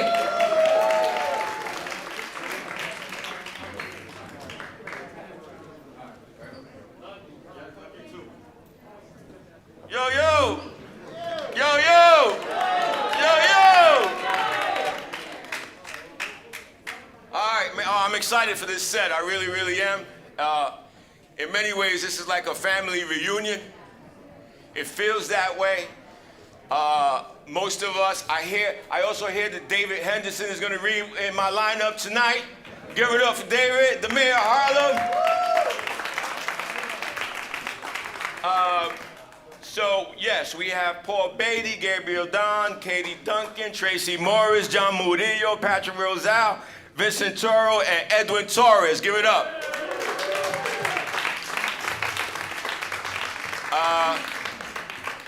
So, yeah, man, I miss Steve a lot. I'm sure we all do. I think Steve was a stopping point for me before I even went to the New Rican Poets Cafe. I had to check in with Steve first. And sometimes I had a manuscript, and as you heard, Steve was visually impaired. He was blind, and we had to sit in front of him and read manuscripts. And he would give us his feedback. He was sage, he was wizard, he was griot, he was gangster, he was a prankster, he was all of it. And no one could cut you like Steve. And if he had not seen you in a while and you stopped by, he wouldn't even say hi. He'd just say, "Where you been, you jive-ass motherfucker?" That was the welcome.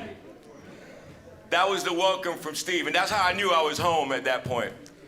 But I miss him dearly, and I'm sure we all do, and I'm glad that we're all here. So I'm gonna warm up the mic before Paul steps here, and then I'll come and introduce the rest of the poets as well. This is from the Crazy Bunch, the Poetry Cops. It's a dialogue between Papo and the Cops, and the Cops stand for Consolidated Poetry Systems. You have to forget what you heard, even if you were out there when it happened, but how to stay true to what you see. I wrote what I saw in the face of what I remember. Well, who's the you? The you is you. Us, we, all of them and the others, that's you. All right then, let's continue. That's all I'm just trying to build. Let's talk about voice. Okay, voice. On any Saturday night, you can find yourself running against your voice. The voice that yells, 5-0, Teddy Up is about to jump. The voice that suggests you go down, you don't go down a certain block, that you stay away from that blonde streak, that you go home early, that at any moment your screams can go dry. Well, what happens when the voice comes to stay? Like Baraka used to say, I can see something in the way of ourselves. Well, that sounds like Brother Lowe. You don't know patience until you stand on the corner when shit is slow. Brother Lowe was on some Planet Rock shit. He made sure that we enlisted in the fight for freedom, not now, but right now. Right on, thank you. All right. So, the writers and poets in my lineup, just a quick reminder, we have 5 minutes each. So, go ahead and bring the smoke for 5 minutes. And puff and pass, yeah? So, all right. This is my homie, my compa. Paul Beatty is an associate professor of writing at Columbia University. In 2016, he won the National Books Critics Circle Award and the Man Booker Prize for his novel, The Sellout. Paul Beatty.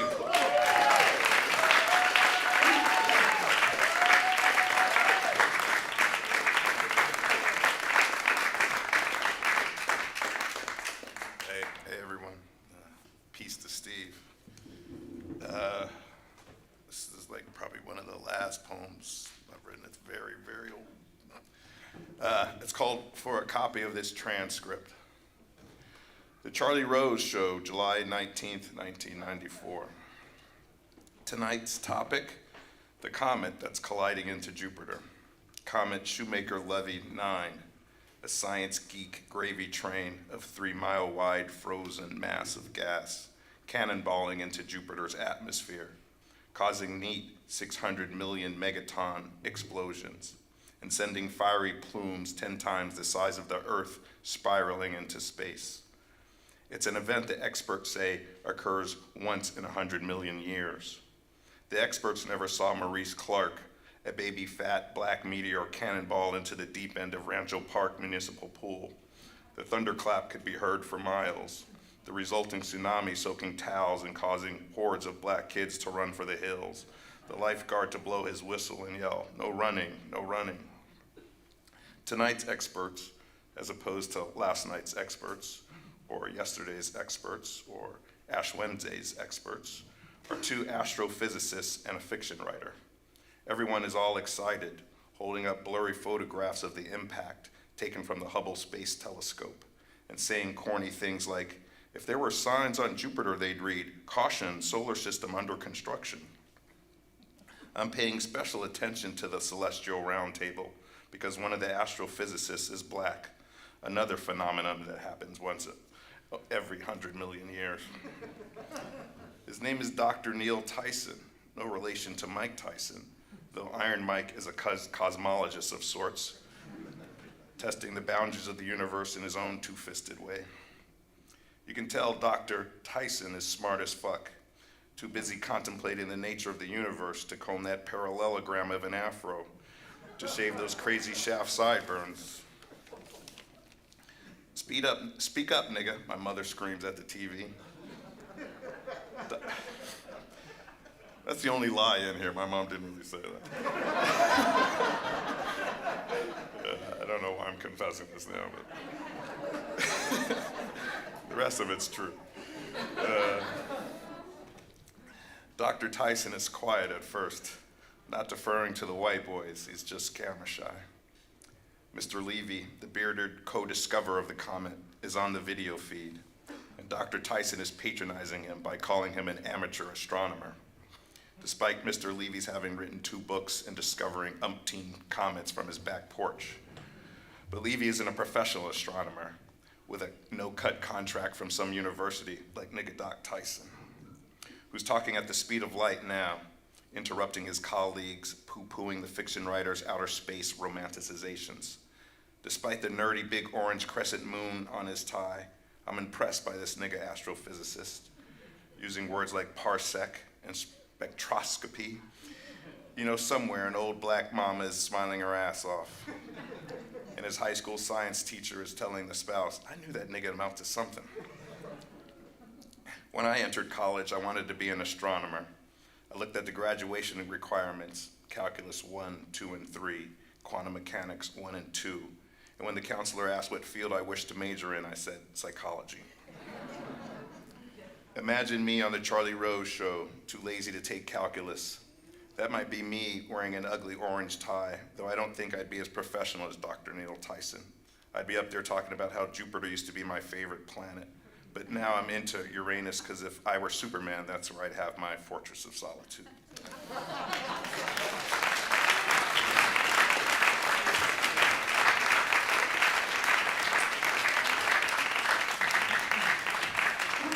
Give it up, Paul Beatty.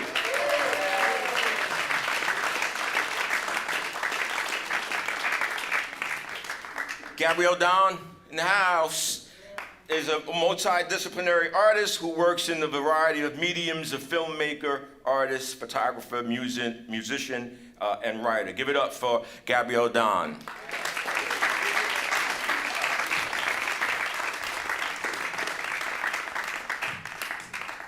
Thank you so much. I'm going to read 2 short poems, both from books that are on exhibit in Steve's living room downstairs. Oh, no, upstairs on the 6th floor. Published by Steve and the Gathering of the Tribes. And you can see Steve here. I think Shalom Newman did this portrait.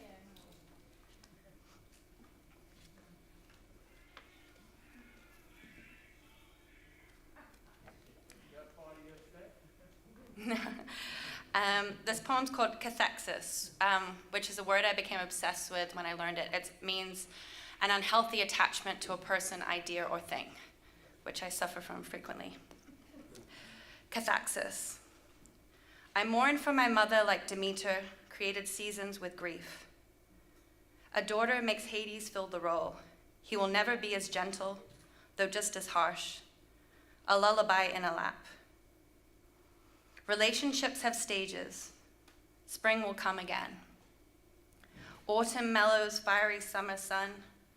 When heat gets too much to bear, I watch the scar on my leg disappear and hope my heart heals too. I remind myself to listen to my insides, which know what's right, what's safe.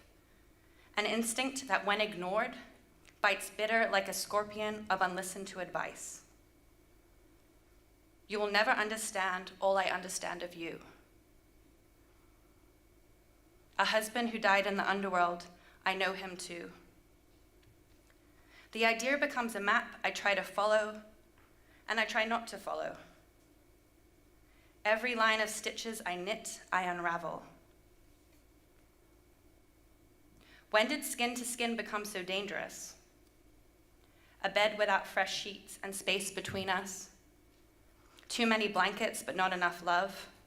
Too many memories better off forgotten, but etched on our organs. The hidden iceberg of all the words we use like weapons. A phoenix must burn before she rises.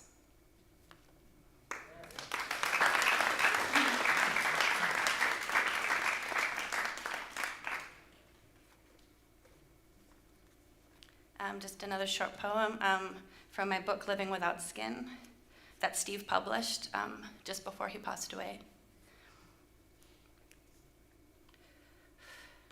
April 28, 2015. This image is low res. My sister and I are up a tree we climbed in France, near a river, and my sister pushes me, but I catch myself and don't fall and break, but resist, and she falls. My parents still talk about the time I pushed my sister out of a tree. Thank you.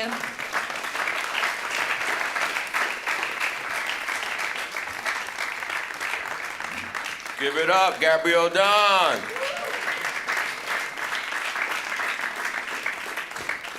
The next poet, writer coming through is Katie Duncan, is a longtime Tribesian, here by way of Brooklyn, by way of Berkeley, who just breezed in from Minneapolis. Katie Duncan.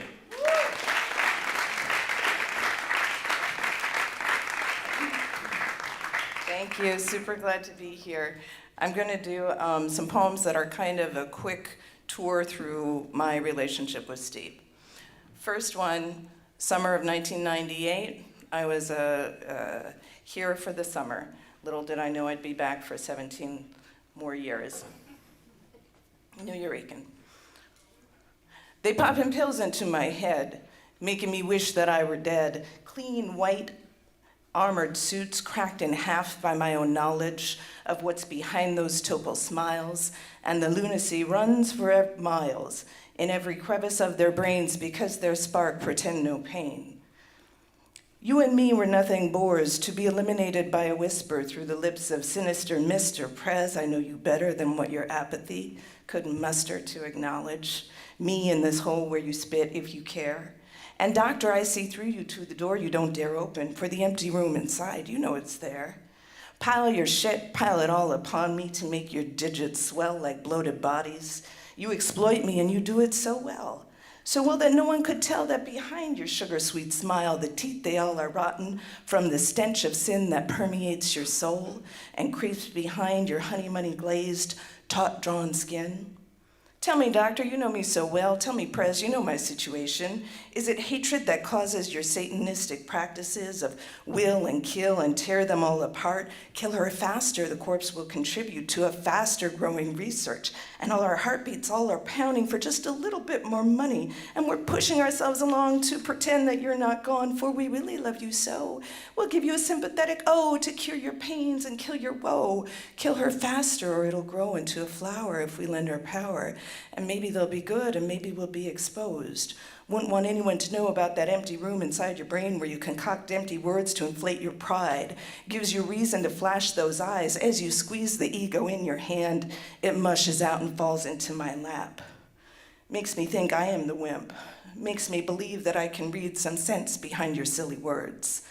Yes, I know better than what you think. It's just that my mind is an empty classroom with chaotic chalk-covered blackboards. All the knowledge, yes, there is stored. But hey, guys, guess what?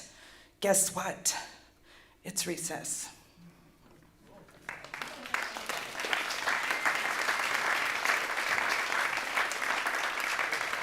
So those were the first words that Steve heard from me when he was sitting in the back at the Nuyorican. And I met him that night. And then years later, he was organizing a whole bunch of poems to go to a museum in Spain to drop down from the sky, because that's the kind of thing Steve would do. This was my contribution. Let these walls be warm, que sean these walls. Form that shroud round me and you, que formen my shroud. And me, I'll see words being written, palabras en tumbas, in opening tombs beyond your temples. Es la sub y baja, up and down, que sea la tierra, and los ascensores, que sea la piedra, where to meet elevator eyes, only I can touch a button. Up the sub y baja, I talk my words in pictures, my audience of one hears touching of buttons, que no sea my shroud, and now la vuelta, la rincón, of the mesa, tilting its presence on disabled legs, changing voices of former sojourns to dots, and question marks, and cigarettes, suddenly self-conscious suspiros. Shifting my weight on my sub y baja, I tilt to paint my paint on you, del orgullo y de la pena. And you paint to draw back the color of palabras that balanced us better before. Pride pushes its way forward and hangs in the air together, truth and defeat. Some rumbling of La Mesa presses the final interruption. Let these walls be warm, like la tierra that waits for our retreat. Que sea my only salvation to hear your paint and your pain in places other than tombs.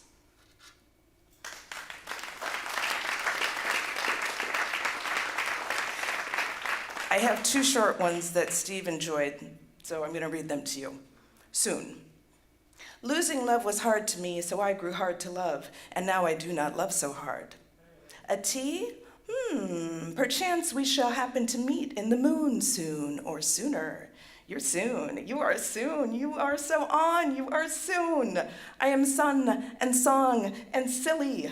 Why do I want so badly to be loved so badly? Hand over fist and knee knocking knee again.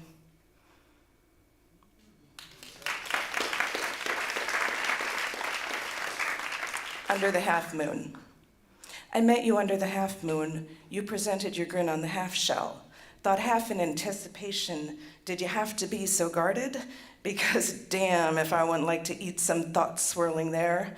Wonder what happens when your lips meet, slip, grip to cover your teeth.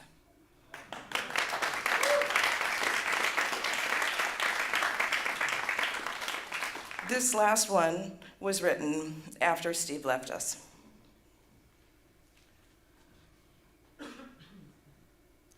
The quiet, the silence, the fortitude, the lights on, the watch off, the step, balance, sure foot down, see where you're going, the everything thrown off that you knew before is on. Who wrote about you? Better, who knew what these moments were to you and translated to how your internal vision, worldview, soar, become, succumb, succeed as in success? How would your life then unknown overcome, let the other succumb and still succeed to be? The cornerstone, launch pad, jive, who's, what's, he, wanna be, what internal jazz fire pit blazed a light. Make it all right without the sight you used to see. Step, light, be here, be gone. Now door open, it was always the old door, same old door, top of the stairs, knock once, maybe twice. Maybe you learned who was knocking, waited for the door to open, never too preoccupied with what was on the other side. Like when you'd pick up the phone, keep right on talking to introduce the room. Let them know what was already going on, like at the end of the bar where we met, nightly the door, and you called out to them to let them know who was there, singing with your ears, yelling it out into the night, onto the stage, fear be gone, breaking all that shit down. Read the damn poem! Introduce yourself.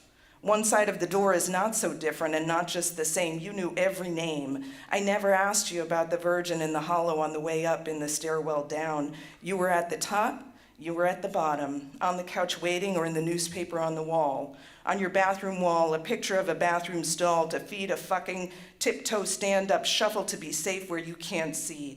I always wanted you to see me. We all did. You did. The path, the stairs, the door, the stairs, the garden, a chorus of poets, and your tribe of people. Make me a CD of your favorite songs. Tell me what, show me what you'd want me to see. Here we are, Steve, Calvin, Professor, your litany, our liturgy.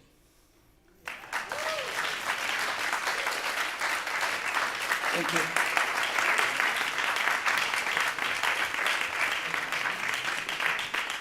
Give it up, Katie Duncan.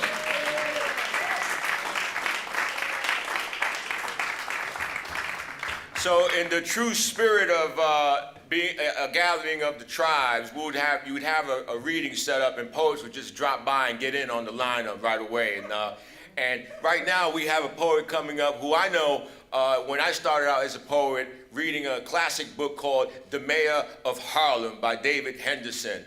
And he also wrote a groundbreaking biography of Jimi Hendrix as well. But I remember too, if Steve Cannon, if you dropped in on the old place over there on Avenue B, and Steve Cannon was there in front of the phone, and then David Henderson was there, and maybe David Hammonds might have been there, you get cut up in like double, triple time by all of them. They just cut you all up. So I'm happy to see David Henderson.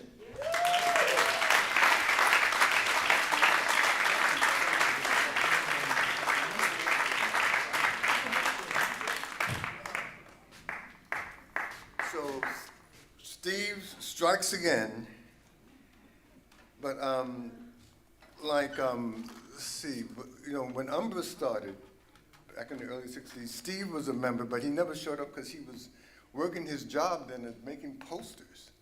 And he had a print shop, and he always was at that evening hour, especially on the weekend, on Friday. He was always there. Then so the last person to show up for the workshop was Ishmael. Late, only thing he's ever late for, But then he was like great,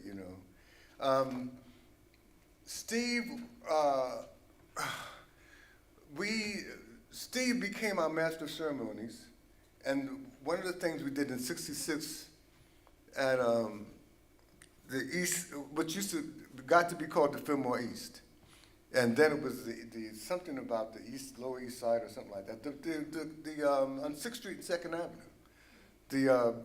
It was a great room there, you know, and we had a poetry reading, and the Free Southern Theater people were doing their number there, and Allen Ginsberg was there, and Steve was the master of ceremonies, as he was for everything that we put on while he was around, and while we were around, more or less.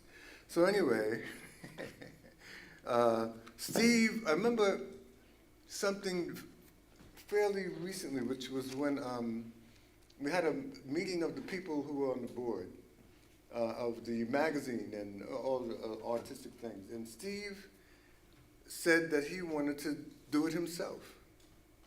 And so I said, well, you know, this is his thing. So, okay, so he did do that. And can you imagine all the stuff he did? It's amazing. Dude did so well. The magazines are just magnificent. You know, the gigs, we had Sun Ra in that little yard out there, you know, on 3rd Street. Just stuff like that. He was wonderful. And so, look, I'm going to, the last thing we did, that I was involved with Steve was to put his tribute on, you know, November 4th, 2021. And it was great. We were able to bring a band, thanks to David, to others, bring a band from New Orleans to do the second line. And of course, someone had given me a tape, 2 minutes of the second line in New Orleans, and it was so dynamic. I mean, nobody could deny that. And so we had a beautiful thing on the 4th and took him to St. Mark's Church. And then we had a whole day, of course, as many of you here were there. And then the woman who made the food had been just stopped being Diana Ross's personal cook for 20 years. So anyway, this book coming from Amsterdam has some great photographs in here from you know, and okay, yes sir. You know, my father was in the military for like 4 decades. So you know, we got it all covered, you know, for many years in the future.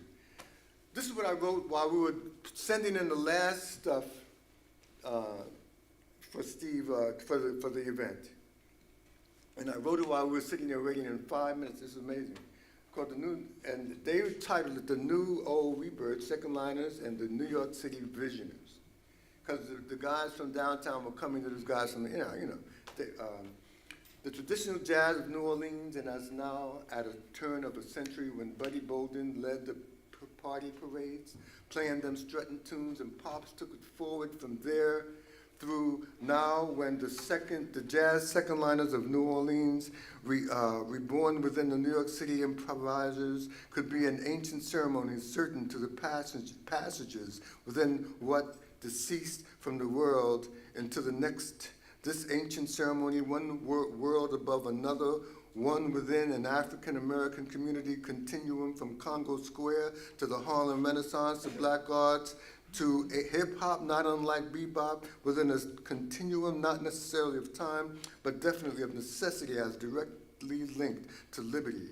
And here and now, on the passing of Steve Cannon, the gracious and caring Steve of both New Orleans and Lower East Side, and his passage now, his ultimate journey to rejoin his ancestors. We mark this time, we mark this day in time, continuous reemergence of our music, the original second liners, taking to procession and service to gods we need not mention by name. Their names are in the sounds that become our music, a living, beautiful realm, this realm of sound in the lives of those passing through. We mark this time, we declare it a meeting point in futures, our history declaimed not as the history of those whose landscape of history is on one plane, but for the faithful daughters and sons who keep their faith as they have kept the faith for all these years, that have become centuries upon centuries. We who are often represented as those who were brought to the entry points of this land, ports in New York City, right down here and walking distance of Wall Street, of that ceremony we espouse, declaim, and step Two, as the next step in this continuum on New York City's Lower East Side, not unlike the Ninth Ward of New Orleans, that streetcar rolls with that synonym for love like a sparkling banner on its front, where poor people live in a cohesion ever consoled by the beats of the eternal drum. From a coast-to-coast port of call, New Orleans, say Treme, say Port of New York City too, say now, all in life together in remarkable routes coming up from south and down from west and north, those sequential trade peripheries of the 5 points, those ports of call we know so well. We return to when we came with our music intact and joined to sleep lively through our days. Dear old New Orleans, the home of Pops, who every day returns to dear old Congo Square on his way through eternity. Always, always, always. Thanks.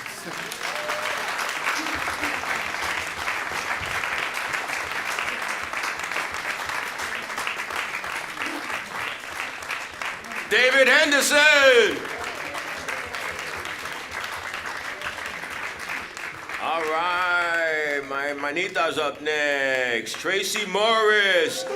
Tracie Morris is a writer, performer, scholar, Guggenheim Fellow, Iowa Writers Workshop Professor of Poetry, and previous Whitney Biennial Installation artist, Tracie Morris.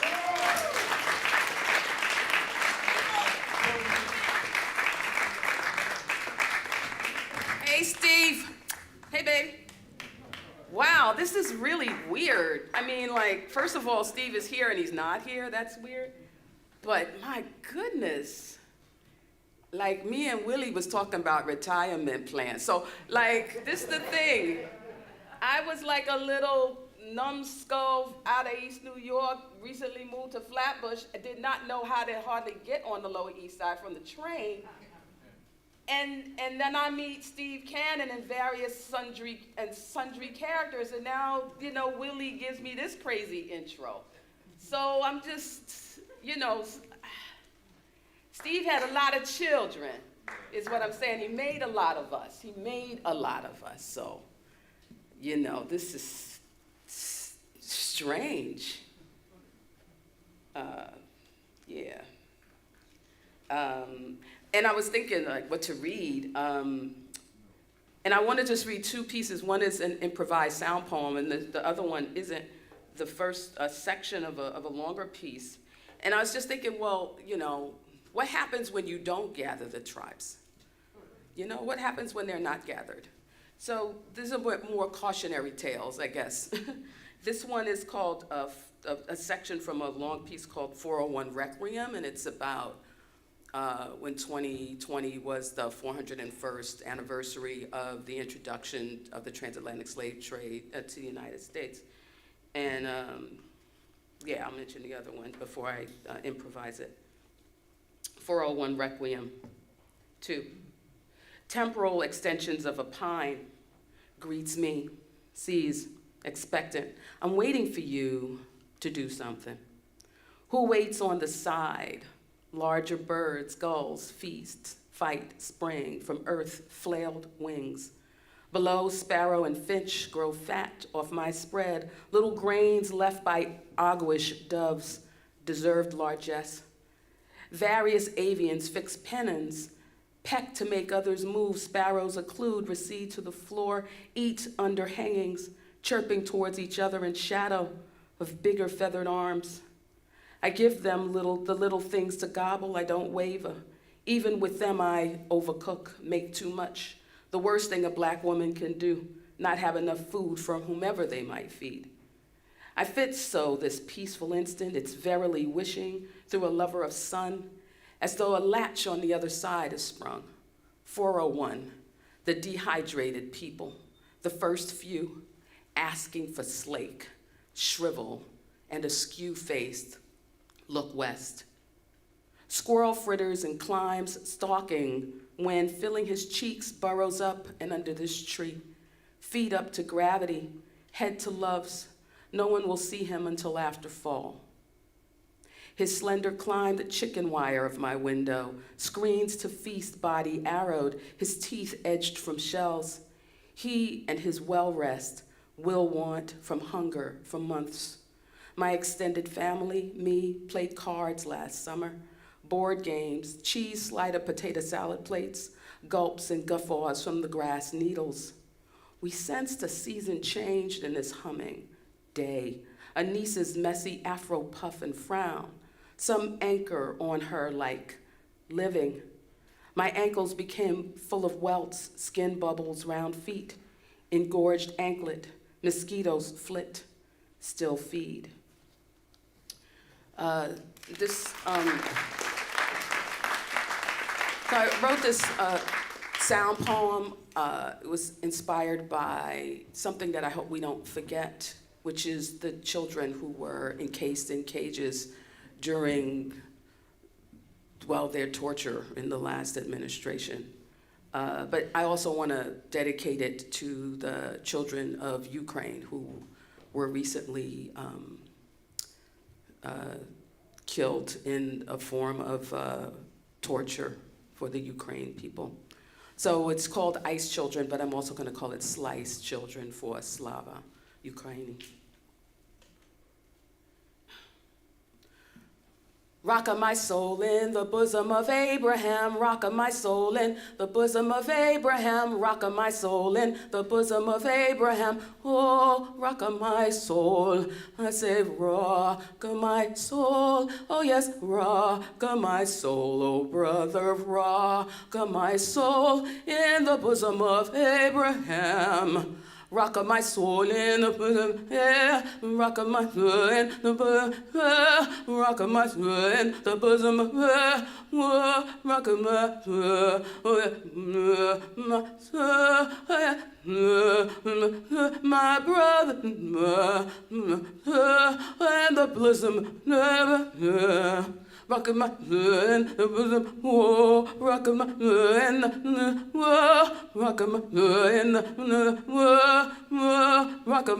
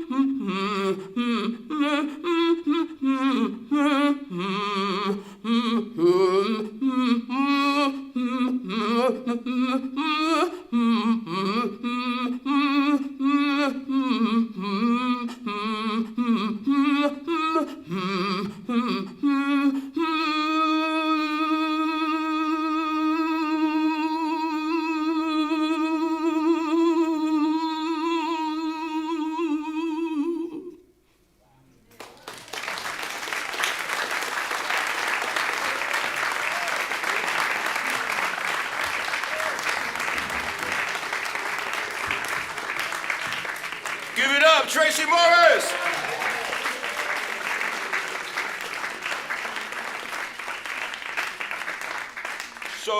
So Chavisa just pulled up on me and said, look, we're running a little over right now. We just started a little late. But anyway, the poet's coming through. Make sure you are in time, okay? Next, oh, this is back-to-back. Primo love right here. All right, first Primo. John Murillo is the author of the poetry collections Up Jump the Boogie and Contemporary American Poetry. John Murillo.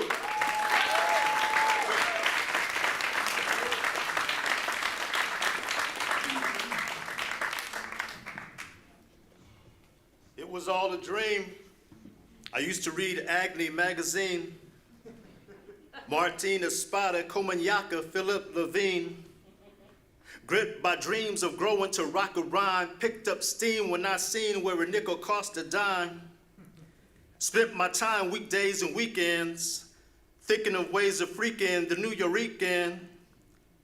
Thursdays were my worst days, 'cause I had my workshop, but the work paid.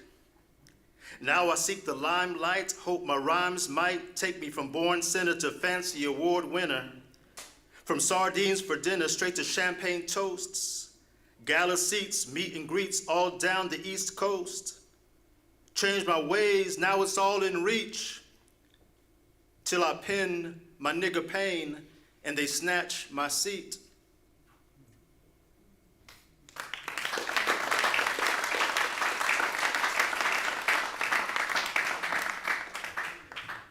White walls, mud flats, late night howling down a dark dirt road, headlights killed and so the world gone black, but for the two blunts lit, illuminating JoJo's fake gold grin, one girl each screaming from the back seat. We raced the red moon, raw dog the stars, his mama's car, my daddy's gun, public enemy number 111, 17 and simple. We wanna be hard rocks through rude boy fingers and gang signs at the sky.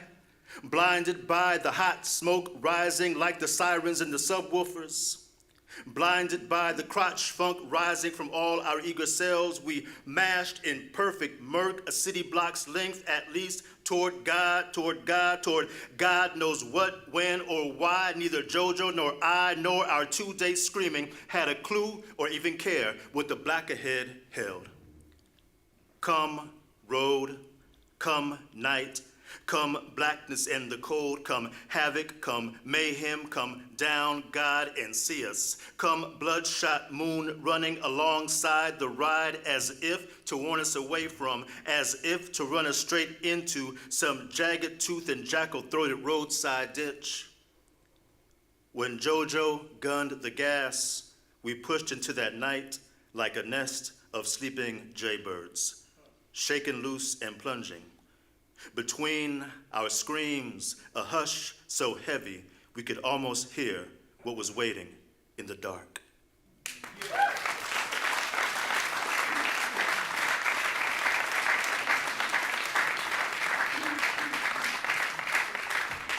That's how we do it. Next primo, Patrick Rosal is in. Give it up for John Murillo one more time. Next up, Patrick Rosal is an interdisciplinary artist and author of 5 full-length poetry collections, including The Last Sting, New and Selected Poems, which was named one of the best books of 2021 by the Boston Globe. Patrick Rosal.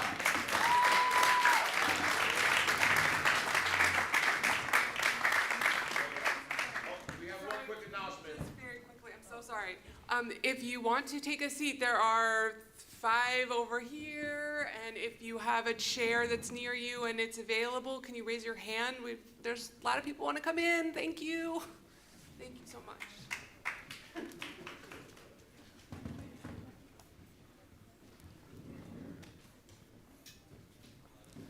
It's an honor to be here with the legends this afternoon. 2009, I lost pretty much everything I owned because I couldn't pay for my storage space. The last thing, or song for when they take it all away. They take the books, the crates of 80s 12-inch singles, a few dozen letters from Manila, LA, Seville. They take my stinky trash can and cracked plastic chair, the rickety plywood shelves, 11 photos of my mother, leaving me with one. They take the dim shots of my brother's young faces beside mine. They take away the clean sheets, folded among the soiled ones, the hand towels stained with fevers and shit, and official notices of all my debt stuffed in a box with 3 dead flies. Oh, and the tangled brush of a woman whom I loved for 1 whole week, which, remembering her, makes me lift my hand as if to propose half a prayer or to illustrate the best way to answer a deaf king is to drop a fist on a heavy table in place of blasphemy's last syllable. They take it all from a cold, rented 5-foot space, and when I can't pay, they cross out my name, double shackle the gate, fill every proper form, and price the pitiful blot for the block. They call me to cough up over and over, say, explain yourself. Shame is like you're made of 10,000 beautiful doors, and every day you try to keep them all from flying open at once.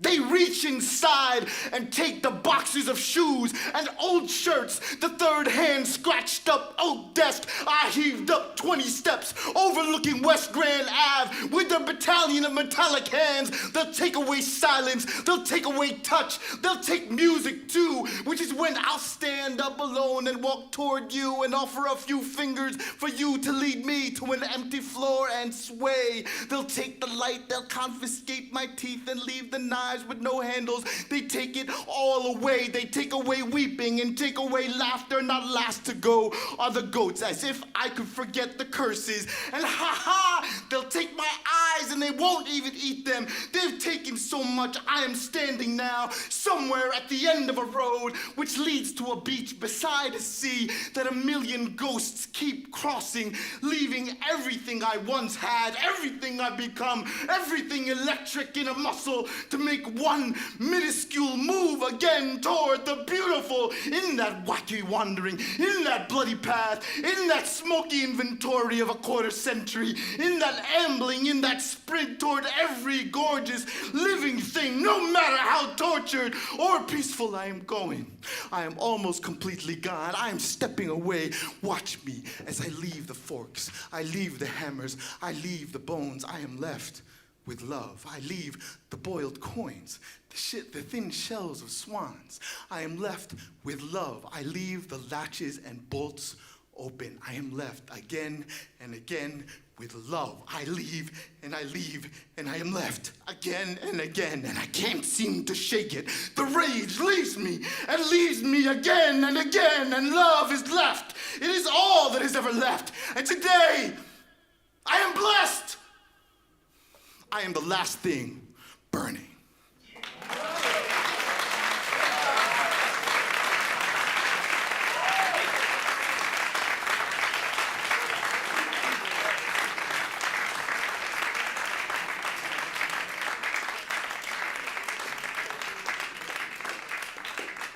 I told you there's enough smoke to go around tonight, man. Right on. Give it up for Patrick Rosal.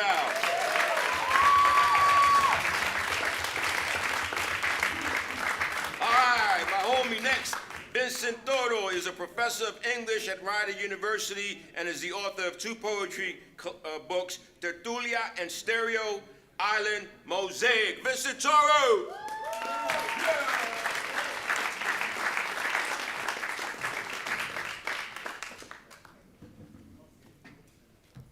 The case for Spanglish. Because a corazón is more resilient than a heart. Sangre, richer than blood. Because when my abuelo's spleen ruptured right there on Queens Boulevard, he yanked himself up with nothing but smog to hold on to and walked home 15 blocks before collapsing on the bathroom floor. That takes babilla. Simple courage won't do. Because songs are nice, but a canción bathes inside the veins. The dank, dim nightclub lounges of my youth gave me confidence, it's true. But only Hector Lavoe's rooster calls can resurrect the dead. Only Celia Cruz's azúcar invites warring tribes to fall in love. Because an abrazo can shield you from famine and flame. A hug simply lacks that kind of sorcery. Because bochinche is both science and art. It can turn men into rats and spread through the respiratory system like a viral infection. Gossip is clearly no match for bochinche. Because el sol is spirit, the sun its child. Because árboles are monasteries for the lost, while men don't think twice about felling trees. Because Dios inspires humility like no God can. Because vida blossoms from the mouth like a radiant garden, whereas life is merely the title of a children's game, a syllable in search of a hyphen.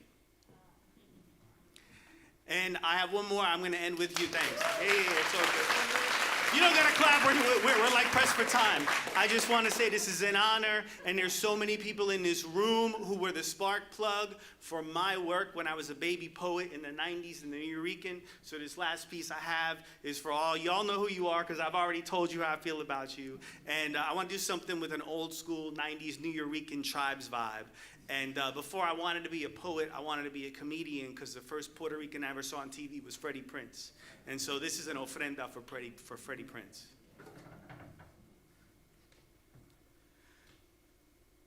Míralo! Check the tint on the box. There's a glitch caught in your complexion. A flaquito boricua is playing a Mexican. Dígame why the networks can't tell the difference. While brothers were in the bodegas weaving bochinche, you cut school to hone your inflection in hummus-flavored hotel lounges. Where the viejitas on the block had lottery tickets, you had punchlines, one-liners, chalk razor lines to part oceans. Hood rats tease you for taking ballet, but they never been invited to no LA pool party where gringos chuckled as you paroled their prejudice, feeding their fetish with fare light enough for their stomachs. Brown tails born light years from the ski lodges and putting greens of producers and execs, expanding the distance between you and the projects. Oye! Jiggle the antenna. There's a Clown Prince refugee on prime time. Must have hopped the 6 train to Mulholland Drive. Red pills got him seeing stars. Red carpet got him seeing stars. The agent's cut got him seeing stars. Tu sabes, he got ticketed for being double consciousness parked on the island and the soundstage, choking on tour riders, tabloid photos dropping clues for the coroner, caught face down in a butterfly mink draped over the stairway at the Ritz. Because in those hills, they don't never crown a Project Prince king. A house is not a novella revising the lives of the middle-aged wives crying for the rich gringas on the screen because pride will not let them cry for themselves. You, their well-paid kettle whistle, scheming to be first Hungarican on the moon, casting directors and news anchors filling your grin with granite, the applause in the cabaret making a door prize of your slang. Talk shows produce tunnel vision, detonating the bridge to your barrio before the gun goes off in a premature third act. Your mother calls you one last time to tell you that she loves you. But she cannot see what you see when you tell her you've been dead a long time. Mommy, your Project Prince is gone. Freddie's no longer a man. Now he's just a commodity. Tonight, you strut across the pachanga gigante in the sky, scoping the avenidas of Washington Heights, seeking the precise location where you ditched your reflection, forfeiting your star on the Hollywood Walk of Fame, and bitching to management that you want an upgrade from your hotel suite to a brick flat in the Spanish Harlem of heaven. Thank you.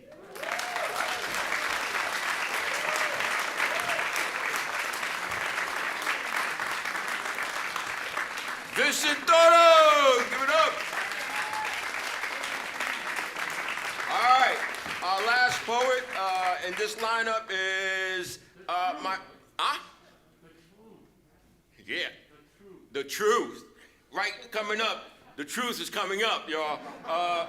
My hermano, The Truth. Edwin Torres' books include Zooteax, The Animal's Perception of Earth, and most recently, Conundrum, I Will Be Your Many-Angled Thing. A recent lifetime ago, he was one of the original participants of Steve and Bob's Stoop sessions on Friday nights before the Slam. Edwin Torres!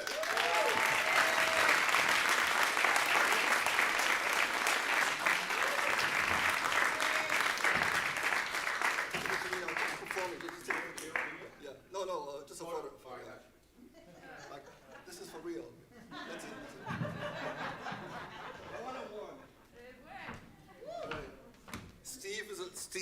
Steve.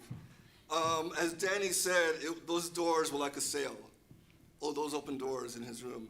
And he would tell you, like Willie said, like, who you reading? And then he would follow that up with, who's reading you? So lineage was very much important to him. And in the installation on the 6th floor, in the video, an interview with Steve, somebody's asking him, Steve, what are we remembered by? And I'm paraphrasing, but he said something like, I want to be remembered for what I left. What I left is what I gave back. What I left is what I gave back, which is a beautiful thing. So there's a whole passage thing happening there. So, all right. So I got 2 pieces. 5 minutes. Reading glasses. The whole shit.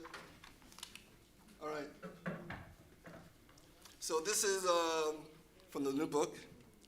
Is this like Steve visiting us? Is that? Orange, I get it. Blank dot. It is not who we are. As everyone is their own, we are pulled apart at the core by the we are. For the finder is finding not, and what not does to finding, what find does to wanting. It is not what stays that defines you, what goes that finds you is the not step. The one that takes you where the other won't.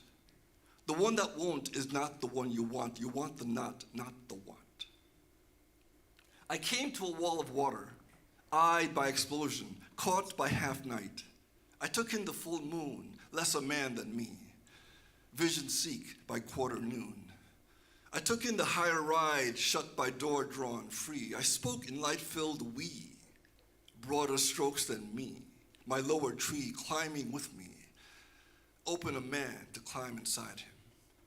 Who dared leave a seat out on this road, along galaxy's rimshot? I took in release for go at free. Taken by sight, my ribbons, my eyes in flux. Whatever edge tells me is the one I am. It is not what is ours to question, but the lesser invasion of lower limbs.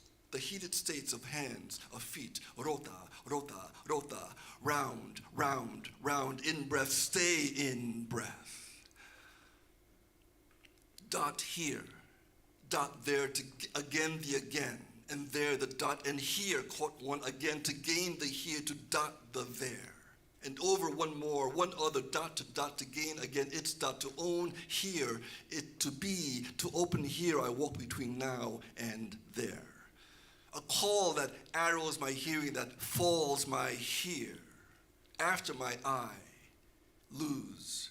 2 letters replace O and W, make blank I am inside the half-quarter light. A blank dot, the full man. Scrape tree off sky, sky dot. Scrape the seeping man, I dot here, dot there. Between my lower tree inside. The start that leaves us, sees our dots that star, the dots we are.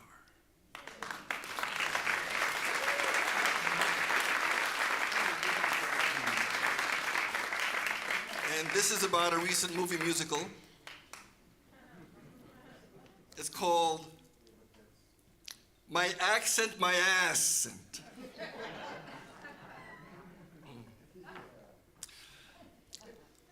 I want to live in a, don't want to live in a, I want a rhythm to live in a rhythm of man, I want to live in an infinite inner pity the pattern of poems that try to belong.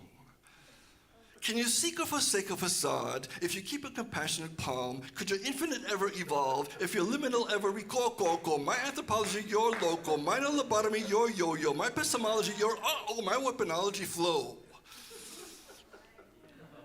It's the Romeo Julio body. Oh, how do we leave it? Nobody. No, Kita Bata Fibonacci. Bro, do it and do it and do it and do it and do it and do it again.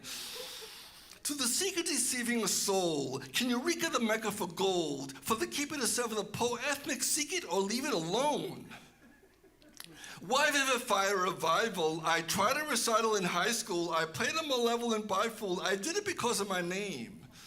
I spoke a reversible accent from better to good. Both Officer Krupp and a shark, I played both in the guise of a hood. Que pasa mi versatile access? Su casa, mi casa, my guess is, I learned how to pirouette optics. A movie Boricua was I.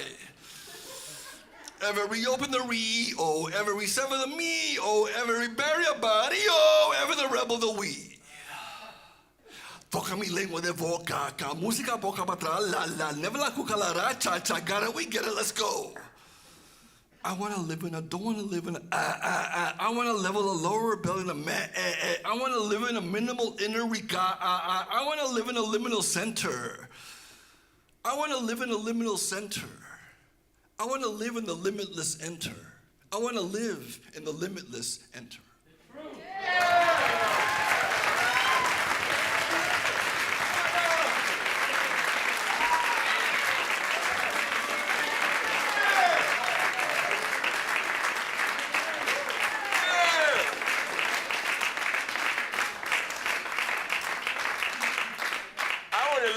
Edward, hey! Oh! Hey! Give it up. Paul Beatty, Gabriel Don, Katie Duncan, David Henderson, Tracy Morris, John Murillo, Patrick Rosal, Vincent Thornton, and Edwin Torres. Thank you.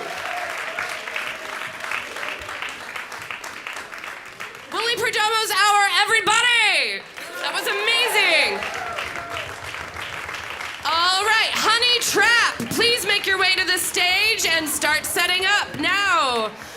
We are moving into the last hour. If you do not want to stay for this hour, please exit. There is a line outside the door because we've reached capacity, and many people are waiting to get in to see a gathering of the tribes.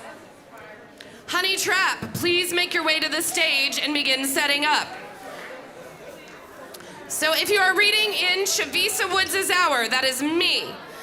The first 3 tables are reserved for the readers in my hour. There is also a green room.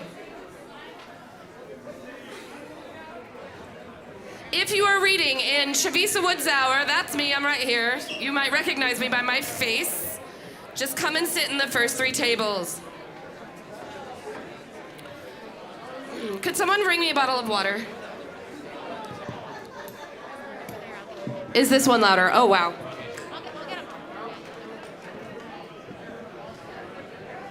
Allie, could you bring me some water?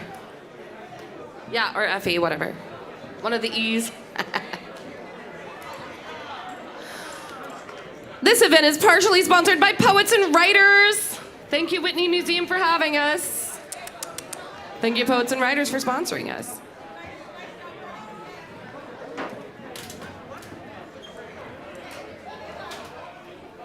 If you are not actively performing, eating or drinking, I guess you can't eat in here, drinking, or kissing a stranger, keep your mask on at all times.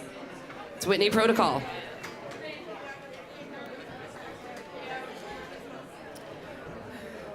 Do not hold tables for people who are not sitting at the tables. These are the things I say every hour now. This is my life.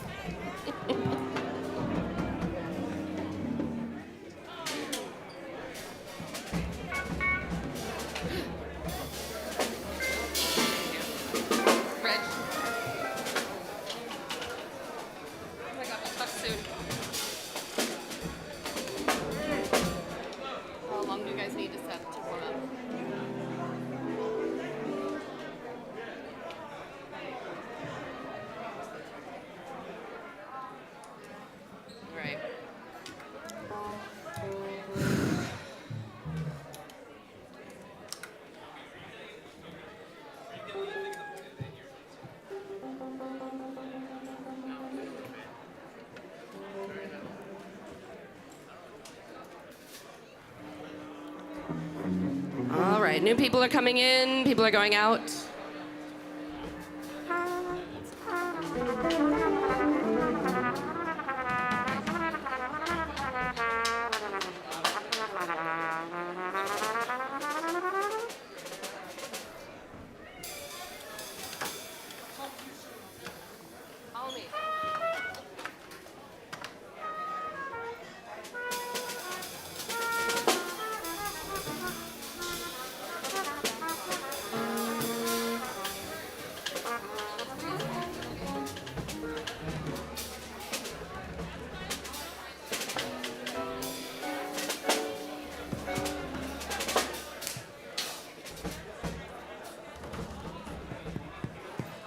Year.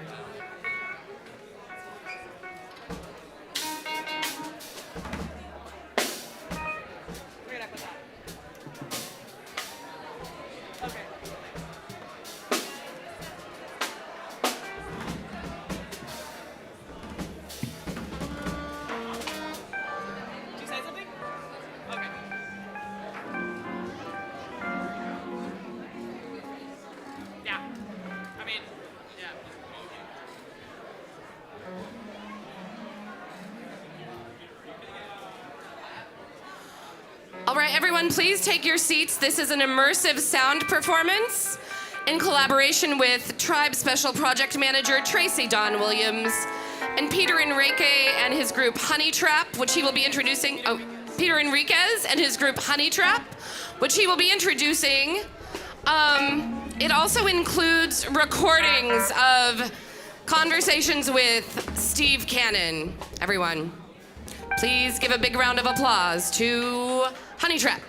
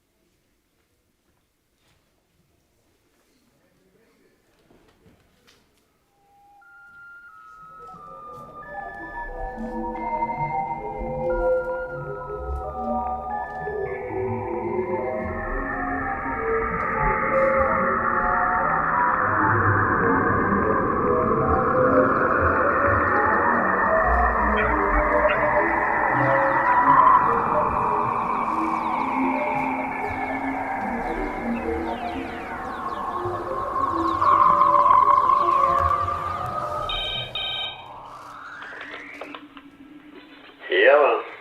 Hey, Stevie, what's your universe? It's sound. Smell. The only sense I don't work quite well is light.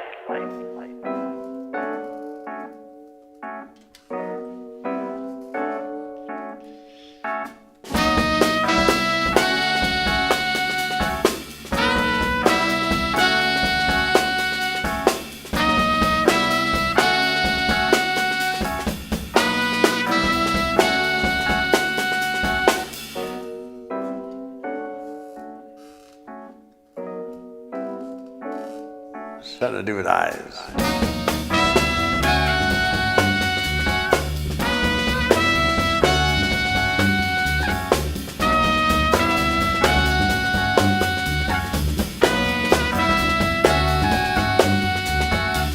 The ear worked, the smell worked, the touch worked. That's the three. What are the other ones? I don't know.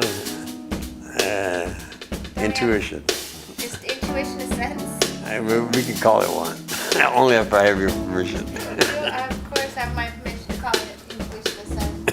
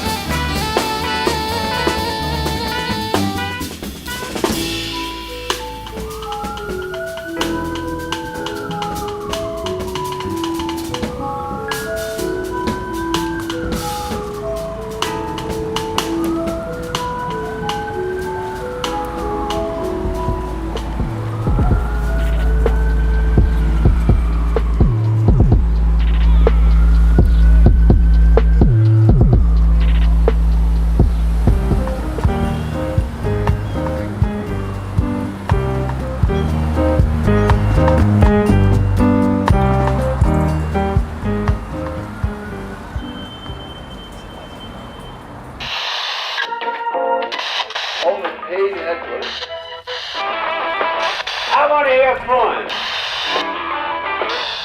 Read the fucking fun.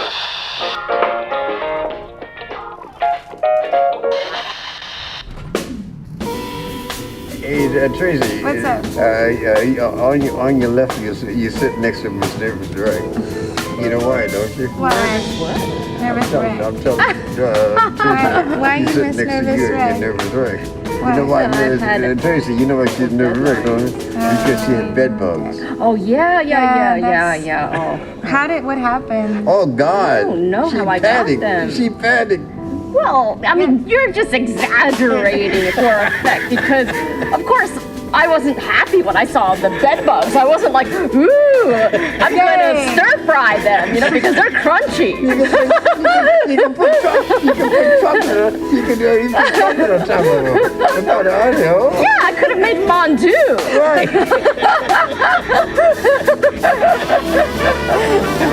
Oh man, but they're gone now. It's been 4 weeks. Yeah. And after 2 rounds of extermination. All right. Yeah. It's kind of like you were saying like you're an alcoholic anonymous. It's like it's been 4 weeks now. Yeah, exactly. Bed bug free. Yes, that's right. Yeah, I participated in the 4-step plan. And now I'm a graduate. And the alums will meet from time to time, and we'll talk about the whole bed bug Exactly. situation. Yeah, he's actually an alum too. Right. And then you all say at the end, don't let the bed bug bite. Yeah. Yeah. Now we know what it feels like. Right.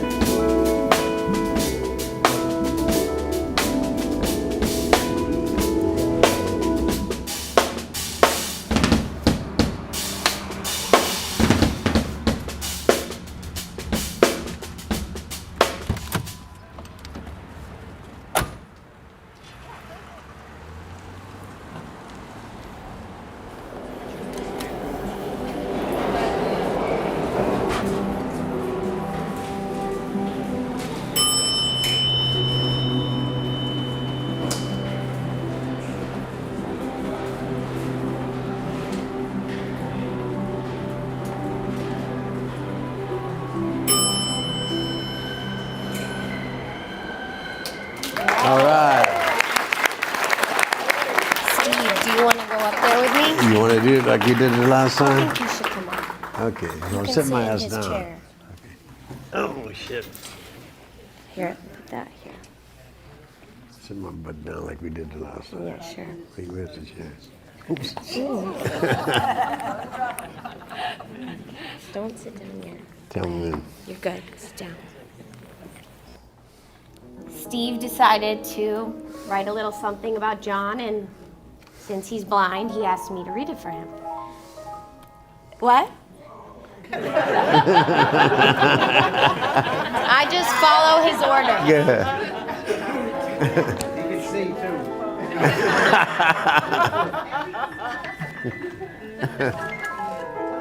All right, well.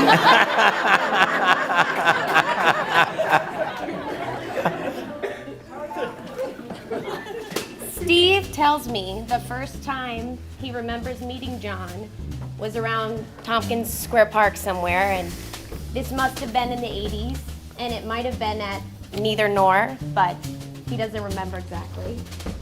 Well, this was in the days when John loved to dance, when he had a quick wit, a sharp eye, a damn good ear, and would fight at the drop of a hat. Asshole! You think he can play the saxophone? He ain't no Charlie Parker. And now you're talking about Train? He ain't no Train neither. Okay, man, well, who do you like? Fuck you, man. You need a new set of ears. You cats down here still ain't got past Train or Bird. Asshole, I'll kick your ass. Steve tells me John was the kind of guy you'd run into him in Tompkins Square Park or in a bar or something, and without fail, he would whip a piece of paper out of his pocket and just start reading his latest poem to you, whether you wanted to hear it or not. This was in the days before John started limping around the neighborhood or became the one-legged motherfucker, as Steve calls him.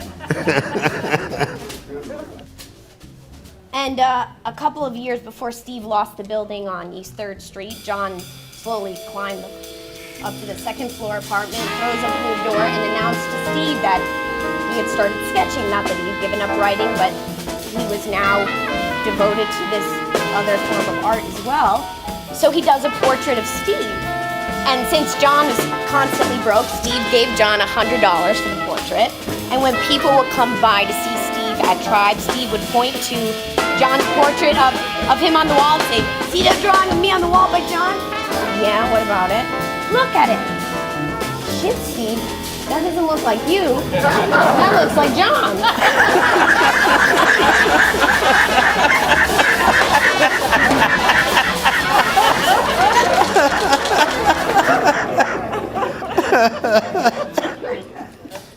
Steve remembers this one particular morning that he goes over to Tompkins Square Park and he sees Cecil Taylor sitting on a bench. "Hi, Steve, I've been up all night and I gotta get on a plane to Scotland to go play a concert opposite Glenn Gould." And meanwhile, there's these two drunks and they're having this argument about when Duke Ellington died. And they can't make up their mind to save their lives. And one drunk says to the other drunk, "Ask Cecil, he's a musician, he'll know when Duke died." "Cecil, when did Duke die?" And Cecil absorbs the question. "Duke died?" "Duke didn't die. He went inside." And Steve would like to say the same thing about John. John didn't die, he went inside. That's good, that's it.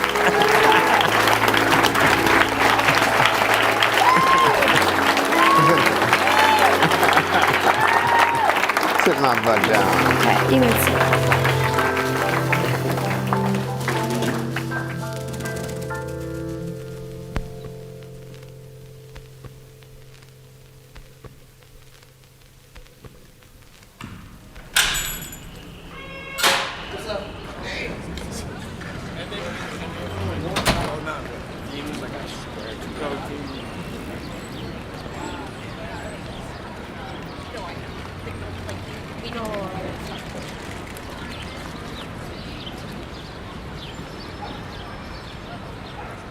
I can't remember the name of it, but the line is, I met a beautiful princess in the land of Oobla-Dee.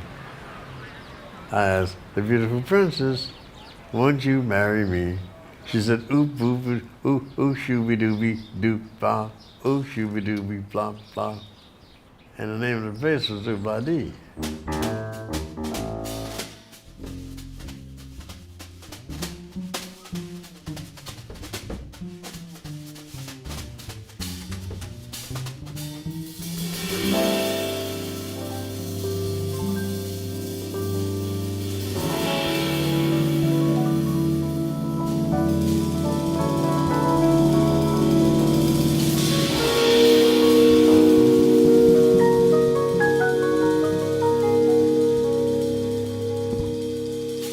Tracie, whatever your image of paradise is, that's it.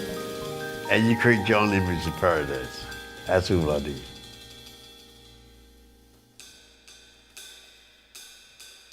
Then I wrote this play, and I created my own paradise. I can't remember the name of it. I think it was La La Land. That's what I call it, La La. Whatever your taste of music is, that's what we'll be playing there, especially all those who are no longer with us. They're still with us in Dreamland.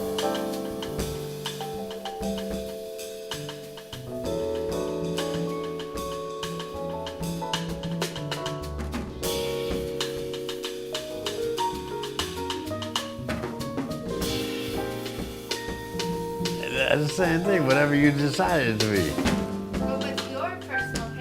I don't have one. You don't have one? No, I just wrote, it's fiction, I just made it up. You have a version of Paradise, I'm sure. Oh, yawn, yawn, yawn. Now you're gonna force me to create images which aren't even in my mind.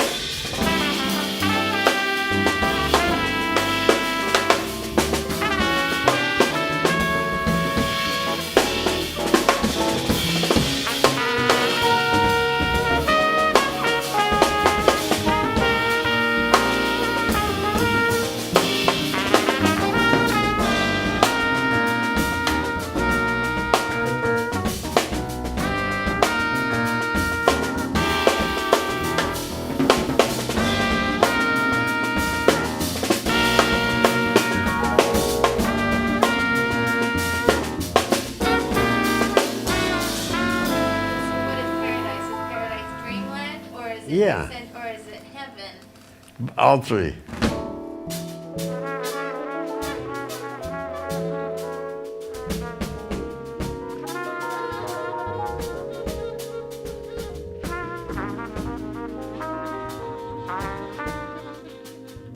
So it's paradise equals dreamland equals heaven. Right, all three.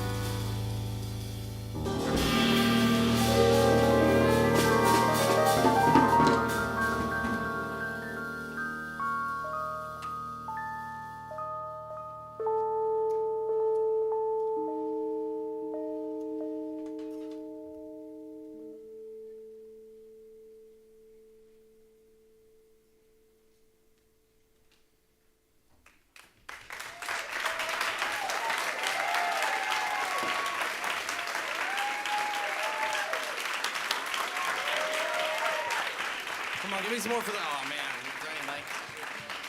Am I talking to this? Come on, can we get some more for the band? Come on now. Best band in New York City right here, come on. Just want to take a quick second to introduce the band. Again, the best band in New York. To my right, Kobe Trenchfoot Opsete on the drums.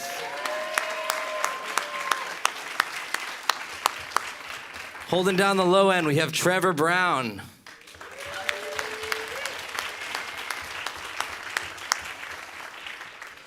To my right, we have Nicole Davis from New York City on the trumpet.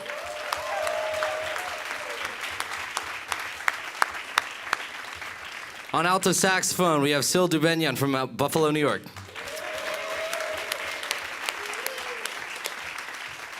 And last but not least, we have my musical partner for almost 10 years now, Alex Hahn on the keyboard, everybody.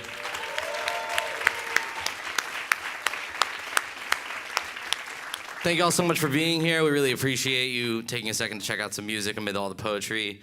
My name is Peter Enriquez. I wrote this suite of music over the past 9 or so months now. Thank you. Thanks so much. Just quick shout out. I know there's a lot of friends, a lot of family in here. I have some of my students here, which is really cool. Shout out to my students.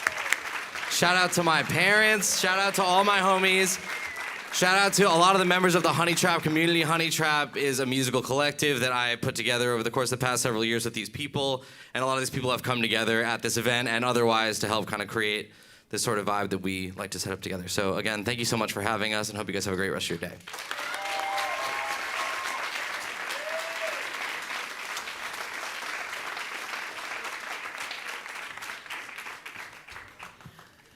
Thank you, Honey Trap. That was fucking gorgeous. Oh my God. Awesome. All right, I am Chavisa Woods. This is a Gathering of the Tribes marathon reading honoring Steve Cannon's legacy and keeping it going, everybody. We are now in the last set. It's my set. I am the host. I'm fully in charge of this set now. So watch out. I'm gonna tell all of my readers and performers to actually keep it to 5 minutes. No ifs, ands, or buts about it, because we are running over time. I'm going to open this set and christen it with a piece by a friend of mine who was a big part of a Gathering of the Tribes for many, many years. He is no longer with us. He has moved on to a different dimension. That person is John Ferris. Yeah, he was a good friend of mine. He used to take me to New Blue and buy me all the drinks that I wanted and tell me when my poetry was shit. And then, this is written in the late 90s, and I've noticed like there was more of a culture of like protesting like God and writing about Christianity back then. People like the intellectuals and the left isn't really like writing against Christianity as much anymore or against like the Judeo-Christian God. And I think it's because it's like there's, you know, if you're still holding on to that idea, you're really holding on by like a shoestring at this point, right? Like God kind of jumped the shark the last few years, like a little too much too soon if he existed. And you know, the apocalypse is the harbinger of the second coming. It probably should have happened at this point. Right, anyway, this is White Paper, written by John Ferris in the late 90s. I protest you, God. God damn you. I protest your omnipresence. God, you are such a busybody. I protest you invented yourself. I protest the cryptic way you explain things. I protest your image of me as perfect. No, I protest your image of me as imperfect when I am made in your image. I protest my appetite for big oil. I protest dust. I protest teeth. I protest hair. I protest your holy relic. I protest weapons of mass destruction, no matter who has them, including you. I protest stone. I protest your pushing the earth up and down like a roller coaster or a shopping cart. Everywhere you go, you cause trouble. You wear blood like a coat. You wear bone like a hat. You have only worked 6 lousy days in your entire life, according to your own record. You are nowhere near omnipotent God. Come on, you are such a cunt. You have penile dysfunction. It is well known the only sex you ever had was a myth.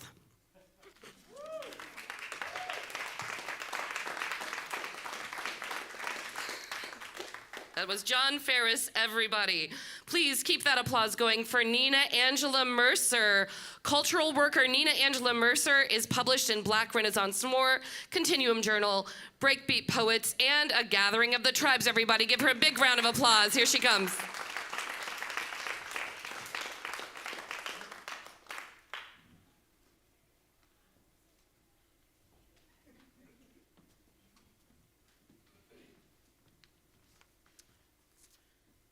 This is poem for the Bronx River. People call me Yeyeo, Ialode Oshun, Mommy Sweetwater and Vulture Eyes, the one who dances many drums, she who spreads honey on hips, cries while laughing a warning, queen of night-flying birds, river woman, black cormorant woman. Some say Chola, Chola Wingwe, others know Aquahung. My name is Many Truths and Unknown. I like to be called with brass bells sometimes. Sometimes I do not like to be called at all. Bring me my sweets. Pumpkin filled with honey and cinnamon sticks.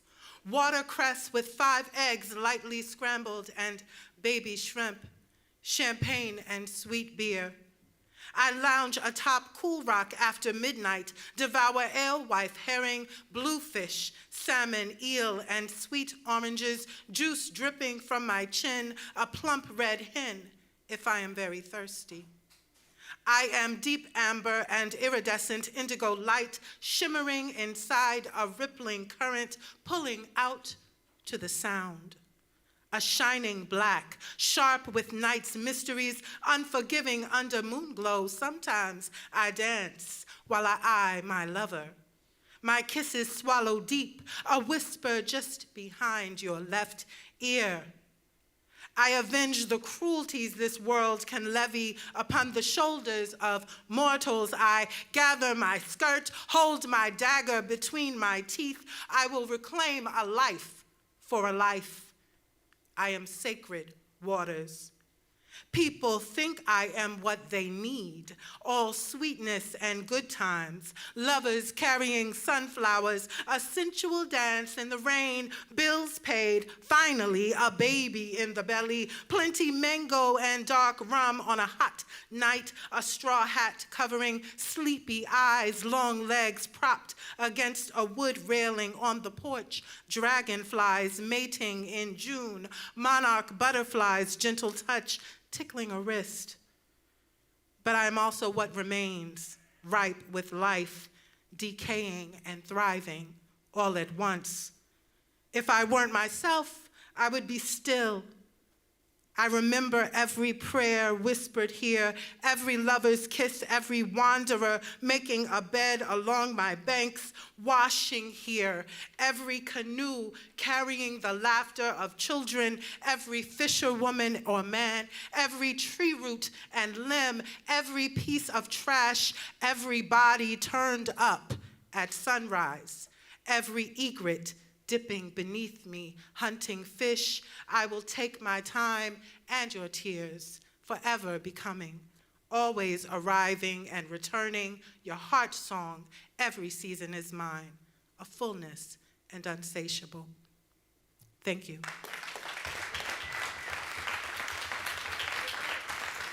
Thank you all for staying for the final set. And we have, the next one is the track ready? All right. Next up is Joseph Keckler, who is a singular artist, performer, and creator, known for his expressive and powerful voice, sharp prose, and stirring songs. An absurdist, bizarrely heroic operatic monologues, which dance between comedy, commentary, and communion. Joseph Keckler, everyone.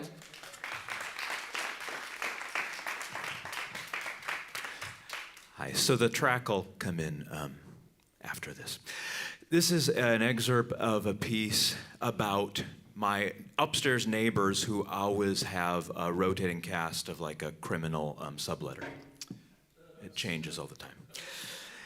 Years ago, the kid appeared in the spring, a stormy presence, blonde, maybe Russian, small and formidable, scowling without scowling. I wanted to be friends. Hey, what's up, I would ask, as we crossed paths in the stairwell. Hi, I'd say. How's it going? The first time he looked at me, the second time he looked through me, the third time, not at all. I thought he might not speak English, so I just kept greeting him anyway. I was never sure if he actually lived upstairs or just visited several times a day, because he was in constant motion between our building, 789, and the one across the street, 798. I watched him through the window as back and forth he went, endlessly crossing the street as though passing through a mirror to another apartment and life. I watched him also always ducking into the fried chicken place and exiting moments later with no chicken. I eventually observed that he was putting quarters into the gumball machine of trinkets, a puzzling but endearing compulsion to be amassing bouncy balls and alien rings. I guessed that in reality he had little use for the toys, but needed the plastic acorn capsules in which they came. Those, I imagined, could be filled instead with some illicit substance and be sold for more than 50 cents. I wondered if he was in business with my upstairs neighbors. Maybe they were running a drug lab upstairs, and the mad dashes I always heard at dawn were in order to keep meth from exploding. Maybe the shadow house across the street was a stockroom or lounge to entertain clients, and maybe they were all even in cahoots with the fried chicken place, which was itself leading a double life, as I discovered one night when I stumbled into a secret rave in the industrial ballroom that had been improbably concealed behind some soda cases. These questions live on. One Halloween night, I came home to find police outside, bathed in flashing lights, shards of glass scattered across the pavement. They were surrounding the kid, and tears were streaming down his face. It appeared that he had smashed through the inner and outer doors to the building after having been locked out by the upstairs neighbors, who now peered down through their windows from above. As he saw me approach, the kid looked up at me with a sudden hope. He raised his finger and managed to point just before the police grabbed his hands and cuffed them behind his back. "He knows me," shouted the kid. "He knows me. Tell them," he urged. "Tell them I live here." I looked back at him. I was this Halloween night dressed as a bedbug. I had attached antennae to my head and 2 additional arms to each of my sides, tied with fishing line to my real arms so that each set of arms could move in unison, marionette-like. My companion of the evening was meanwhile dressed as Louise Bourgeois in a late stage of life, and stayed cautiously at the edge of the scene, clutching a gigantic papier-mâché penis. "Tell them," pleaded the kid. Antenna drooping, I stepped forward. Louise hung back. "You know me," he said, tears falling into his mouth, his face bathed in tears. "You know me. Tell them." Many-armed I stood. "Tell them," he said. I looked at him and at the gaggle of officers and mustered a testimony, beginning to nod. "I always see him," I said. "I always see him." And then they dragged him away, and that was no longer true. Hit the track.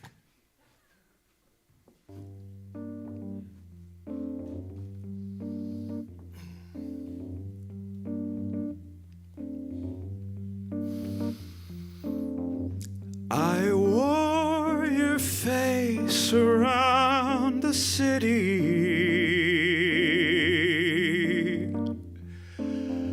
Then a fresh specter I became.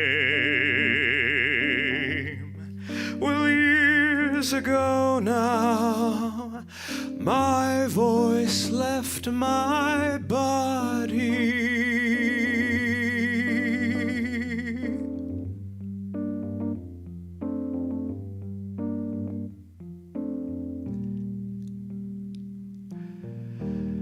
It's on the street somewhere still, calling out your name,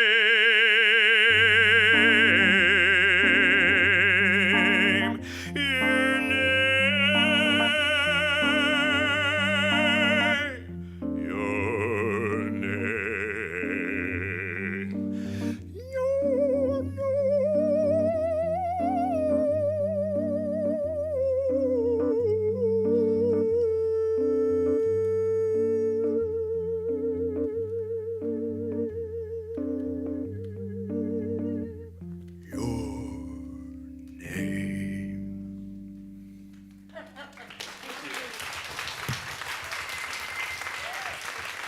That's an amazing writer, vocalist, and best friend a girl could ask for. Joseph Keckler, everybody.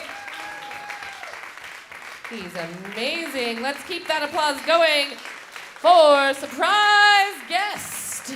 You might know him from King Missile, John S. Hall, everybody, give it up. Hi, my latest project has been, since the beginning of this year, to write at least 5 poems a day. This is my latest one, poem number 568, Steve Cannon. There are people about whom you say to know them is to love them, but Steve Cannon is a person about whom I'd say to meet him is to love him. I didn't really know him, but I met him several times, and I loved him every time, so I guess I loved him a lot. The last time I saw him was at a group dinner at Peace Food Cafe. As I tried to explain the menu, he seemed to have trouble wrapping his mind around the concept of vegan chicken. I want real chicken, he said loudly several times. He might even have said, I want real damn chicken. That sounds like something he would say. Now, if anybody else had done this in a vegan restaurant, I probably would have gotten really angry. But I loved this guy. I loved him so much, I actually thought it was charming. That was Steve Cannon, and I loved him. The rest of these are from Wednesday. Here we go. Poem number 543, Affected by the Weather. I wasn't planning to go out very much today. I got the second booster yesterday, and I figured I'd spend most of today inside. Still, I'm sad about the rain. Bleecker and Broadway both look despondent, as if they've been crying all night long. I'm not usually affected by the weather, but this morning has me crying on the inside for these sad city streets. It will probably pass. It will probably pass quite soon. Perhaps the next poem will be happy and will cheer me up, or maybe the one after that. That's the thing about constant poetry. If the one you're writing is exacerbating your sadness, another one will come along quite soon. Poem number 554, Gift Horse. I was just at the window by the kitchen, and I saw a guy on the street walking a normal walk. I thought to myself, now if that guy was sauntering or walking a jaunty kind of walk, that would really cheer me up. And that thought of that guy sauntering or walking a jaunty walk cheered me up, even though that guy wasn't sauntering or walking in any kind of jaunty way at all. This really doesn't make any sense, but the thought of that guy happily walking is a gift horse that I will not look in the mouth. 2 more. Poem number 545, violins. Sometimes I can hear many violins playing the Siam minor note and ratcheting up the tension. There's not a moment to lose, they say. He's standing on the precipice, they say. It's do or die now, they say. The violins keep playing, sometimes for many minutes, sometimes for hours. But after a while, when nothing happens, I start to think the violins need to chill. They've been making a mountain out of a molehill, and over time, the violins become fewer and fewer until there is only one lone violin. And when it notices that it is the only one left, it stops too, and everything seems to be all right. This last one is poem number 546, shorts. This morning I went from sad to happy and now I'm angry. The temperature is in the mid-50s, so to some moronic men it's shorts weather. Leaving aside for the moment that I, like Fran Lebowitz, don't recognize the concept of shorts weather for men. Even if I did, it's fucking raining and here's this motherfucker with no fucking umbrella and he's fucking wearing shorts. And it's not just raining, it's really fucking raining. It's not pouring, but it's really fucking coming down. So I speed up to pass this piece of shit wearing fucking white shorts, probably the worst fucking color for shorts, and I get past him and I feel better, and then he speeds up and he's alongside of me, reminding me of his idiotic white short wearing existence, which I had been hoping to forget, which is why I fucking passed him. And what? Did he want to pass me because he didn't want to have to look at me? Fuck you! I've got a fucking umbrella and a raincoat, and I'm wearing goddamn fucking black pants, you shit-eating shit fucking goddamn motherfucking piece of shit. I guess I'm grateful. The weather-induced sadness of a few poems ago could have returned at any moment, but this anger at Mr. Shit Shorts ought to sustain me for several hours, and I'd rather be angry than sad, so I ought to have thanked him, but at the time, I just wanted to kick his ass, his piece of shit, white-shorted ass. Thank you. That's John S. Hall of King Missile, everybody, putting the marathon in marathon reading. Next up is a woman who has been a member of tribes for many years. R.H. Lawson writes about labor, technology, and contemporary art. Everyone, please give her a round of applause. I'm so sorry. I'm getting a note from the Whitney. If you have coats at the coat check, the theater will stay open for a little longer, but the coat check will not. All right, we have 3 more readers. Everybody, please, once again for R.H. Lawson. Here she comes. Hello. Thanks for having me, Chavisa. I'm not a poet. I'm not going to read a poem. You're welcome. I have, however, cobbled together a reasonably respectable career as a nonfiction writer. And this is the true story of how that happened. I moved to New York City in 2004 with a friend from high school named David Enders, who had been working as a journalist in Iraq while I managed a coffee shop in our hometown and drank at a bar named Mulligan's. He called from a satellite phone in Baghdad's Green Zone one day to tell me that he needed a roommate, and I packed up and left about a month later with an 85-pound German Shepherd that I had recently inherited from my father. This was not technically a good decision, but Grand Rapids was boring, despite my efforts to make it tolerable with loads of alcohol, piles of VHS tapes from the library, a lot of weed, and a volatile relationship with a French-speaking Kurdish man who was also being followed by some underutilized post-September 11th FBI agents. David and I moved into a 2-bedroom apartment above a fish shop in Bed-Stuy, and I got a job in a restaurant that couldn't pay me.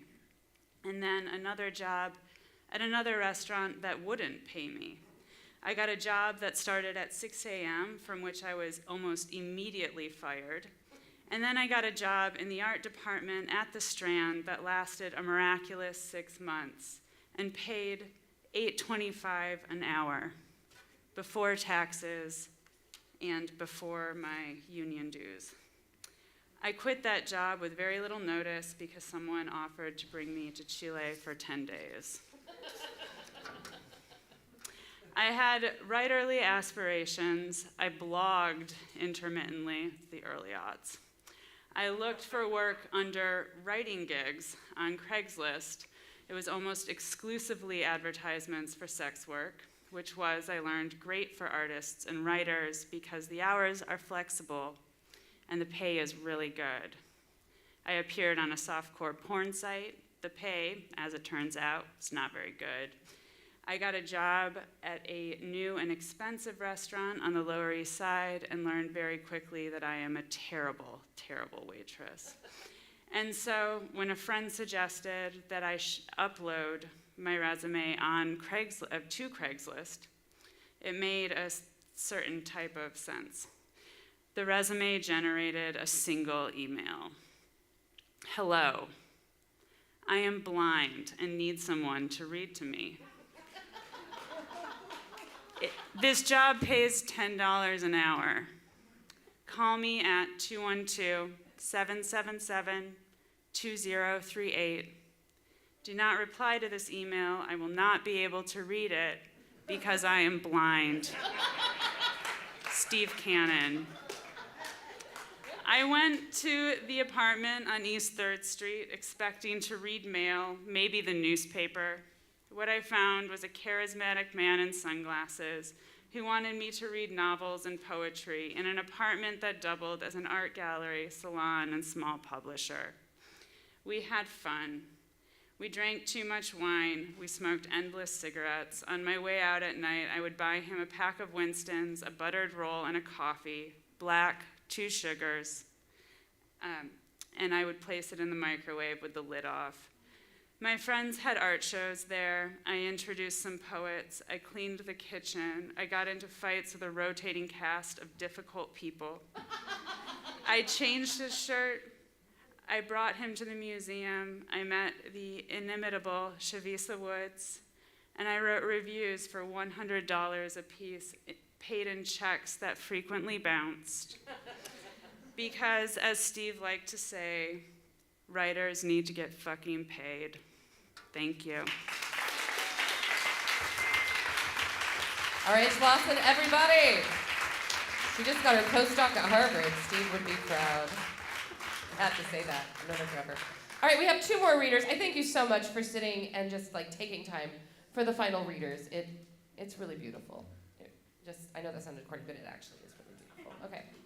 I am so happy to welcome to the stage Kat Fitzpatrick, who is the director of the Women's and Gender Studies program at Rutgers University, Newark, and she just started Little Puss Press. Everybody give it up for Kat Fitzpatrick. Hello, hi. Wow, this is very exciting. Hi, nice to meet you. I'm Kat. I have a novel in verse in Onegin stanzas coming out this fall. It's about trans women in Brooklyn making terrible life choices, which is a topic I know a lot about, my area of expertise. So I'm going to read you the first 7 Onegin stanzas from it, which take place at a New Year's party. New Year. Of course, I went out drinking. Everyone knows that I'm a lush. Talk is much jollier than thinking. You're never so light as in a crush. A friend of mine had a shift bartending, stirring up Negronis and hand-blending frozen margaritas like a pro, and everyone who was in the know had come to drink her potent potions. The bar was full. The bar was loud. What else would you expect from a crowd with testo voices but estro emotions? Sexy mean and kinky dork, half the damn trans girls in New York. Probably somewhere someone was crying or fighting, but as far as I could see, flirtatious chatter and lustful spying was the dominant activity. Look, for instance, with what evident meaning that girl in denim, awkwardly leaning against the wall, flicks her eyes across at that one with hair like candy floss. Pink hair peeks back, then drains her libation, pulls out her fags, slides off her chair, and leaves the bar, tossing her hair. Denim, with a shake of determination, as if dismissing a lingering doubt, crosses the bar and follows her out. Intentions, however, need application, and Denim, all right, her name is Day, instead gets stuck in hesitation as she exits through the entranceway. How do you cope if you get a rejection? And facing a girl of such femme perfection, how do you avoid being cast as the bloke? And now she's outside, without a smoke or much in the way of warm attire, in a New York winter, in the freezing air, and she's freezing up. But then, Pink hair, sensing her plight, or from desire, turns and says, "Hi, I'm Bet. Perhaps you'd like a cigarette." They're Americans, but I'm not going to do an American accent. It will be too embarrassing. From there, things quickly get more flirty. They find each other on the internet and check their mutuals. They have like 30. Bet wonders how they've never met. They're both like 3 years post-transition, share musical taste and political position. Day explains that although she's been a girl for a while, she's new on the scene. "I used to be really depressed and quiet, stayed home, didn't eat, smoked way too much weed. But not anymore. I realize what I need is to go to the gym instead of diet. And, that Cialis is a better drug." She gives a grin and then a shrug. Bet understands the implication. She smiles back. "Oh, is that true? I hear it aids the, circulation." Pauses. "Hey, I love your tattoo." A classic gambit. She is alluding to where on Day's wrist, pointedly protruding below her cuff, a T4T is rendered, amateurishly. That's nothing, Day laughs. It's colder than weather should be, but she's keen to impress this girl, and so she proceeds to undress, bearing an image on her shoulder of fallopian tubes attached to a pentacle, and unzipping her jeans to reveal a tentacle. Although they're only newly acquainted, Bet seems unfazed by these displays. "Wow, they're pretty. It's like they're painted." She bends to inspect, and there she stays, allowing the heat of her breath to linger for a second before extending a finger, then stopping and asking, "Can I touch?" And that's enough, or else too much. I'm of an older generation. I've learnt what sex can put at stake for us. I don't know what to make of all these kids and their liberation. I know they're blithe and fresh and free, but it's all a bit too much for me. What am I doing in this vision? I never expected to end up here. I grew up surrounded by derision. Everyone rejected me, straight or queer, and now I'm 30-something, I'm single, I'm drinking while these youngsters mingle. Perhaps I'm jealous, even obsessed. I'm also worried. We're second best. Here I pause to down my whiskey. Even to other girls like us. If you're trans, the truth is thus. Even dreaming of love is risky. I watch through the window with growing dismay. I don't try to warn them, but I can't look away. Thank you very much. Kat Fitzpatrick, everybody. She just got a Little Puss Press. And keep the applause going for the final reader in this set and in the marathon. Bina Sharif is a Pakistani-American playwright, actress, director, performer, and visual artist. Everyone, please welcome to the stage Bina Sharif. Here she comes.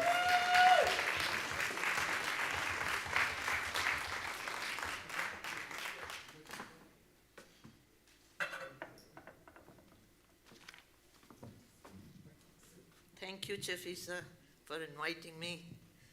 I've been away for a while, so I did not contact her, and she was very kind to include me. The first poem is called The Poems. You told me that you are busy. You told me again that you are busy. No, I don't think of you. Neither do I miss you. Now I am always with the book of poems. If I was with you, I won't be able to concentrate on Baudelaire, Rilke, Khalil Gibran, and Rumi. I am so glad that now I have my poems with me, and they are never busy. Recite.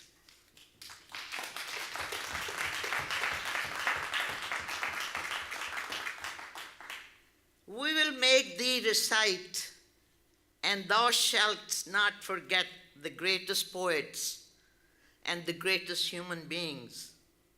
And one of them was Steve Cannon, a great talent, a great, great, kind, witty person with sharp, cutting-edge humor, and he was never limited by anything.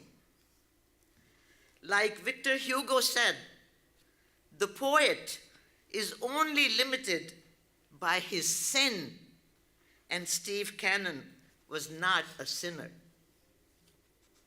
We are so thankful that we were once in his presence.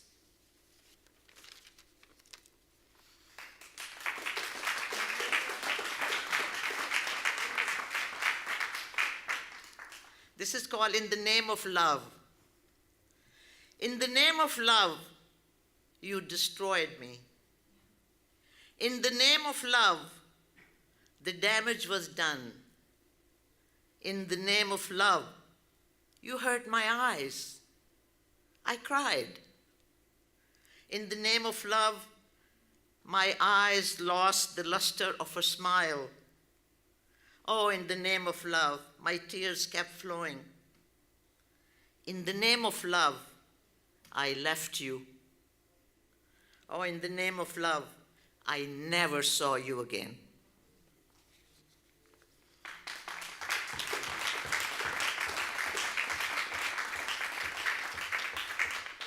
This is called At Dusk. At dusk, one longs for something. Something you lost. Something which will never come back. That's something you long for at dusk. This is from my brother who just passed away.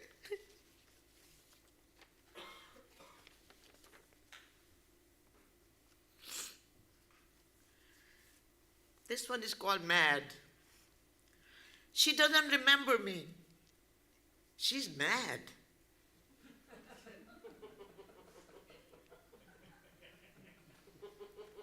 She's mad.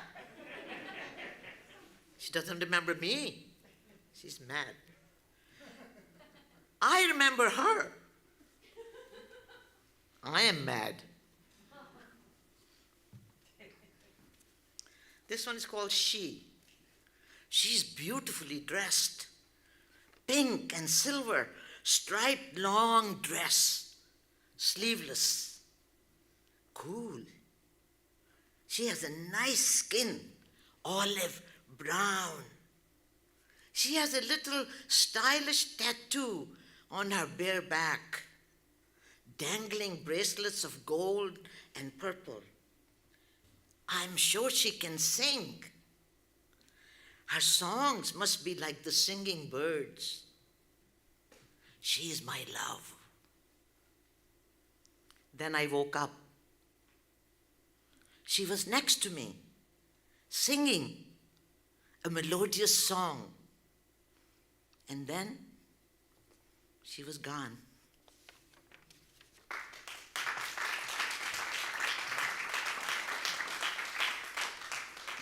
This is called Words, the book and the words. This is the last one. You see, it's done, finished. If you didn't start it, it won't come to an end. It's good to start something and then finish it. Oh, but what's the point? Would this scribble ever make me $1? Oh, that's not the purpose. Your page was blank, and now it's full of words. Words, words, words, sexy words, soothing words, angry words, melodious words, dancing words. And those are all your own words. Thank you so much.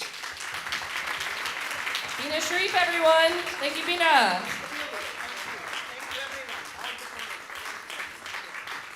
And I'm going to be selfish and close out the set. I personally haven't read a poem yet today. Am I allowed to read one last poem to close it out?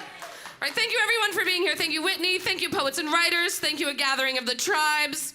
I'm gonna read a funny poem. I had a poem about crying and death that I was gonna read, but I decided not to. We all miss Steve very much, but he would also want us to just keep living and keep celebrating and keep doing what he was doing.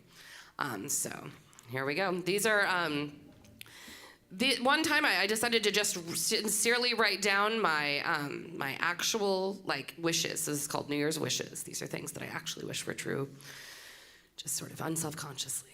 Here we go. I wish I was always caught in the center of an orgasm, pressed against a woman who was always wanting to come on me. I want her to be a strong, hilarious, and bravely tender genius, continuously pressing my back to the cold earth, and nothing ever obscuring the sky, and the stars' crystal goblets breaking her unconscious at the crown of her sacred skull. I want there to be sacred skulls. I want there to be pools of blood, rivers of blood, fountains of blood springing from the streets, ringed by silver-embossed sacred skulls, and children dancing below them, turning red. I want the revolution to be gorgeous. I want it to have happened yesterday. I want all the Democrats to actually be the feared Marxist, anti-capitalist conspirators with legions of paramilitary, scholastic, socialistic, guerrilla warriors hiding in pizza shop basements, awaiting orders. I want the Hudson River to be clear and clean as the Caribbean. I want people to fish from it with their hands. I want the fish to be gold and white and healthy, like Jesus. I want Jesus to not be Jesus. I wish Jesus, Muhammad, and Buddha hadn't been so sure of their transcendence. I want them to have been women, old women, grandmas. I wish the world were split into 3 major religions that worshipped 3 old grandmas. I wish their names were Johanna, Maha, and Bodhi, and their greatest accomplishments had been that they each baked really spectacular loaves of bread. And sectarian arguments centered around whose bread recipe was most superior. I wish all the wars had been fought by the soldiers of each religion's army baking their sacred grannies' recipes, then stuffing them into the mouths of starving mobs. And the starving mobs would have judged which one was most superior, and they would have conquered in that way. I wish that's how wars were fought. Believers stuffing delicious sacred breads into the mouths of starving mobs. I wish that were our history of war, our history of religion. I wish atheists were witches instead. I wish everything in Harry Potter was real. I wish I had wings and a tail and tentacles for genitals. I wish plastic surgeons only existed to make us more mythological. And the new healthcare plan granted everyone one free mythological appendage surgery. I wish Vladimir Putin was a moose. Just a goofy moose in a mountain somewhere. I wish everyone wasn't so tired all the time. I wish my lungs were strong and clear. I wish I didn't have mother shame, gay shame, class shame.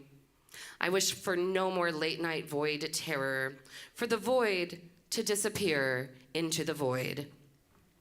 I wish we hadn't slipped into an alternate universe 3 years ago, but I also wish some trees had flames for leaves. I wish I could set fire to the poison in my blood.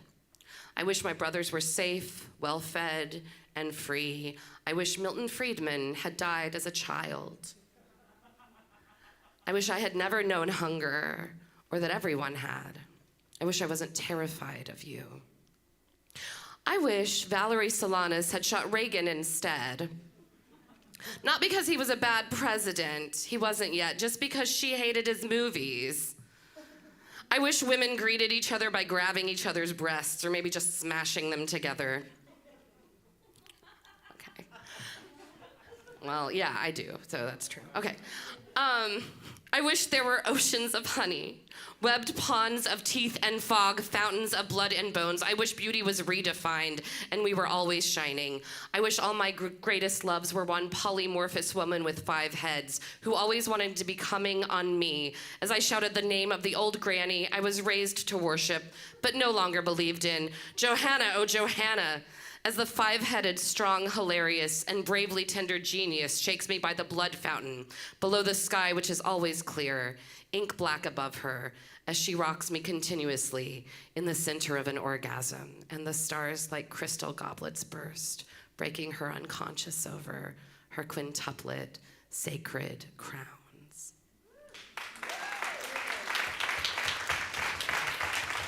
Gathering of the tribes, everyone, thank you so much. Thank you, Danny. Thank you, Whitney. Thank you, Sheila. Thank you, I don't know. Thank you, everyone who made this happen. Good night.